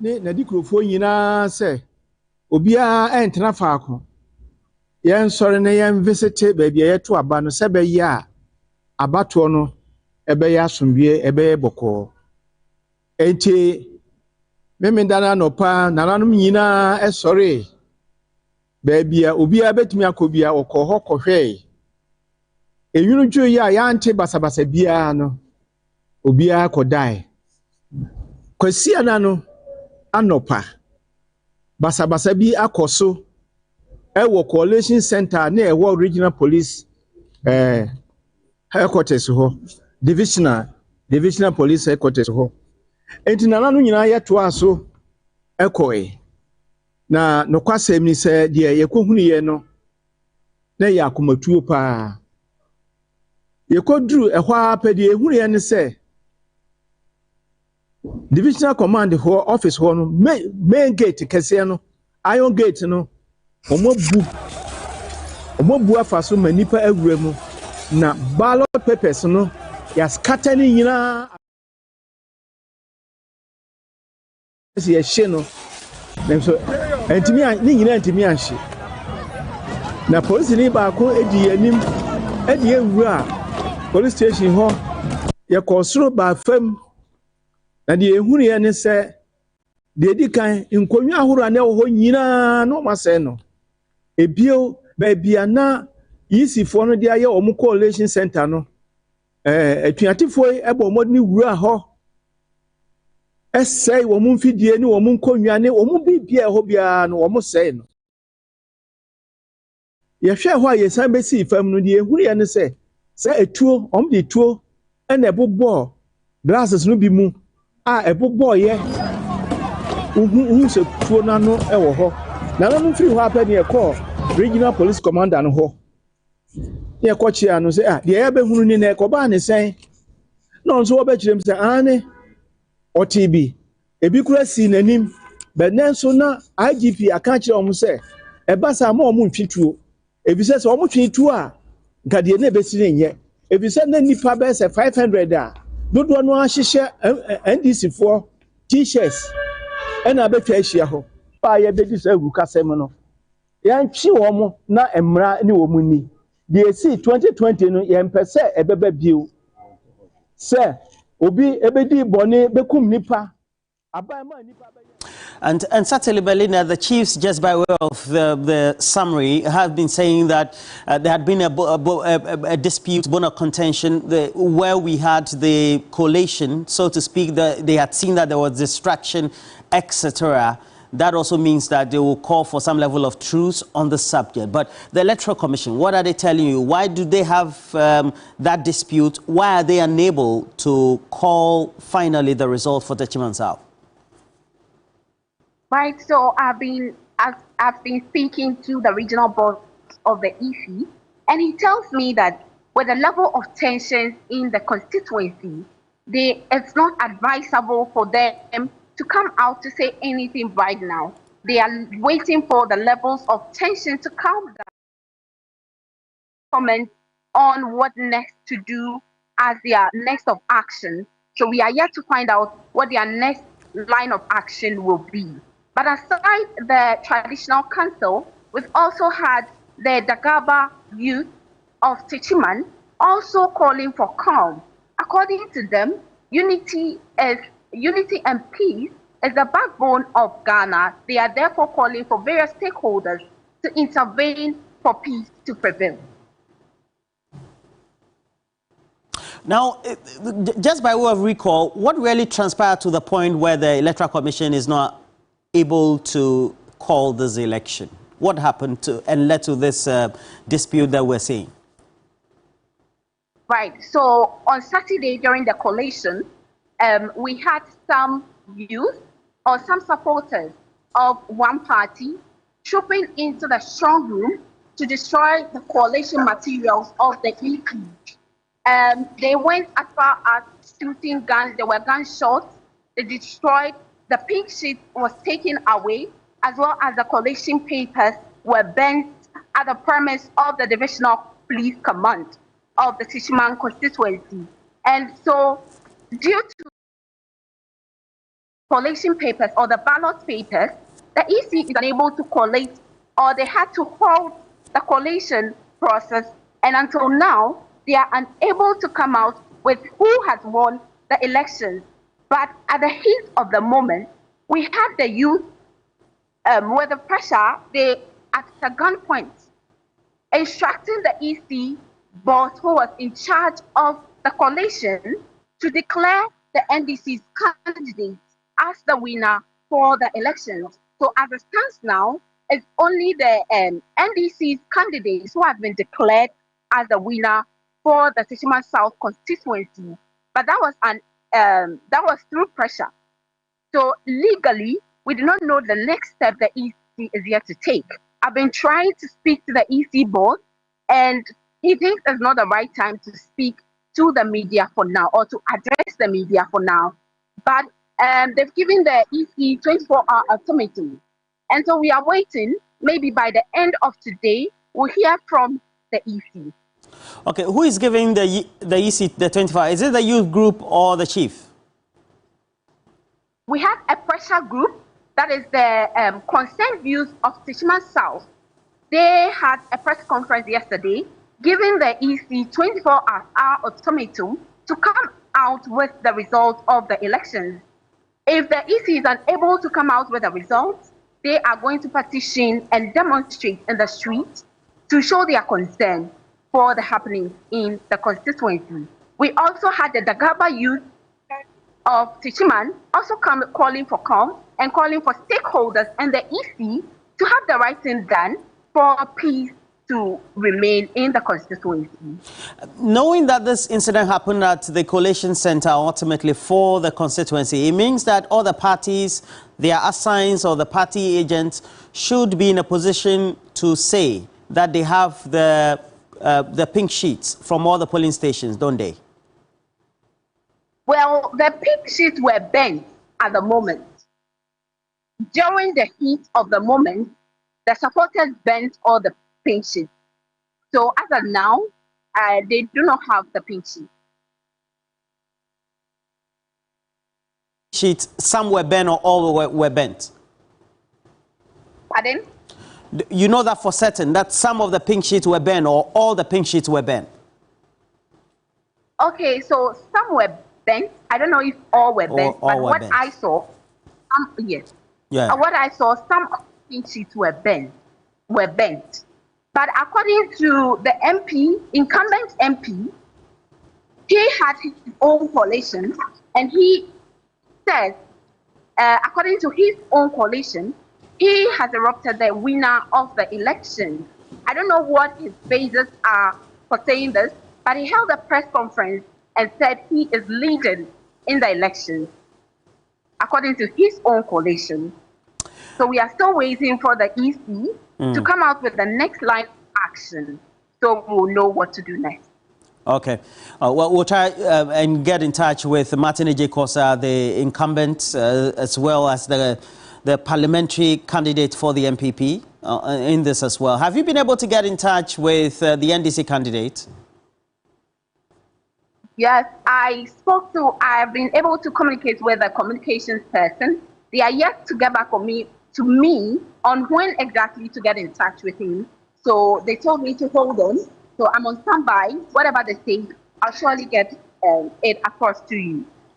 Thank you very much. Belinda Jabako, just reporting for us from Techiman South, and they've not had finality to that election. After the various polling stations were closed, subsequently, of course, the results were declared at the various polling stations. Then they had to then get to the collation center and get those declarations made. And subsequently, there were a number of distractions you've seen in the videos where we had ballot papers as well as, according to what our reporter is telling us, pink sheets also destroyed in the process. However, the incumbent Martin Ejekosa is insisting that based on his team's collated, who should then be declared the winner. And then also that's the same contention from the NDC candidate as well. What we're going to do is to make sure that follow this issue through and bring you the latest as it is from Techiman South. Now, Pakwesi, very interesting developments there from Techiman South. And we know that from the last election, again, a hotspot. Very, very interesting, Roland, as we take our viewers throughout the 276 constituencies, bringing them up to speed with happenings across the country. I do hope that the Electoral Commission officials would try and sort out the issue as soon as possible. This is still your Election Command Center. This is a live coverage of the election 2024. We're streaming live on Facebook, also live on your DSTV channel 279. We're live on 3FM 92.7. You can, be a part of this discussion. Share with us your views, comments, and suggestions. Let's know what you make so far of our coverage of the 2024 general elections and the aftermath of the elections. I've been joined in studio this morning by the former Chief Executive Officer of the Free Zones Board, Kojo Chumbuafu. He's my guest on the show this morning. Mr. Buafu, thank you very much for joining us here on Election Command Center. Thank you for inviting me. How are you feeling? Humbled. I'm humbled. Let me just put it that way. Did you expect this magnitude of victory? No. I knew we were going to win. I was very hopeful, given what Ghanaians have been through in the last 8 years. But if I tell you, I expected NDC to take the largest, the safest seat of the MPP by numbers, which is Dome Kwabinya. I'll be lying because it's a statistical improbability is very high. So, also West Wuogon, Okanko South. I also West Wuogon had been trending NDC for a while. I stood election in that area in 2008, but for an independent candidate from my own side, in fact there were two of them, we would have won the seat, sponsored by the MPP of course, right? We would have won the seat. The next person who came after me, Kingsley Wadako, did better than me. So it has been trending NDC for a while. Of course, John Dumelo in 2020 was robbed. But this time we said we were not going to be robbed again. And the result was clear. He won by 11,000 votes. So as good as that was, and you know, Dome Kwabinya is an adjoining constituency to Ayawaso West Wuogon. What happened there was very, very impressive. I think Madam Eli Makurugu, very, very impressive. I mean, you can talk about people like Rabna Obin, Okaikwe North. We've seen Ewutu Senya East as well. Senya Okankwe East, South, which has traditionally been an NPP very seat. talented but very feisty young lady now. Koyo, who just wouldn't die, you know, and the courage she has shown in wrestling that seat from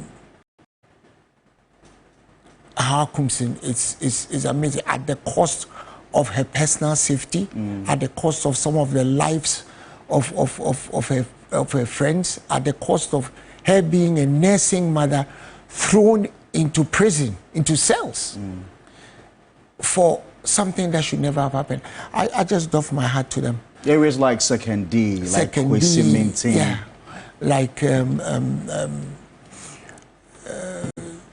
you know, Katie Hamon's constituency. Asokwa. Adansi Asokwa. I mean, it's a lot of very interesting things have happened. A lot of seats that we have not won before. But what it tells me is that politicians cannot take the Ghanaian citizen for granted anymore. How do you analyze the results of this year's elections? John Dramani Mahama appreciated by a little over 100,000 votes.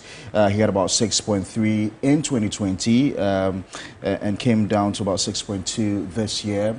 Nana Akufo-Addo was a candidate of the New Patriotic Party in 2020, got about 6.7 million votes, and we saw Bawumia making about 4.2 or so. How do you analyze the results? Because, first of all, the NDC refused to allow them to continue with ballot stuffing. You don't believe in the 6.7 million votes they got in 2020? No. What is happening this election period should tell you that over the years, what the MPP have been doing is simply stuffing the ballots. You don't believe that in excess of 2 million people refused to turn up and vote? A lot of people refused to turn up, I agree. A lot of people refused to turn up because they couldn't be bothered to come and vote given their circumstances. So they were not necessarily NPP supporters? Not necessarily. There may have been many NPP supporters who refused to come and vote for a continuation of the tyranny of Akufo-Addo and his gang of buccaneers and brigands, his band of usurpers and highway robbers who have turned this country into piffle, right? They have lowered our standard of living. They have bastardized every institution in this country with politics. You seem to know a lot about looting and misappropriation of funds under the Akufo-Addo administration. I hope you'll be assisting in the Operation Recover All Loot exercise. What we are going to do, what President Mahama has promised, is that he is going to delve into every detail concerning the stolen money and resources of the Ghanaian people, the misappropriation of resources by this government that's now going out of power, and he will make them accountable. President Mahama knows the character of all his men. I have served him since 2009, so he knows my character. He knows everybody else's character and capability. So nobody is going to run around allocating positions or functions to themselves. We're going to come back. He will decide. Let me finish, please. Okay. He will decide who he wants to do what, where, and when the time comes. Okay. But what I can tell you is what President Mahama has said. What I can tell you as somebody who has served him since 2009 is that I am all in with him. Come rain or shine, come rubble and bleached bones, I'm all in with him. And whatever he asks me to do, I will do it. If he gives me a mop and asks me to go and mop the airport, so will I do.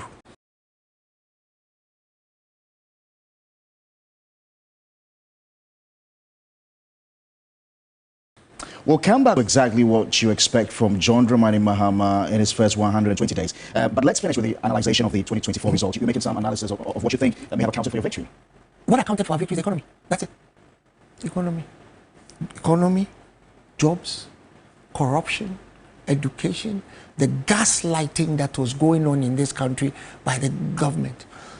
You took the cedi when it was 4 cedis to $1. By the time the election came around, it was trending upwards of 17 cedis. And then you told us that the rate at which the cedi depreciated under you was better than the rate that at which it depreciated under the NDC. Do you pay your bills in rates? I'm asking you, do you pay your bills in rates? When you are going to buy food, does inflation trend upwards in rates when it comes to your bottom line? When you are going to buy 3 tomatoes for 20 cedis, do you buy it in rates? When you bring a car to the port, I'm sure as a young man, you own a car. When you brought it to the port, did you pay the taxes in rates? The 47 different taxes that Akufo-Addo and Bawumia put on us, did you pay it in rates? When you step outside and you go and have a meal with your family, which is something very common most people do you look at the receipt? You are paying for getting COVID. Thanks to Ken Ofori-Atta, you are paying COVID levy. You don't only pay it once, you pay it twice on the receipt. Look at it. Because you pay the COVID levy on the NHIL and you pay the COVID levy on the total amount. Why are you paying for getting sick? Do you pay malaria levy? Do you pay stroke levy? Do you pay cancer levy? Do you pay levy for getting piles? But the reason why you pay COVID levy is that the grants and the monies that we were given to better our lives, to utilize under COVID, Akufo-Addo and his gang stole the money. 33 billion cedis, they stole it, distributed it to their friends, their families, and their colleagues. You remember when Felicia Tete, their candidate, their parliamentary candidate in Sagnarigu, came to tell us that they gave her 150,000 cedis out of the COVID money. So if they gave Felicia Tete 150,000 cedis, how much did they give John Wedu? How much did they give Eslo? How much did they give Peter McMenu? How much did Bawumia himself take? Do you realize, Mr. Chumboa, for that to continue to make allegations of corruption against the Akufo-Addo government means that you're putting a lot more pressure on yourself and your government, because the people of Ghana would like to see prosecution. If you accuse somebody in the incumbent of engaging in corruption, then as a government in waiting, we do expect that you recover the monies from them. President Mahama has promised you, and he's giving you a mnemonic for it, Operation Recover All Loot. But whilst you ask me that whilst you say that I'm accusing the outgoing government of corruption, were you living in this country? You were? I was. Did you hear Gabi Ochedako on tape allocating percentages in PDS to people? Did you hear that tape? Well, there were tapes flying all did you over. listen, my brother? There were tapes flying all over with voices alleged to be voices of people we know. For the sake of this long-suffering Ghanaian, let us stop passing words. Let us stop using descriptive grammar to describe what we know in order to obscure it. Well, because we know that it was Gabi Ochedako's voice on that tape. He has not disputed it. It was Gabi Ochedako's tape on that PDS matter. He has not disputed it. It was his voice. So assuming without sharing percentages of our electricity company, like, excuse me to say, jam biscuits for children at Christmas. You are also aware that Ken Ofori-Atta wrote a complaint, a criminal complaint to the police, to the CID.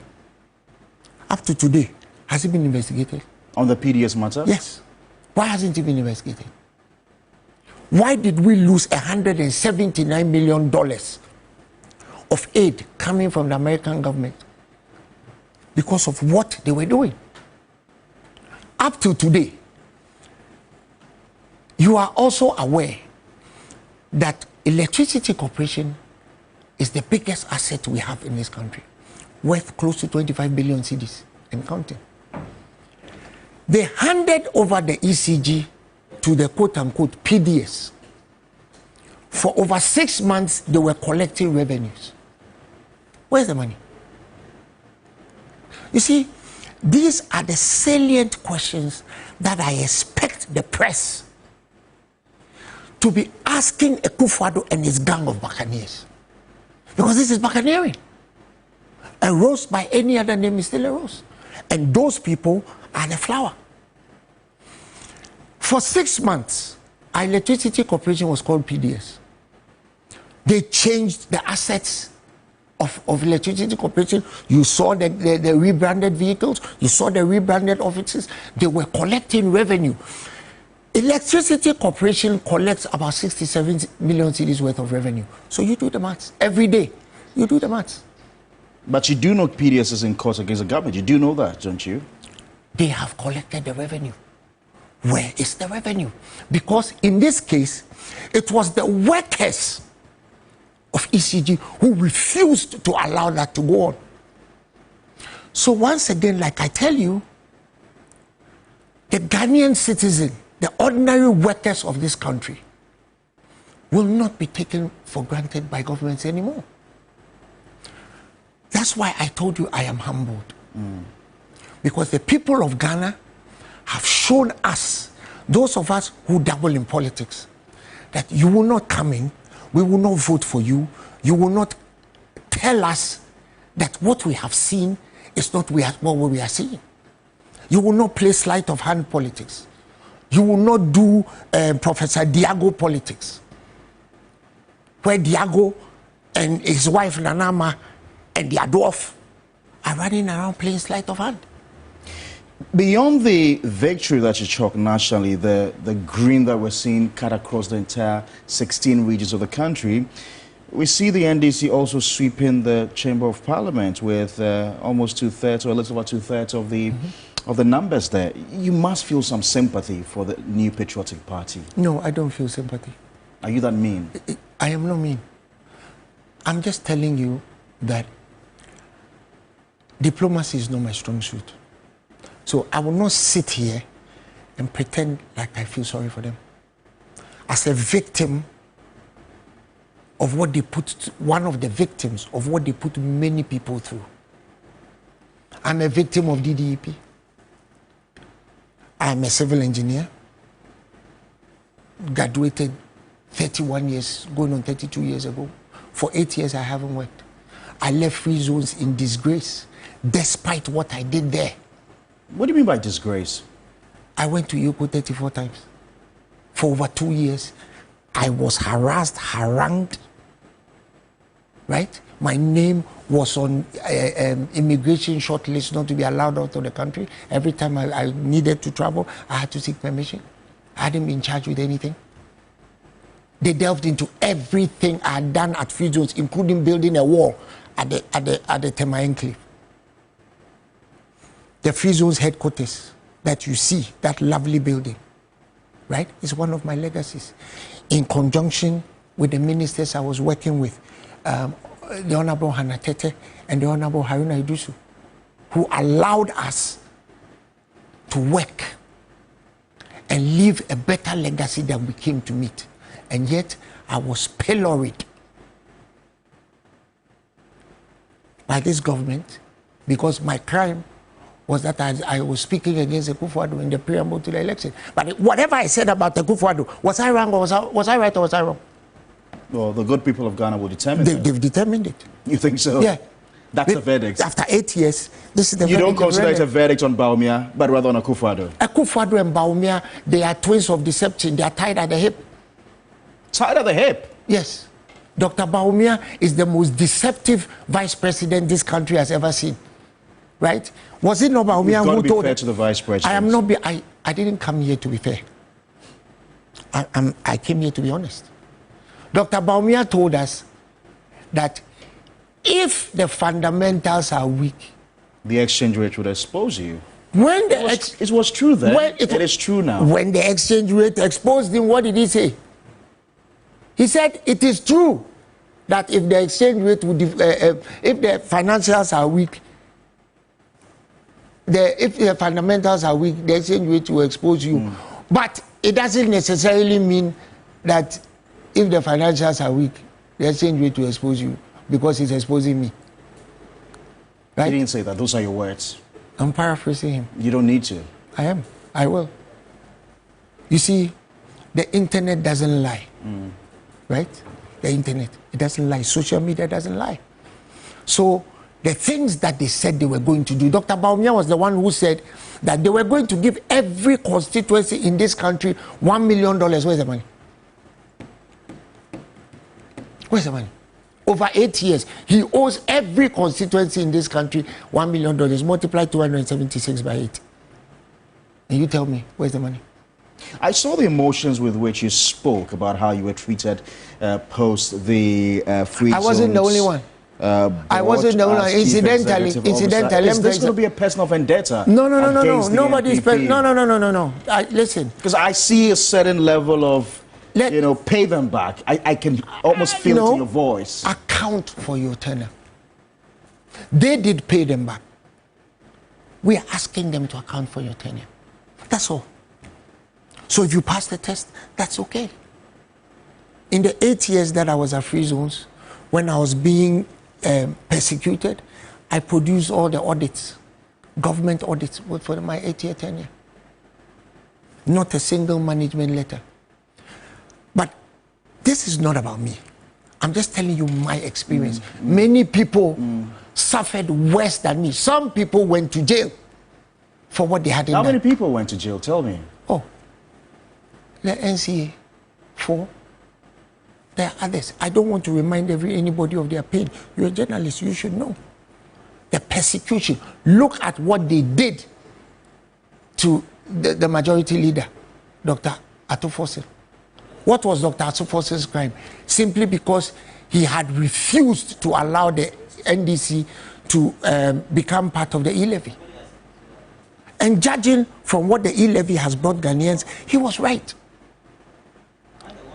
If the NPP chose to prosecute Dr. Atufossil for signing an LC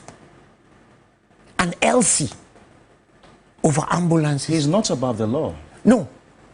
Let us hope that the Kufuor's daughters are also not above the law, because they also brought ambulances. You're going to prosecute them? I'm not saying, I said let's hope they... What I'm talking to you about is accountability. I'm saying that what is good for the goose is good for the goose's wife. You do realize the overwhelming support and victory that the Ghanaian people have given to your party, the NDC, through the result of the 2024 general elections. They are asking us... You've got a mandate.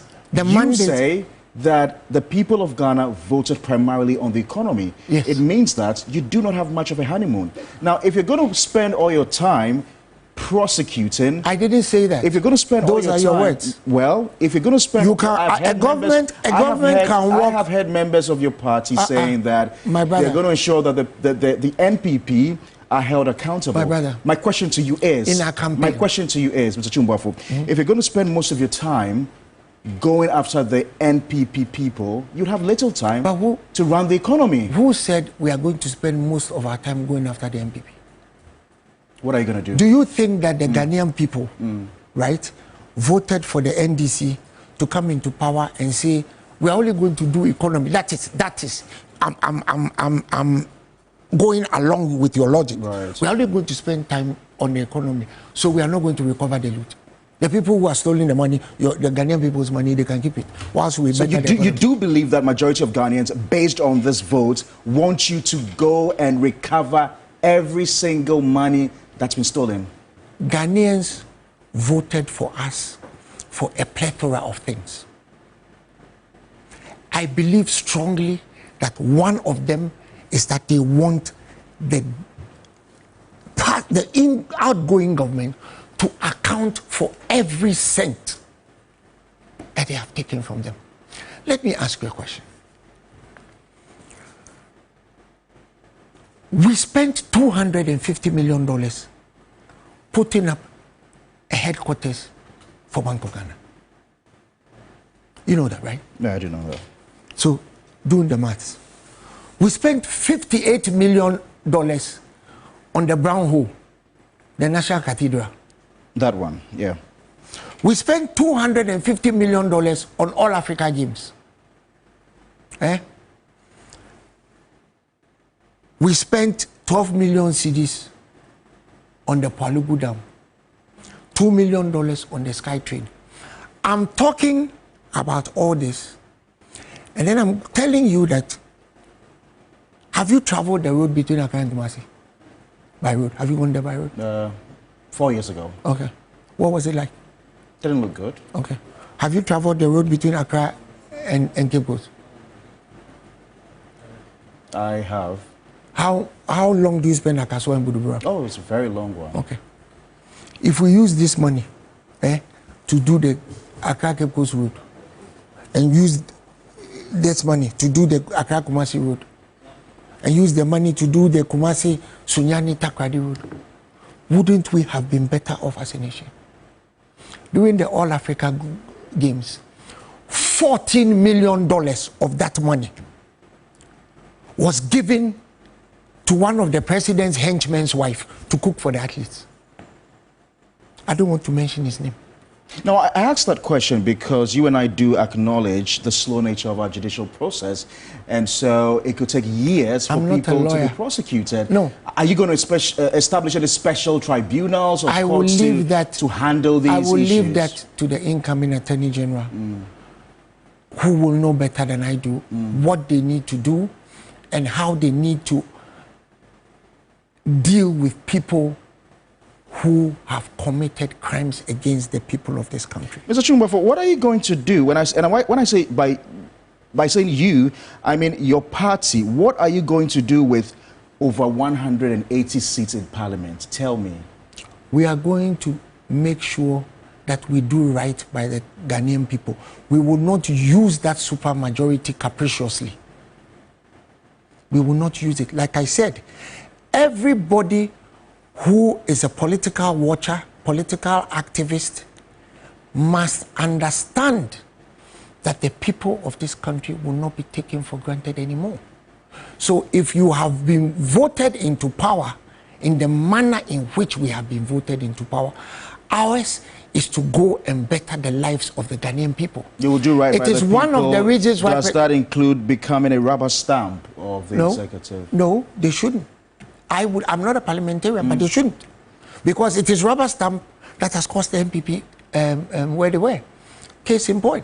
When they rubber stamped what Michael Kwe did 4 years ago in removing a member of parliament, when Formula MP 4 years later, they said, oh, Michael Kwe was wrong. For which reason they went to the Supreme Court, of course, and got a rubber stamp from the Supreme Court. They got, unanimous FC. They got penalty goals. So, our government should be mindful of history. This country has a very painful history. We must be mindful of what Ghanaians have done. Ghanaians were simply, absolutely, Ghanaians were simply waiting for that day to go and bring them out of office. And that's exactly what they did. We have won 12 seats that we've never won before. 12 seats in urban and peri-urban areas that we've never won before. That should tell you that Ghanaians were tired. Ghanaians had decided to look beyond innate political affiliation, because there were many times when you talk to people, they tell you MPP needed a Jukami to wait. I was born into MPP, so I don't know what to do. But they were hurting. Their pockets were hurting. And the MPP government officials will tell you, oh, dollar rate is only in Accra. Well, now they know different.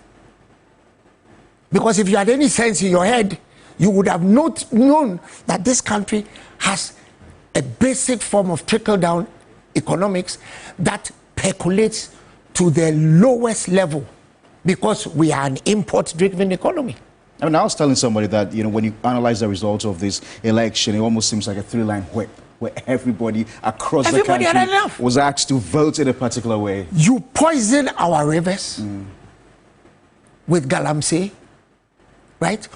The NPP administration between 2017 and now gave over 1,800 licenses for people to go and mine in forest reserves. And then the chairman of the Ashanti region of the MPP comes to sit on his own TV station and removes gold bars and sneers at us. Yakasa want to be with car. Well, wait, a solid money. Any solid. Me even go solid money. Me even go. Wait, and you're liquid. And you're solid money. Remember that? I do remember. Okay. That was sneering after us after poisoning the Nimri Forest Reserve.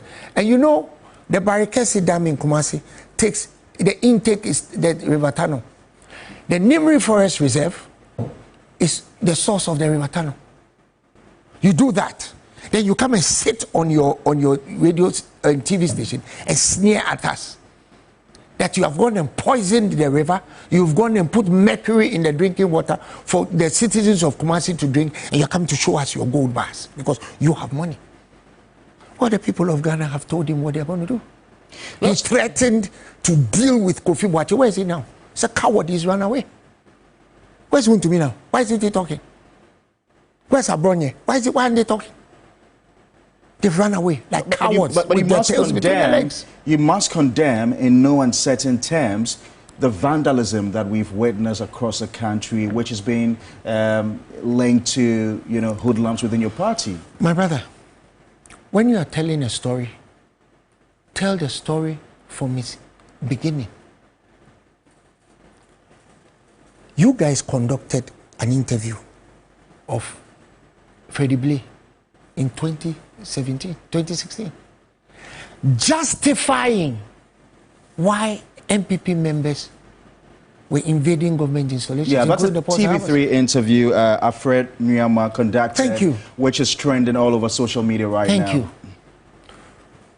People have memories, right?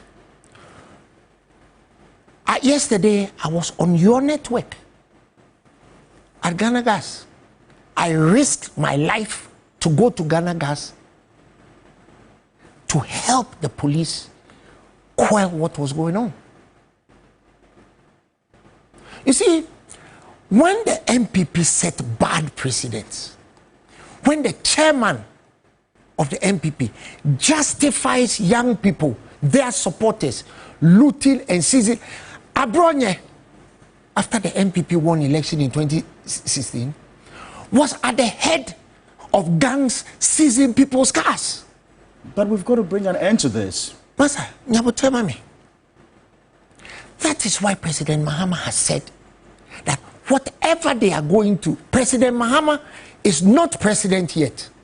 And yet yesterday, he spoke to whoever is ostensibly doing, whether they are doing it in his name, or whether they are disgruntled MPP supporters who have been trodden on by their own people. We don't have the facts yet. So this notion that is running around that it is the NDC people doing it, President Mahama has said, if you are young, you are angry because you have been taken for granted, allow me the time to come into office and fix your issues. Instead of Dr. Bawumia, who is the head of the police council, chairman of the economic management team, which went from solid to gaseous in no liquid, without passing through liquid, you should be calling the police command to deal with it. Why would you be asking President Mahama to call his supporter? Is President Mahama in government? Why are you asking President? You see, do you think he was irresponsible? It was not just irresponsible, so it was a dereliction of duty. Vice President Bawumia has derelicted his duty from the day he was sworn in. Right? And during his campaign, you saw a man disavow his own government, a government of which he was the number 2 man. He called himself a mate. And Ghanaians have shown him that we hold both the driver and the mate responsible, because if your driver is drunk, who mate in a soul to me to chalk? You don't, we are going to Kumasi, you don't pass through Kumasi because your driver is half asleep and half misbehaving all the time, and then when we get to Sunyani, you tell me it was not my fault because that means to me to chalk Kumasi. And the Mudu mention when do traffic lights Nazi. So I'm going to ask you to my brother, hold on. So Vice President Baumia, his finest hour as a politician was his concession, but 24 hours later he reverted to type. Utterly irresponsible statement asking President Mahama to control his supporters when you are the chairman of the police council. What have you been doing your whole life? Kindly hold on for me. We're told there's a press conference at the police headquarters right now. We're going to go there later, I'm told. But listen, let's talk about the first 120 days of President John Dramani Mahama. He's said a number of things. Maybe we can start off from the transition team that's been put up, led by Julius Deba, former Chief of Staff. Hold on for me. You did mention, or you alluded to that interview that TV3 had with Freddie Blay, who was the chairman of the New Patriotic Party. Let's hear that interview, and then we'll come back in studio. You sure specifically what you want to refer to, but there have been instances where it's not an issue of people going to public offices and state institutions to drive out people and take over. No. In some cases, particularly at places like the Harbour, DVLA,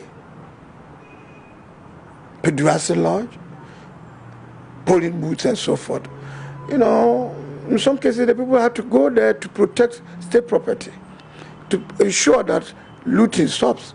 I've been told that in some public offices and so forth, all of a sudden those who are working there have refused to come to work. Not because they have been intimidated or been chased out, but they themselves have suspected that maybe because how they came there was purely based on them being members of the party then in power. Maybe some people chase them out, then they've left those public places just to the wind, just to the weather, and people have gone there to go and protect it. Some of our members have gone there to go and protect it. I know that the party and a number of top officials of the MPP have condemned these acts, but beyond the condemnation, what will the party do? Because it seems that's not working. Well, it's not a question of condemnation. I've told you that it's not some instances I won't condemn.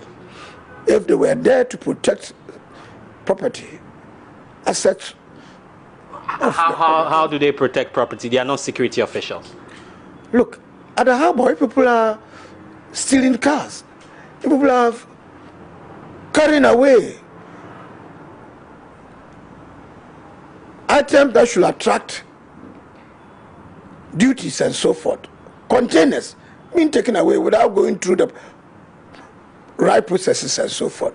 I think we should be bold enough to say that stop what you are doing. But it is not the duty of MPP supporters to go around and enforce law and order. In that regard, it's the duty of the police. You are in power now. Your party is in power now. Just notify the police and they'll deal with it, Mr. Blake. Let me make a point. It is your duty, my duty, to stop anybody stealing even an individual's property. If you can, you have good reason to know that what the person is doing amounts to stealing. But we have appropriate institutions. I agree. We have appropriate institutions. No, I'm saying that if that can do that job as well. Cars from the Harbour, taking them away. Are you suggesting that we should wait and go and call the police before they come and stop? You think the party supporters are better placed to handle this than the police? It's not a question of they are better placed, that they will stop them and then refer the matter to the police subsequently. Please, let's understand. All right, so that interview was by Kwachia Fred Nyama, who worked with us here at TV3, but I think originally he was with Ghana Web, and so that insight came from Ghana Web, talking to Freddie Blay about happenings in 2016 when the NPP won power and some of the excesses that were experienced, and he justifying some of the happenings then.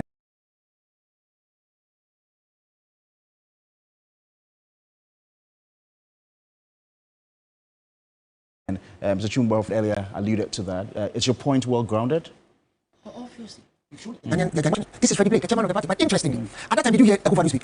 Because he didn't care. He actually wanted it to be done, right? He actually fanned those flames because thugs like Abronye were running around, barging into people's homes to seize their cars. I was in Madame Valerie Sawyer's house visiting when he sent some of his thugs to come to his house to seize a vehicle that she owned. But we all know this cannot be a justification. No, it is not justification, but I said, tell the story. Let's not start from now, because at least we in the NDC, some of us like me, risking our lives to go there to help the police quell what is going on. Yesterday, I was there when the national... Yesterday, I was there when the national youth organizer of the NDC came there. Our general secretary has spoken about it. Sami Jeffy, our communication officer, has spoken about it. But even before I go, the party chairman has spoken about it. Let me ask you something. Are you aware that in the Siojaman, NPP youth went to their MP's house and invaded the place? I'll come back to you. Let me go on the Zoom right now. Mr. Daniel Domelevo, who is a former Auditor General, has joined us live on the show. Mr. Domelevo, good morning to you and welcome to Election Command Center here on TV3. Good morning and thank you for the opportunity. Let me start off first of all by asking you whether you feel vindicated by the outcome of the election results. You've been one of the major critics of this government. Very much. I feel very, very, very vindicated because and I'm very happy that Ghanaians have held the government accountable in the true sense of the word. But if you can allow me, let me congratulate the President-elect, His Excellency John Dramani Mahama, and the incoming Vice President, the NDC government, as well as Ghanaians, because I think this is fantastic. Would you take up any position in John Mahama's government? Let's cross the bridge when we get there. I don't know yet. Right. So, we have had the Electoral Commissioner. She has declared the election results in favor of John Dramani Mahama. The transition teams have been constituted to begin the transition process. What are your expectations for the first 120 days of John Dramani Mahama? Well, my expectation is that, and I think he should know, he and his team should know, that there is no honeymoon for them. They have to hit the ground running. Fortunately, he's not a novice. He's been there before. He knows what to do. So I think from day one, that is on the 7th, just after 7th of January, just after swearing in, he and his team should start work. What needs to be done must be done and done immediately, especially the looted funds that he promised us that is going to recover. I think he must take immediate action to ensure that these monies are not stuck away or thrown out of the country. You know, there's a lot of illicit financial flows these days. And I think that must be done and done quickly. And are you ready to lead the task force then, if you're offered? I will die for Ghana, my brother. There is nothing that I will not do for Ghana. Why does it sound to me that you probably are just hoping to exact your pound of flesh? Not at all. In fact, they can take all positions and put me aside. I'm not interested in exerting any pound of flesh. I have beef against nobody. What I'm interested in is how we can develop our country. I'm not pleading or applying for a job, my brother. So maybe that's the wrong impression. With regards to accountability, on top of your mind, what issues do you think should be on the front burner? First and foremost, the looting of public funds, the abuse of public funds is very important. We must ensure that money is generated for the country in terms of taxes, in terms of money borrowed, in terms of grant received from abroad. These monies are all used for the intended purposes.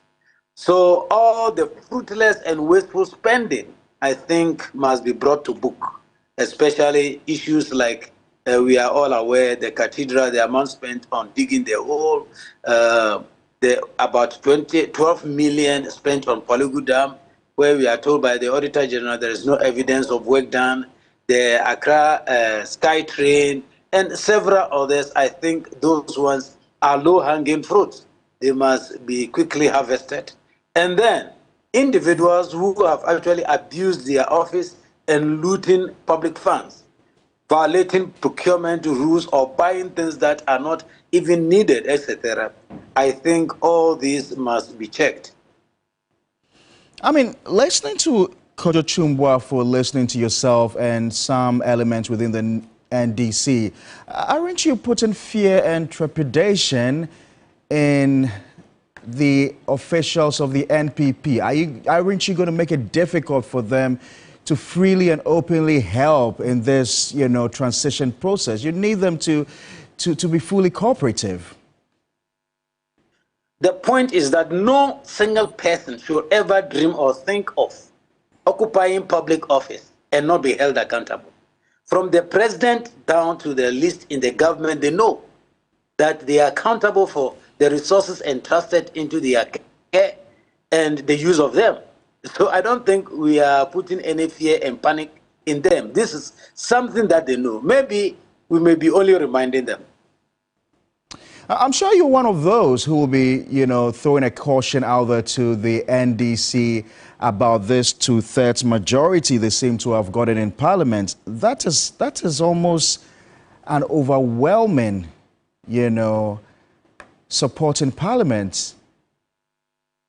Exactly. And I've heard a lot of comments. People say the NDC can do anything at all. And I am like, you guys, you must be joking. 2028 is just by the corner. The very way that Ghanaians have said no to the NPP, they can still say no to NDC. So this is not a blank check to misbehave. No.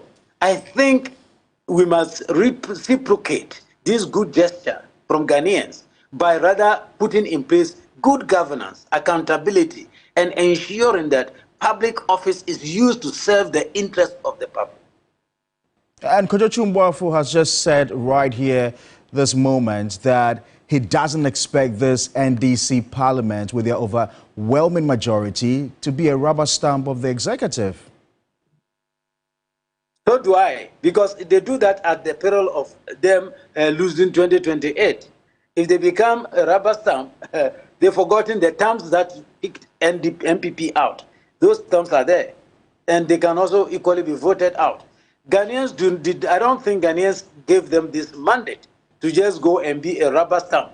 If any foolish, or forgive me for lack of better words, a useless policy comes and it is approved, things that do not serve the interests of the people, they use their majority to approve it. Fine, they can do that legally. But 2028 is there, waiting for us. President Mahama has said that he... My brother, if I may. My uncle, Mr. Domelovo, was kicked out of office by the president because he was fighting corruption. The Supreme Court corrected that, didn't they? My brother, I told you before, a rose by any other name is still a rose. He was removed from office because he was fighting corruption. Do you understand? That is what Ghanaians are saying they don't want to see anymore. A presidency covering corruption, using the courts, and using impunity by asking a man who is not due for retirement to go on leave until his retirement time comes. They went as far as going to change the locks in his office. Fortunately, he has lived to tell the tale. Not many people, not everybody lived to tell the tale. Your own colleague Ahmed Swale didn't live to tell the tale.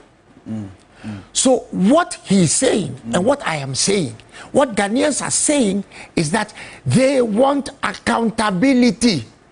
It is not revenge. It is not capriciousness. We are asking people to account for their tenure. When you are going into public office, and Mr. Dobelovo is the doyen of all these things, he can tell you, the first thing you are asked is to declare your assets before you go. When you are leaving, they ask you to declare your assets. There's a reason. Because you cannot enter government with a pigsty, and then when you are leaving, you have 14 apartments. There's something wrong. So the laws of this country have been written by some very smart people, including Mr. Domelovo. And if the NPP government had been mindful and allowed Mr. Domelovo to work, maybe they would still have been in government. Mr. Domelovo, let's stay in Parliament. They went to lock his door. They went to lock his door. How capricious can you be? He got to the office, he couldn't open his door. Let's stay in Parliament and talk about the two-thirds majority that the NDC seems to have gotten. We're hearing a lot of people say that, listen, you've got enormous powers to do great things for this country, which includes the decoupling of the Attorney General's office from the Ministry of Justice, I think. Also, even in the appointment of certain people like the IGP and what have you, to even limit the powers of the president. Are these things workable? I know some of them would require a referendum, though, but are these workable? Yes, actually, I think this majority that the people gave to NDC, or to the president, if I should put it that way, is to allow him to do good things for the country. In fact, it will be expected that he leaves a legacy that we can say that we have lived through 4 years of unprecedented good governance. And I am of the view that, and I think it will be the case, that His Excellency John Dramani Mahama is not going to say, because I have the majority in Parliament, we will pass through Parliament and get approved policies which are not good. Any changes or amendments to the constitutions and the laws of Ghana that will help us to ensure a better governance, I think I'm all for it. I am one of those who completely agree that the office of the Attorney General should be separated from that of Minister of Justice. In fact, there is no way that you can sit in cabinet, be part of a policy decision or any decision, and then when the decision is implemented with even advice from you come back and hold that your colleague member of parliament or cabinet accountable. So to combine the Minister of Justice and the Attorney General office, I think is a no-no. If there is any opportunity for us to change that, it must be done and be done well. I always support this with an instance that happened when I was in office. You remember the famous Osafu Mafu's case, that is the Crew and Associate disallowance and search. Right. That happened. Right. I was really expecting that the Attorney General will come to my aid to ensure that that money is recovered. It is only when I perused the document that I got to know that the one who witnessed the contract was the Attorney General. So I say, if he is the one or she is the one who actually witnessed this document, and we are saying that as a result of this, payment has been done for no work, payment has been made for no work done, how then will we get the Attorney General again coming forward to say that let's go and prosecute and recover this money? So separating those two offices, my expectation, this is what I think, is that we should separate those offices and then merge the office of the Attorney General with the OSP office. Because one of the things that I also advocate for is we're not creating too many institutions and structures. These institutions and structures, they overburden the public funds. So if it is possible, we just get all these powers of the OSP absorbed by the Attorney General, who is separated from the Minister of Justice, Yoko, and etc., all put into to become one. If we don't do that, the cost of establishing head office, regional offices, district offices of the Attorney General office separate from the Ministry of Justice is a waste of public funds. So I think we must have to look at it. And I've always argued that even the anti-corruption agencies, there are too many. It is time, I think, President Mahama will set up a team to look at the mandate of all the anti-corruption agencies and see the overlaps and the gaps and reduce it to 1 or 2. We don't need 3, 4, 5 anti-corruption agencies. No. One should be able to have all the mandates and perform as it is. Remember, government institutions, including, of course, even private institutions, are run with departments. So if you have 1 or 2, there can be separate departments or units responsible for specific activities. We don't have to have them such that at the end of the day, they are fighting each other. There were several times that in the course of an audit, whenever Yoko feels that they have to go in for protection, they rush in and take their documents even before we go. So auditors will go and they say, our documents are with Yoko. To the extent that times I have to write to the Yoko board and say, look, I am exercising my constitutional mandate. You don't have a constitutional mandate, even though you have a legal mandate. It is not at the same level. It's not at the same level with the constitutional mandate. So release the documents. And it is usually a tug of war. So these anti-corruption agencies tend to fight each other, including the use of Yoko to come after me when they thought I was disturbing Honorable Asafumaf. So I think we should look at it again, realign this institution so to cut down government spending on institutions, and not only the anti-corruption agencies, of course. There are a lot of institutions which I think are redundant or overlap each other. We may have to reduce the size of government so that the freed public funds or money can be used to develop the country and used to better the lot of our citizens. Just to give for emphasis, the same Yoko that went after Uncle Yao for doing the right thing, right, refused to go after Cecilia Dapa on recommendation of the OSP. So you see that there are people better placed to tell you what I'm telling you than me. But in a nutshell, I'm just asking the people of Ghana to figure this, right? Picture this. They went after Mr. Yaldo Melovu, right? For I don't even want to remind him of his pain. Yoko went after him for procurement. I don't even know. And then they refused to go after a minister in whose wardrobe $6 million had been found. They refused, even though the OSP had written to them to investigate that matter. So, as we say in Twi SM7, Mr. Domofo, and I'll take a bite from you on this matter as well. A lot of these fine things you talk about, these modifications to our governance system, I hear a lot of the politicians talk about it in opposition, the issue of decoupling the AG's office from the Ministry of Justice. You hear a lot of MPs, a lot of politicians talk about it. Pakwesi Indum then, as running mate or as flag bearer of the CPP, talked about it. Nana Dankwa Akufo-Addo, even as an attorney general in the time of Kufuor, had talked about, the possibility of decoupling the AG's office from that of the attorney general. Issues about limiting the overbearing powers of the president in making appointments. All these issues are talked about, but it appears when they get into office, it becomes business as usual. Now, how can we trust that John Mahama is going to make all these governance reforms that he talks about? Is a question to me? Yes, sir. Thank you very much.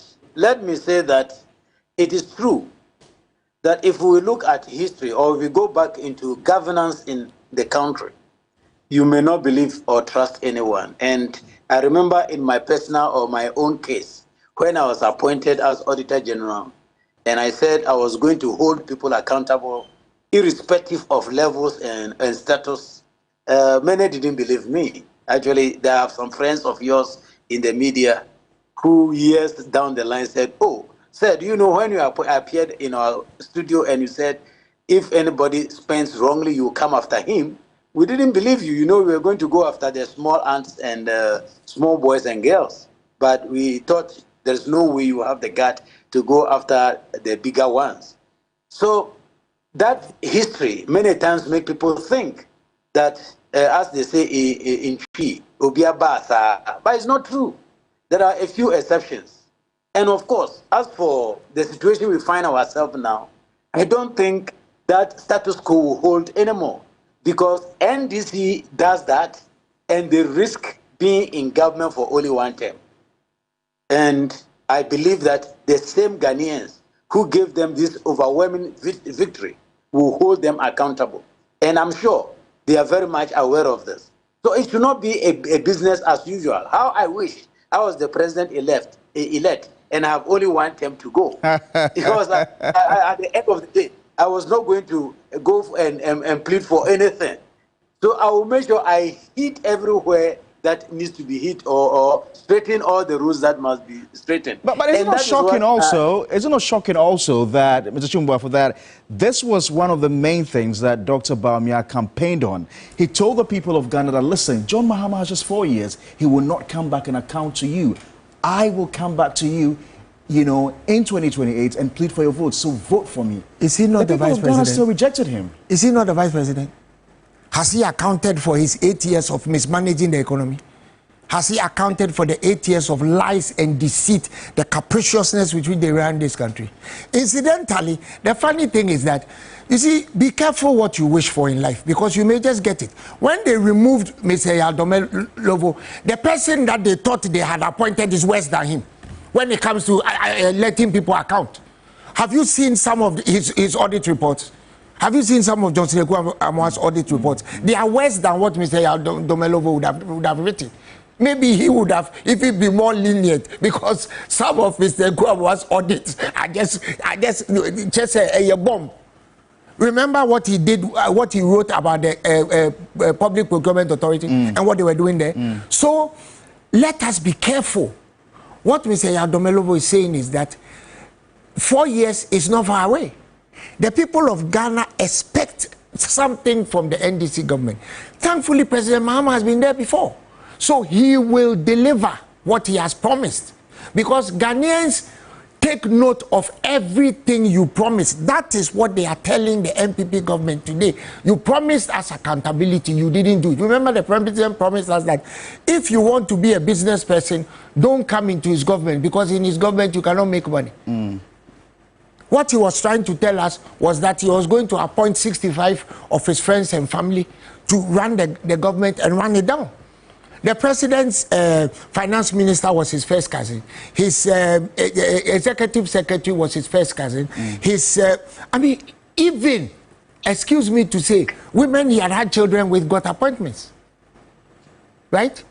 That is how nepotism begins. That is how a kakistocracy begins. And hey presto, that's exactly what we got. The president could never discipline Ken Ofori-Atta. Never.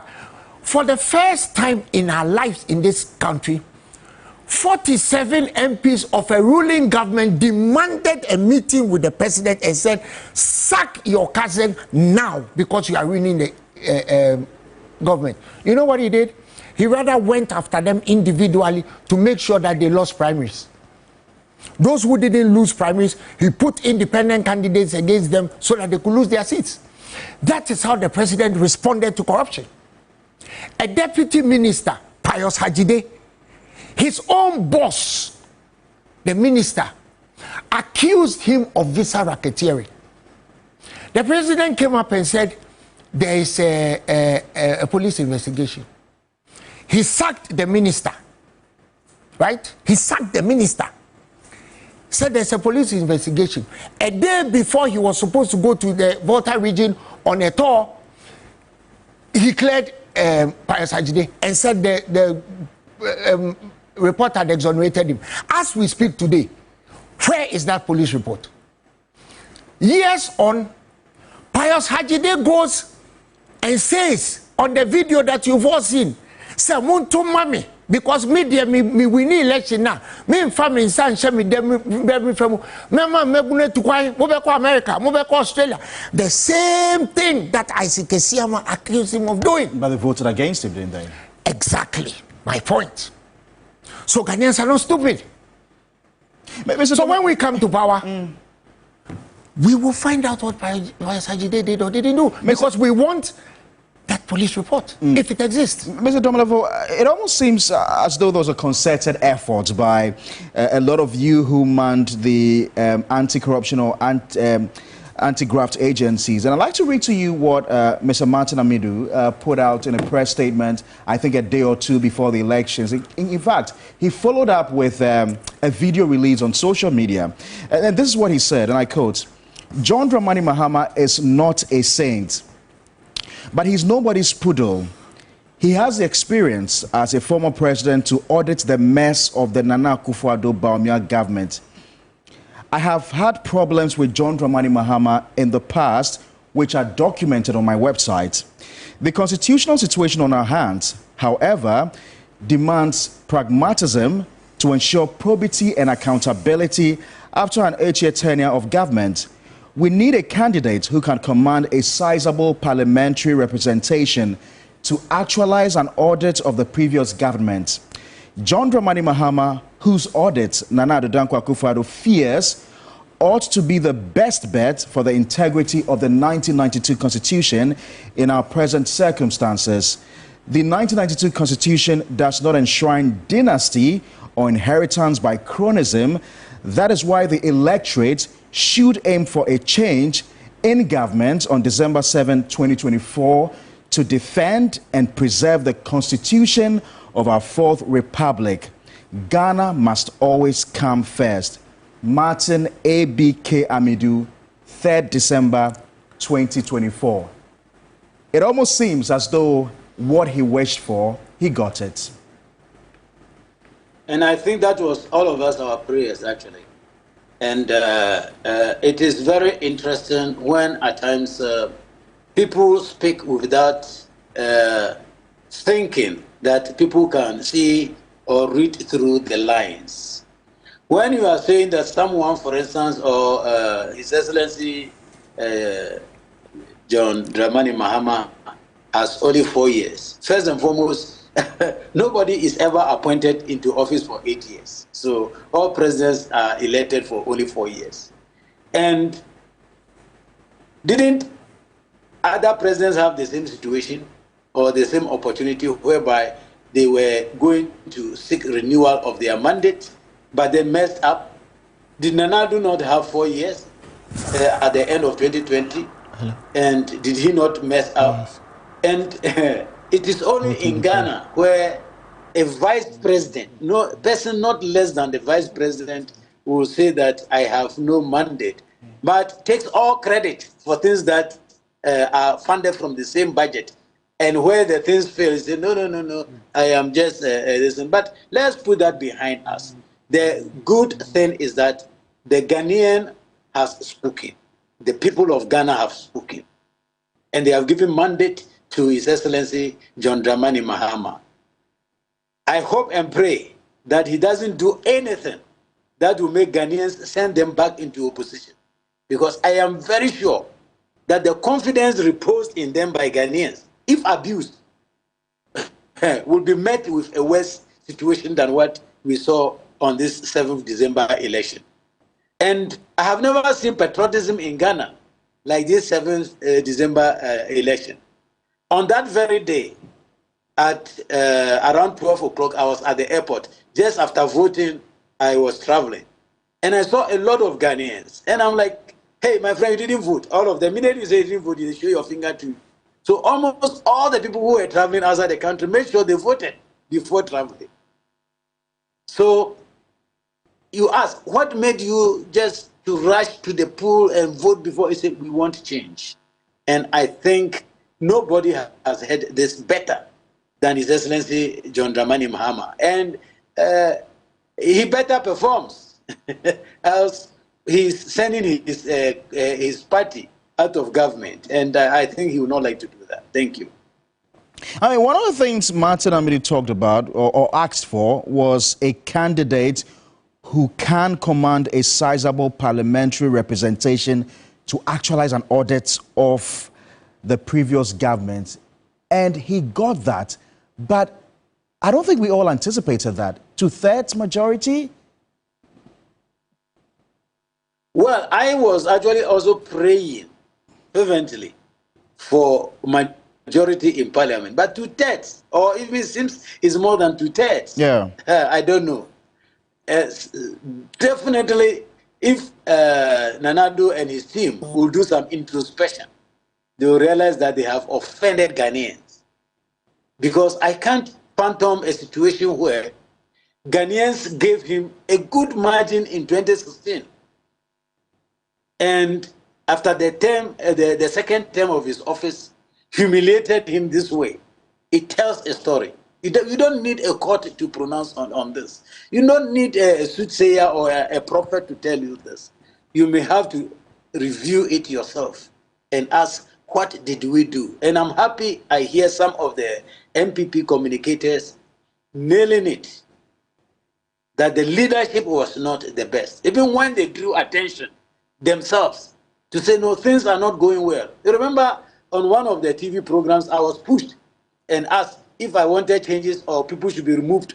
Who are the people I recommend? I also said Ken Ofori-Atta has to go because his presence does not give confidence to the economy. And the leader of the Bank of Ghana should go. Because in marketing or in a market economy, it's the confidence. It's a matter of trust. If people doubt you, they are not going to patronize your goods. So it is good to change the leadership, so to give some confidence to the system. But all this advice and etc. did not go well with the president, or he didn't hear them, or he just didn't care. As a result, the verdict has come. So let's put what has happened behind us, because we have a lot of work ahead to do.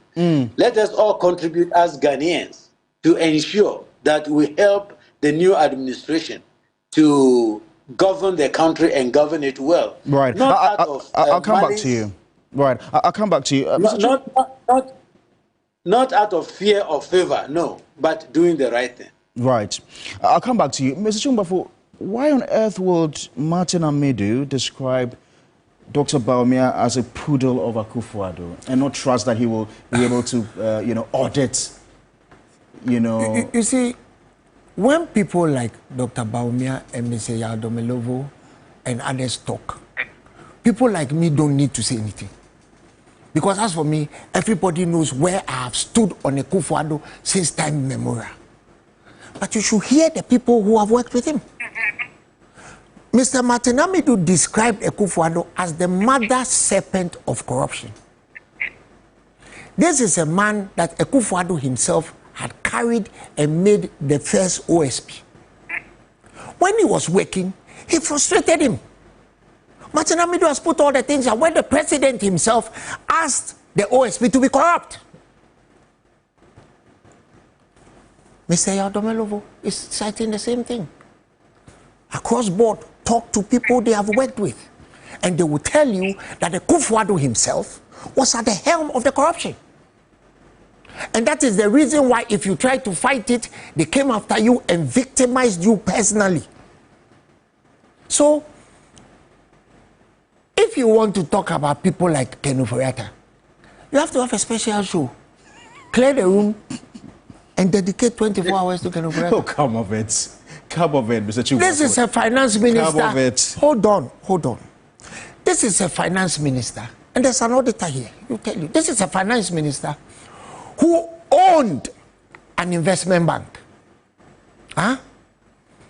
Which investment bank was collecting loans on behalf of the government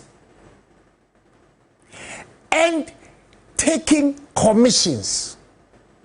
The finance minister. But they've always done that. He has always done what? Has always done that. In this country. As transaction advisors. In this country. Please, let me stop and let Mr. Domelovo explain conflict of interest to you. Please, let me stop. Let him explain it to you. Mr. Domelovo, look, Chumbafo says he's ceding to you. Okay. Do you know that in our practice, for instance, as accountant, even if I am your auditor and the relationship between you and myself changes such that you become maybe a brother-in-law or a wife or something of that nature, it is not acceptable for me to continue to audit you. Because the saying is as simple as this: the auditor must not only be independent, but must be seen as independent. Did you see Ken and Data Bank as independent? So that's the issue I think my friend or my brother was explaining. Conflict of interest is not taken seriously in Ghana, to be honest with you. And many times it surprises me, because I worked for an international financial institution, the World Bank, where even if you are employed, your cousins, your nephews, your aunties, your uncles, the nibblings and the siblings, etc., none of them can also be employed. But in Ghana, we take it lightly. You say, oh, in fact, somebody was even justified, I think it's garbage, that we have so many educated people in our family. So it's not no fault of ours. And I say, my goodness, I'm sure the school was built for only your family. No other family in the country has educated people. But the truth of the matter is that these are public offices. We are talking about the national cake. Sharing it requires that the distribution must be equitable across the board. That is the reason why one family should not have so many people in government, because we have so many families in the country. So I agree with his position. We definitely have to pass the Conduct of Public Officers Bill, which has been on the drawing table for too long. And I'm sure if that bill is passed and passed well, it will control some of these things. Thank you. Mr. Mahama says he's ready to do with 60 ministers. We know that with this overwhelming victory, there's going to be a lot of pressure on him for appointments. He's got to elect some ministers from Parliament. I mean, people like Fifi, what's his name? Mr. Chumbafo says he's ready to be to mop the floor if he's asked to. How is he going to deal with all this pressure? 60 ministers is a lot, to be honest with you. From time immemorial, I personally have not ever agreed that we should have more than 30 ministers. Look at countries which are about 3 times, 4 times our size and the number of ministers they have. What has eluded us in governance in Ghana is that we are using ministries to do operational work. A ministry is not for operational work. You will find a road minister on the road awarding contract and directing people. No. There are departments under the ministry who is supposed to do that. That's why we don't need so many ministries. If you go into some countries, what we have as Ministry of Health, Ministry of Education, etc., are put together as Ministry of Public Services. And then there's a Department of Health, Department of Agri, Department of that. So we don't need so many ministers, because as for ministry, its job is to formulate policy, supervise and monitor. We've had railways, roads and transport. Thank you. And aviation. Thank you. Why do we have that? Why do we need a railway different from road and transport? And we don't need that. Some countries you go, all you find is Ministry of Infrastructure. And you will find a lot of water, electricity, etc., they are all put together. So that's why I say that we need to cut down on the fruitless and wasteful spending that has bedeviled our country by the creation of so many ministries. So if he says he's going to leave under 60, to appoint less than 60 or up to 60 ministers, I don't doubt it at all. If I were he, I would have made do less. Pressure will come. In fact, even if you want to appoint 200 ministers, there will be still other people who will be demanding position, who will not be ministers. So that is no excuse. There are several positions and several jobs. And of course, what is even better than creating an economy where the private sector thrives? So everybody has got something to do for him or herself instead of trying to work for government. Thank you. You talked about the need to allow, agencies and departments to work. One of the things that we've continuously talked about is efficiency in our local governance system. And in dealing with that, many have talked about the possible election of MMDCEs. I mean, that these positions should not be left to, the president to make an appointments, DCEs, MCs, and all that, who are accountable to no other person but the president. And in this light, we saw Nana Akufo-Addo try to do this. Unfortunately, it was stampeded by Parliament. Is that something you'd like to see John Mahama do? Yes and no. In principle, I agree that district chief executives should be appointed by the people so that they are accountable to the people after their term of office. But before we do that, in fact, Nana Addo, from my point of view, put the cart before the horse. Before you do that, there must be what we call fiscal decentralization. The national budget should be divided into district, regions, and national, such that the budget for each district is clearly indicated or stated in the budget or the budget appropriation act, in the appropriation act. So we know that X amount is going to a Sujamai district, X amount is going to Afram Place, X amount is going to Boku, etc. If you do that, and then you let the district or the people appoint the district chief executive, then they have resources to run the district. But when you are holding all the district, all the finances in the country, I normally joke to say that the fiscal decentralization in Ghana is within 2 kilometers square in Accra, from the presidency to the Ministry of Finance. That's the end of the fiscal decentralization. When all the monies are being held by sector ministers who do not have any geographical authority, the only person who has a geographical mandate, apart from the president, is a regional minister. And below him or her is a district chief executive who also have a geographical authority.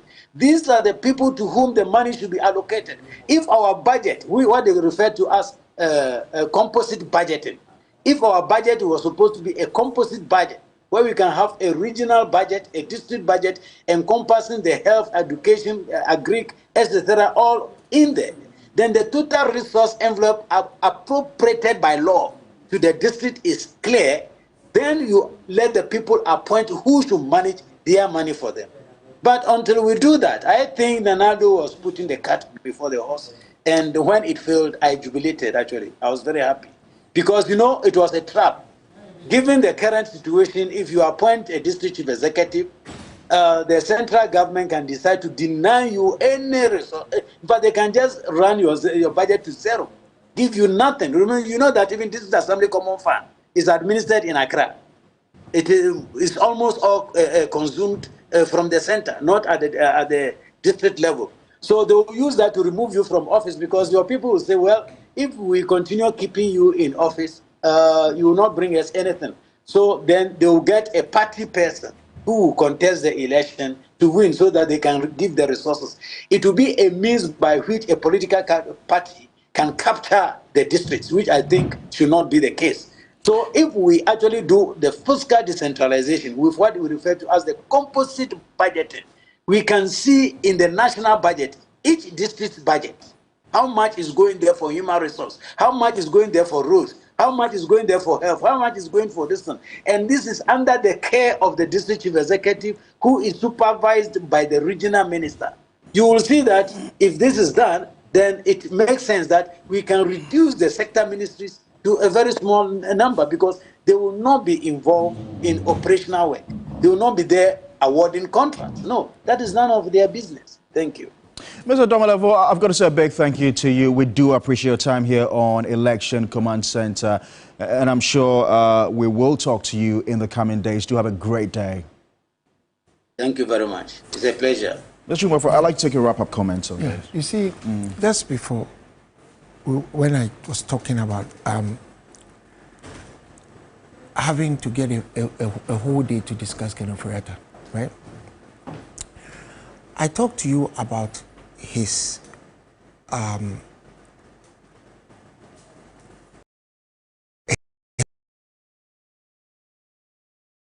bank, right? His data bank. Being brokers for loans for Ghana. But his deputy, also owned Blackstar, whatever. They too, they were brokers. So he admitted in Parliament that he made 150 million cedis at the time from broken loans from Ghana. His deputy, Chasedu Wahini, made 88 million cedis. So if you are making money from broken loans from Ghana, for Ghana, and you are the finance minister, why wouldn't you go for loans that have ended up sinking us? Am I making sense? That is the definition of why we do not want people who we put in charge of certain functions in government to have a pecuniary interest in what they do. Because, let me just ask you a question. If the surgeons in Kolebu are the very people who supply surgery instruments, drugs, blood, and other things to the hospital, wouldn't they be tempted to cut up more people? That is exactly where Akufo-Addo put us. That is why ordinary people like you and I today have lost our investments, because when it happened, they came to steal $12 billion of our savings to go and pay for Kenofureta's mess. He closed down a data bank. So all the people, young people, civil servants, public servants, private people who put money into data bank, some say over 12 billion cedis, as we speak today, are left with nothing. And they had the goal to come and collect our money to go and pay for Kenofureta's mess. And they gave it any money. After eating wache in the finance ministry, they had any money for it. You can't eat wache again? Yeah, boka. No, we can't eat wache again? They should eat it. Omunkosundi. So wache ni yegusutong. Omunkosundi wache no. Yenyina ya boka yenkosuntua. Only one boka. Enya na okoboka no bae. So we're expecting a meeting between the incoming President John Dramani Mahama and the President Nana Dankwa Akufo-Addo today. We are told that it happened earlier today, and we'll be bringing you visuals of that meeting between John Dramani Mahama and President Nana Dankwa Akufo-Addo. We'll be bringing that to you shortly. We know that both parties have also constituted their transition teams. That of the NDC is being led by Mr. Julius Deborah, the Honorable Julius Deborah, who is a former Chief Justice. Former Chief of Staff, and then also on the part of the NPP, we know Frema Osei Opari, who is the Chief of Staff, is leading that. Pretty shortly, I'll be handing over to the afternoon batch. Such a lovely team of ladies and gentlemen. Before we go, let's quickly read a couple of comments that have been coming in. Lots of comments, actually, on our Facebook page.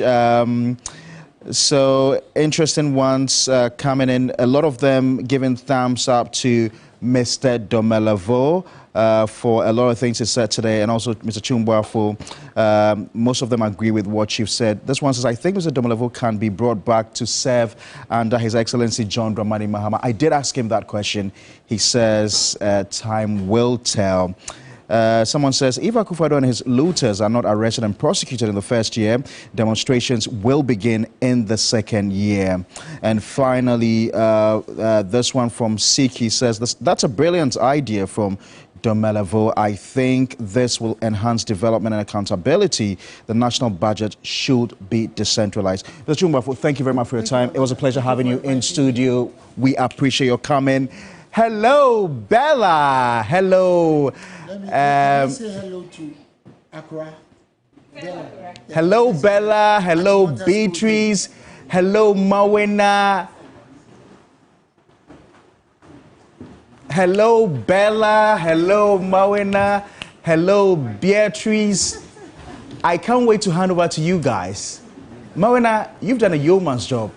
It's good to see you back in studio. Thank you very much, Pakwesi. And you all have done fantastic. I've been here providing expert details, expert conversations in relation to everything that's been transpiring from the eve of the elections up until this point. I'm just here to be an additional member of the team, really. Right, right. Bella, you look spruce this hour. Thank you very much. Pakwesi, what's going on? What did you have for breakfast today? I'm in very high spirits, eh? Well, since yesterday. Honestly, I watched you yesterday when you were going through the losses and I couldn't help but laugh.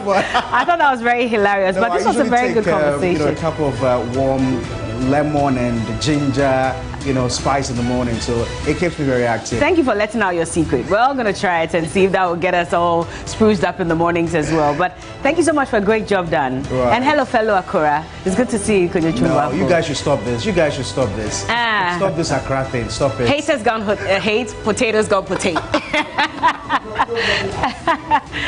Anyway, thank you, Pakwesi. And yes, we're here. We're taking over this afternoon, as usual, till 6 p.m. It's going to be exciting. And we're not three anymore. We have a solid key member joining us as well. And so this is going to be fun. My name is Brella Mundi. I am Mawena Egbeta. My name is Jay. And I am Michael. And this is your election command center. All right. We'll take a break at this point.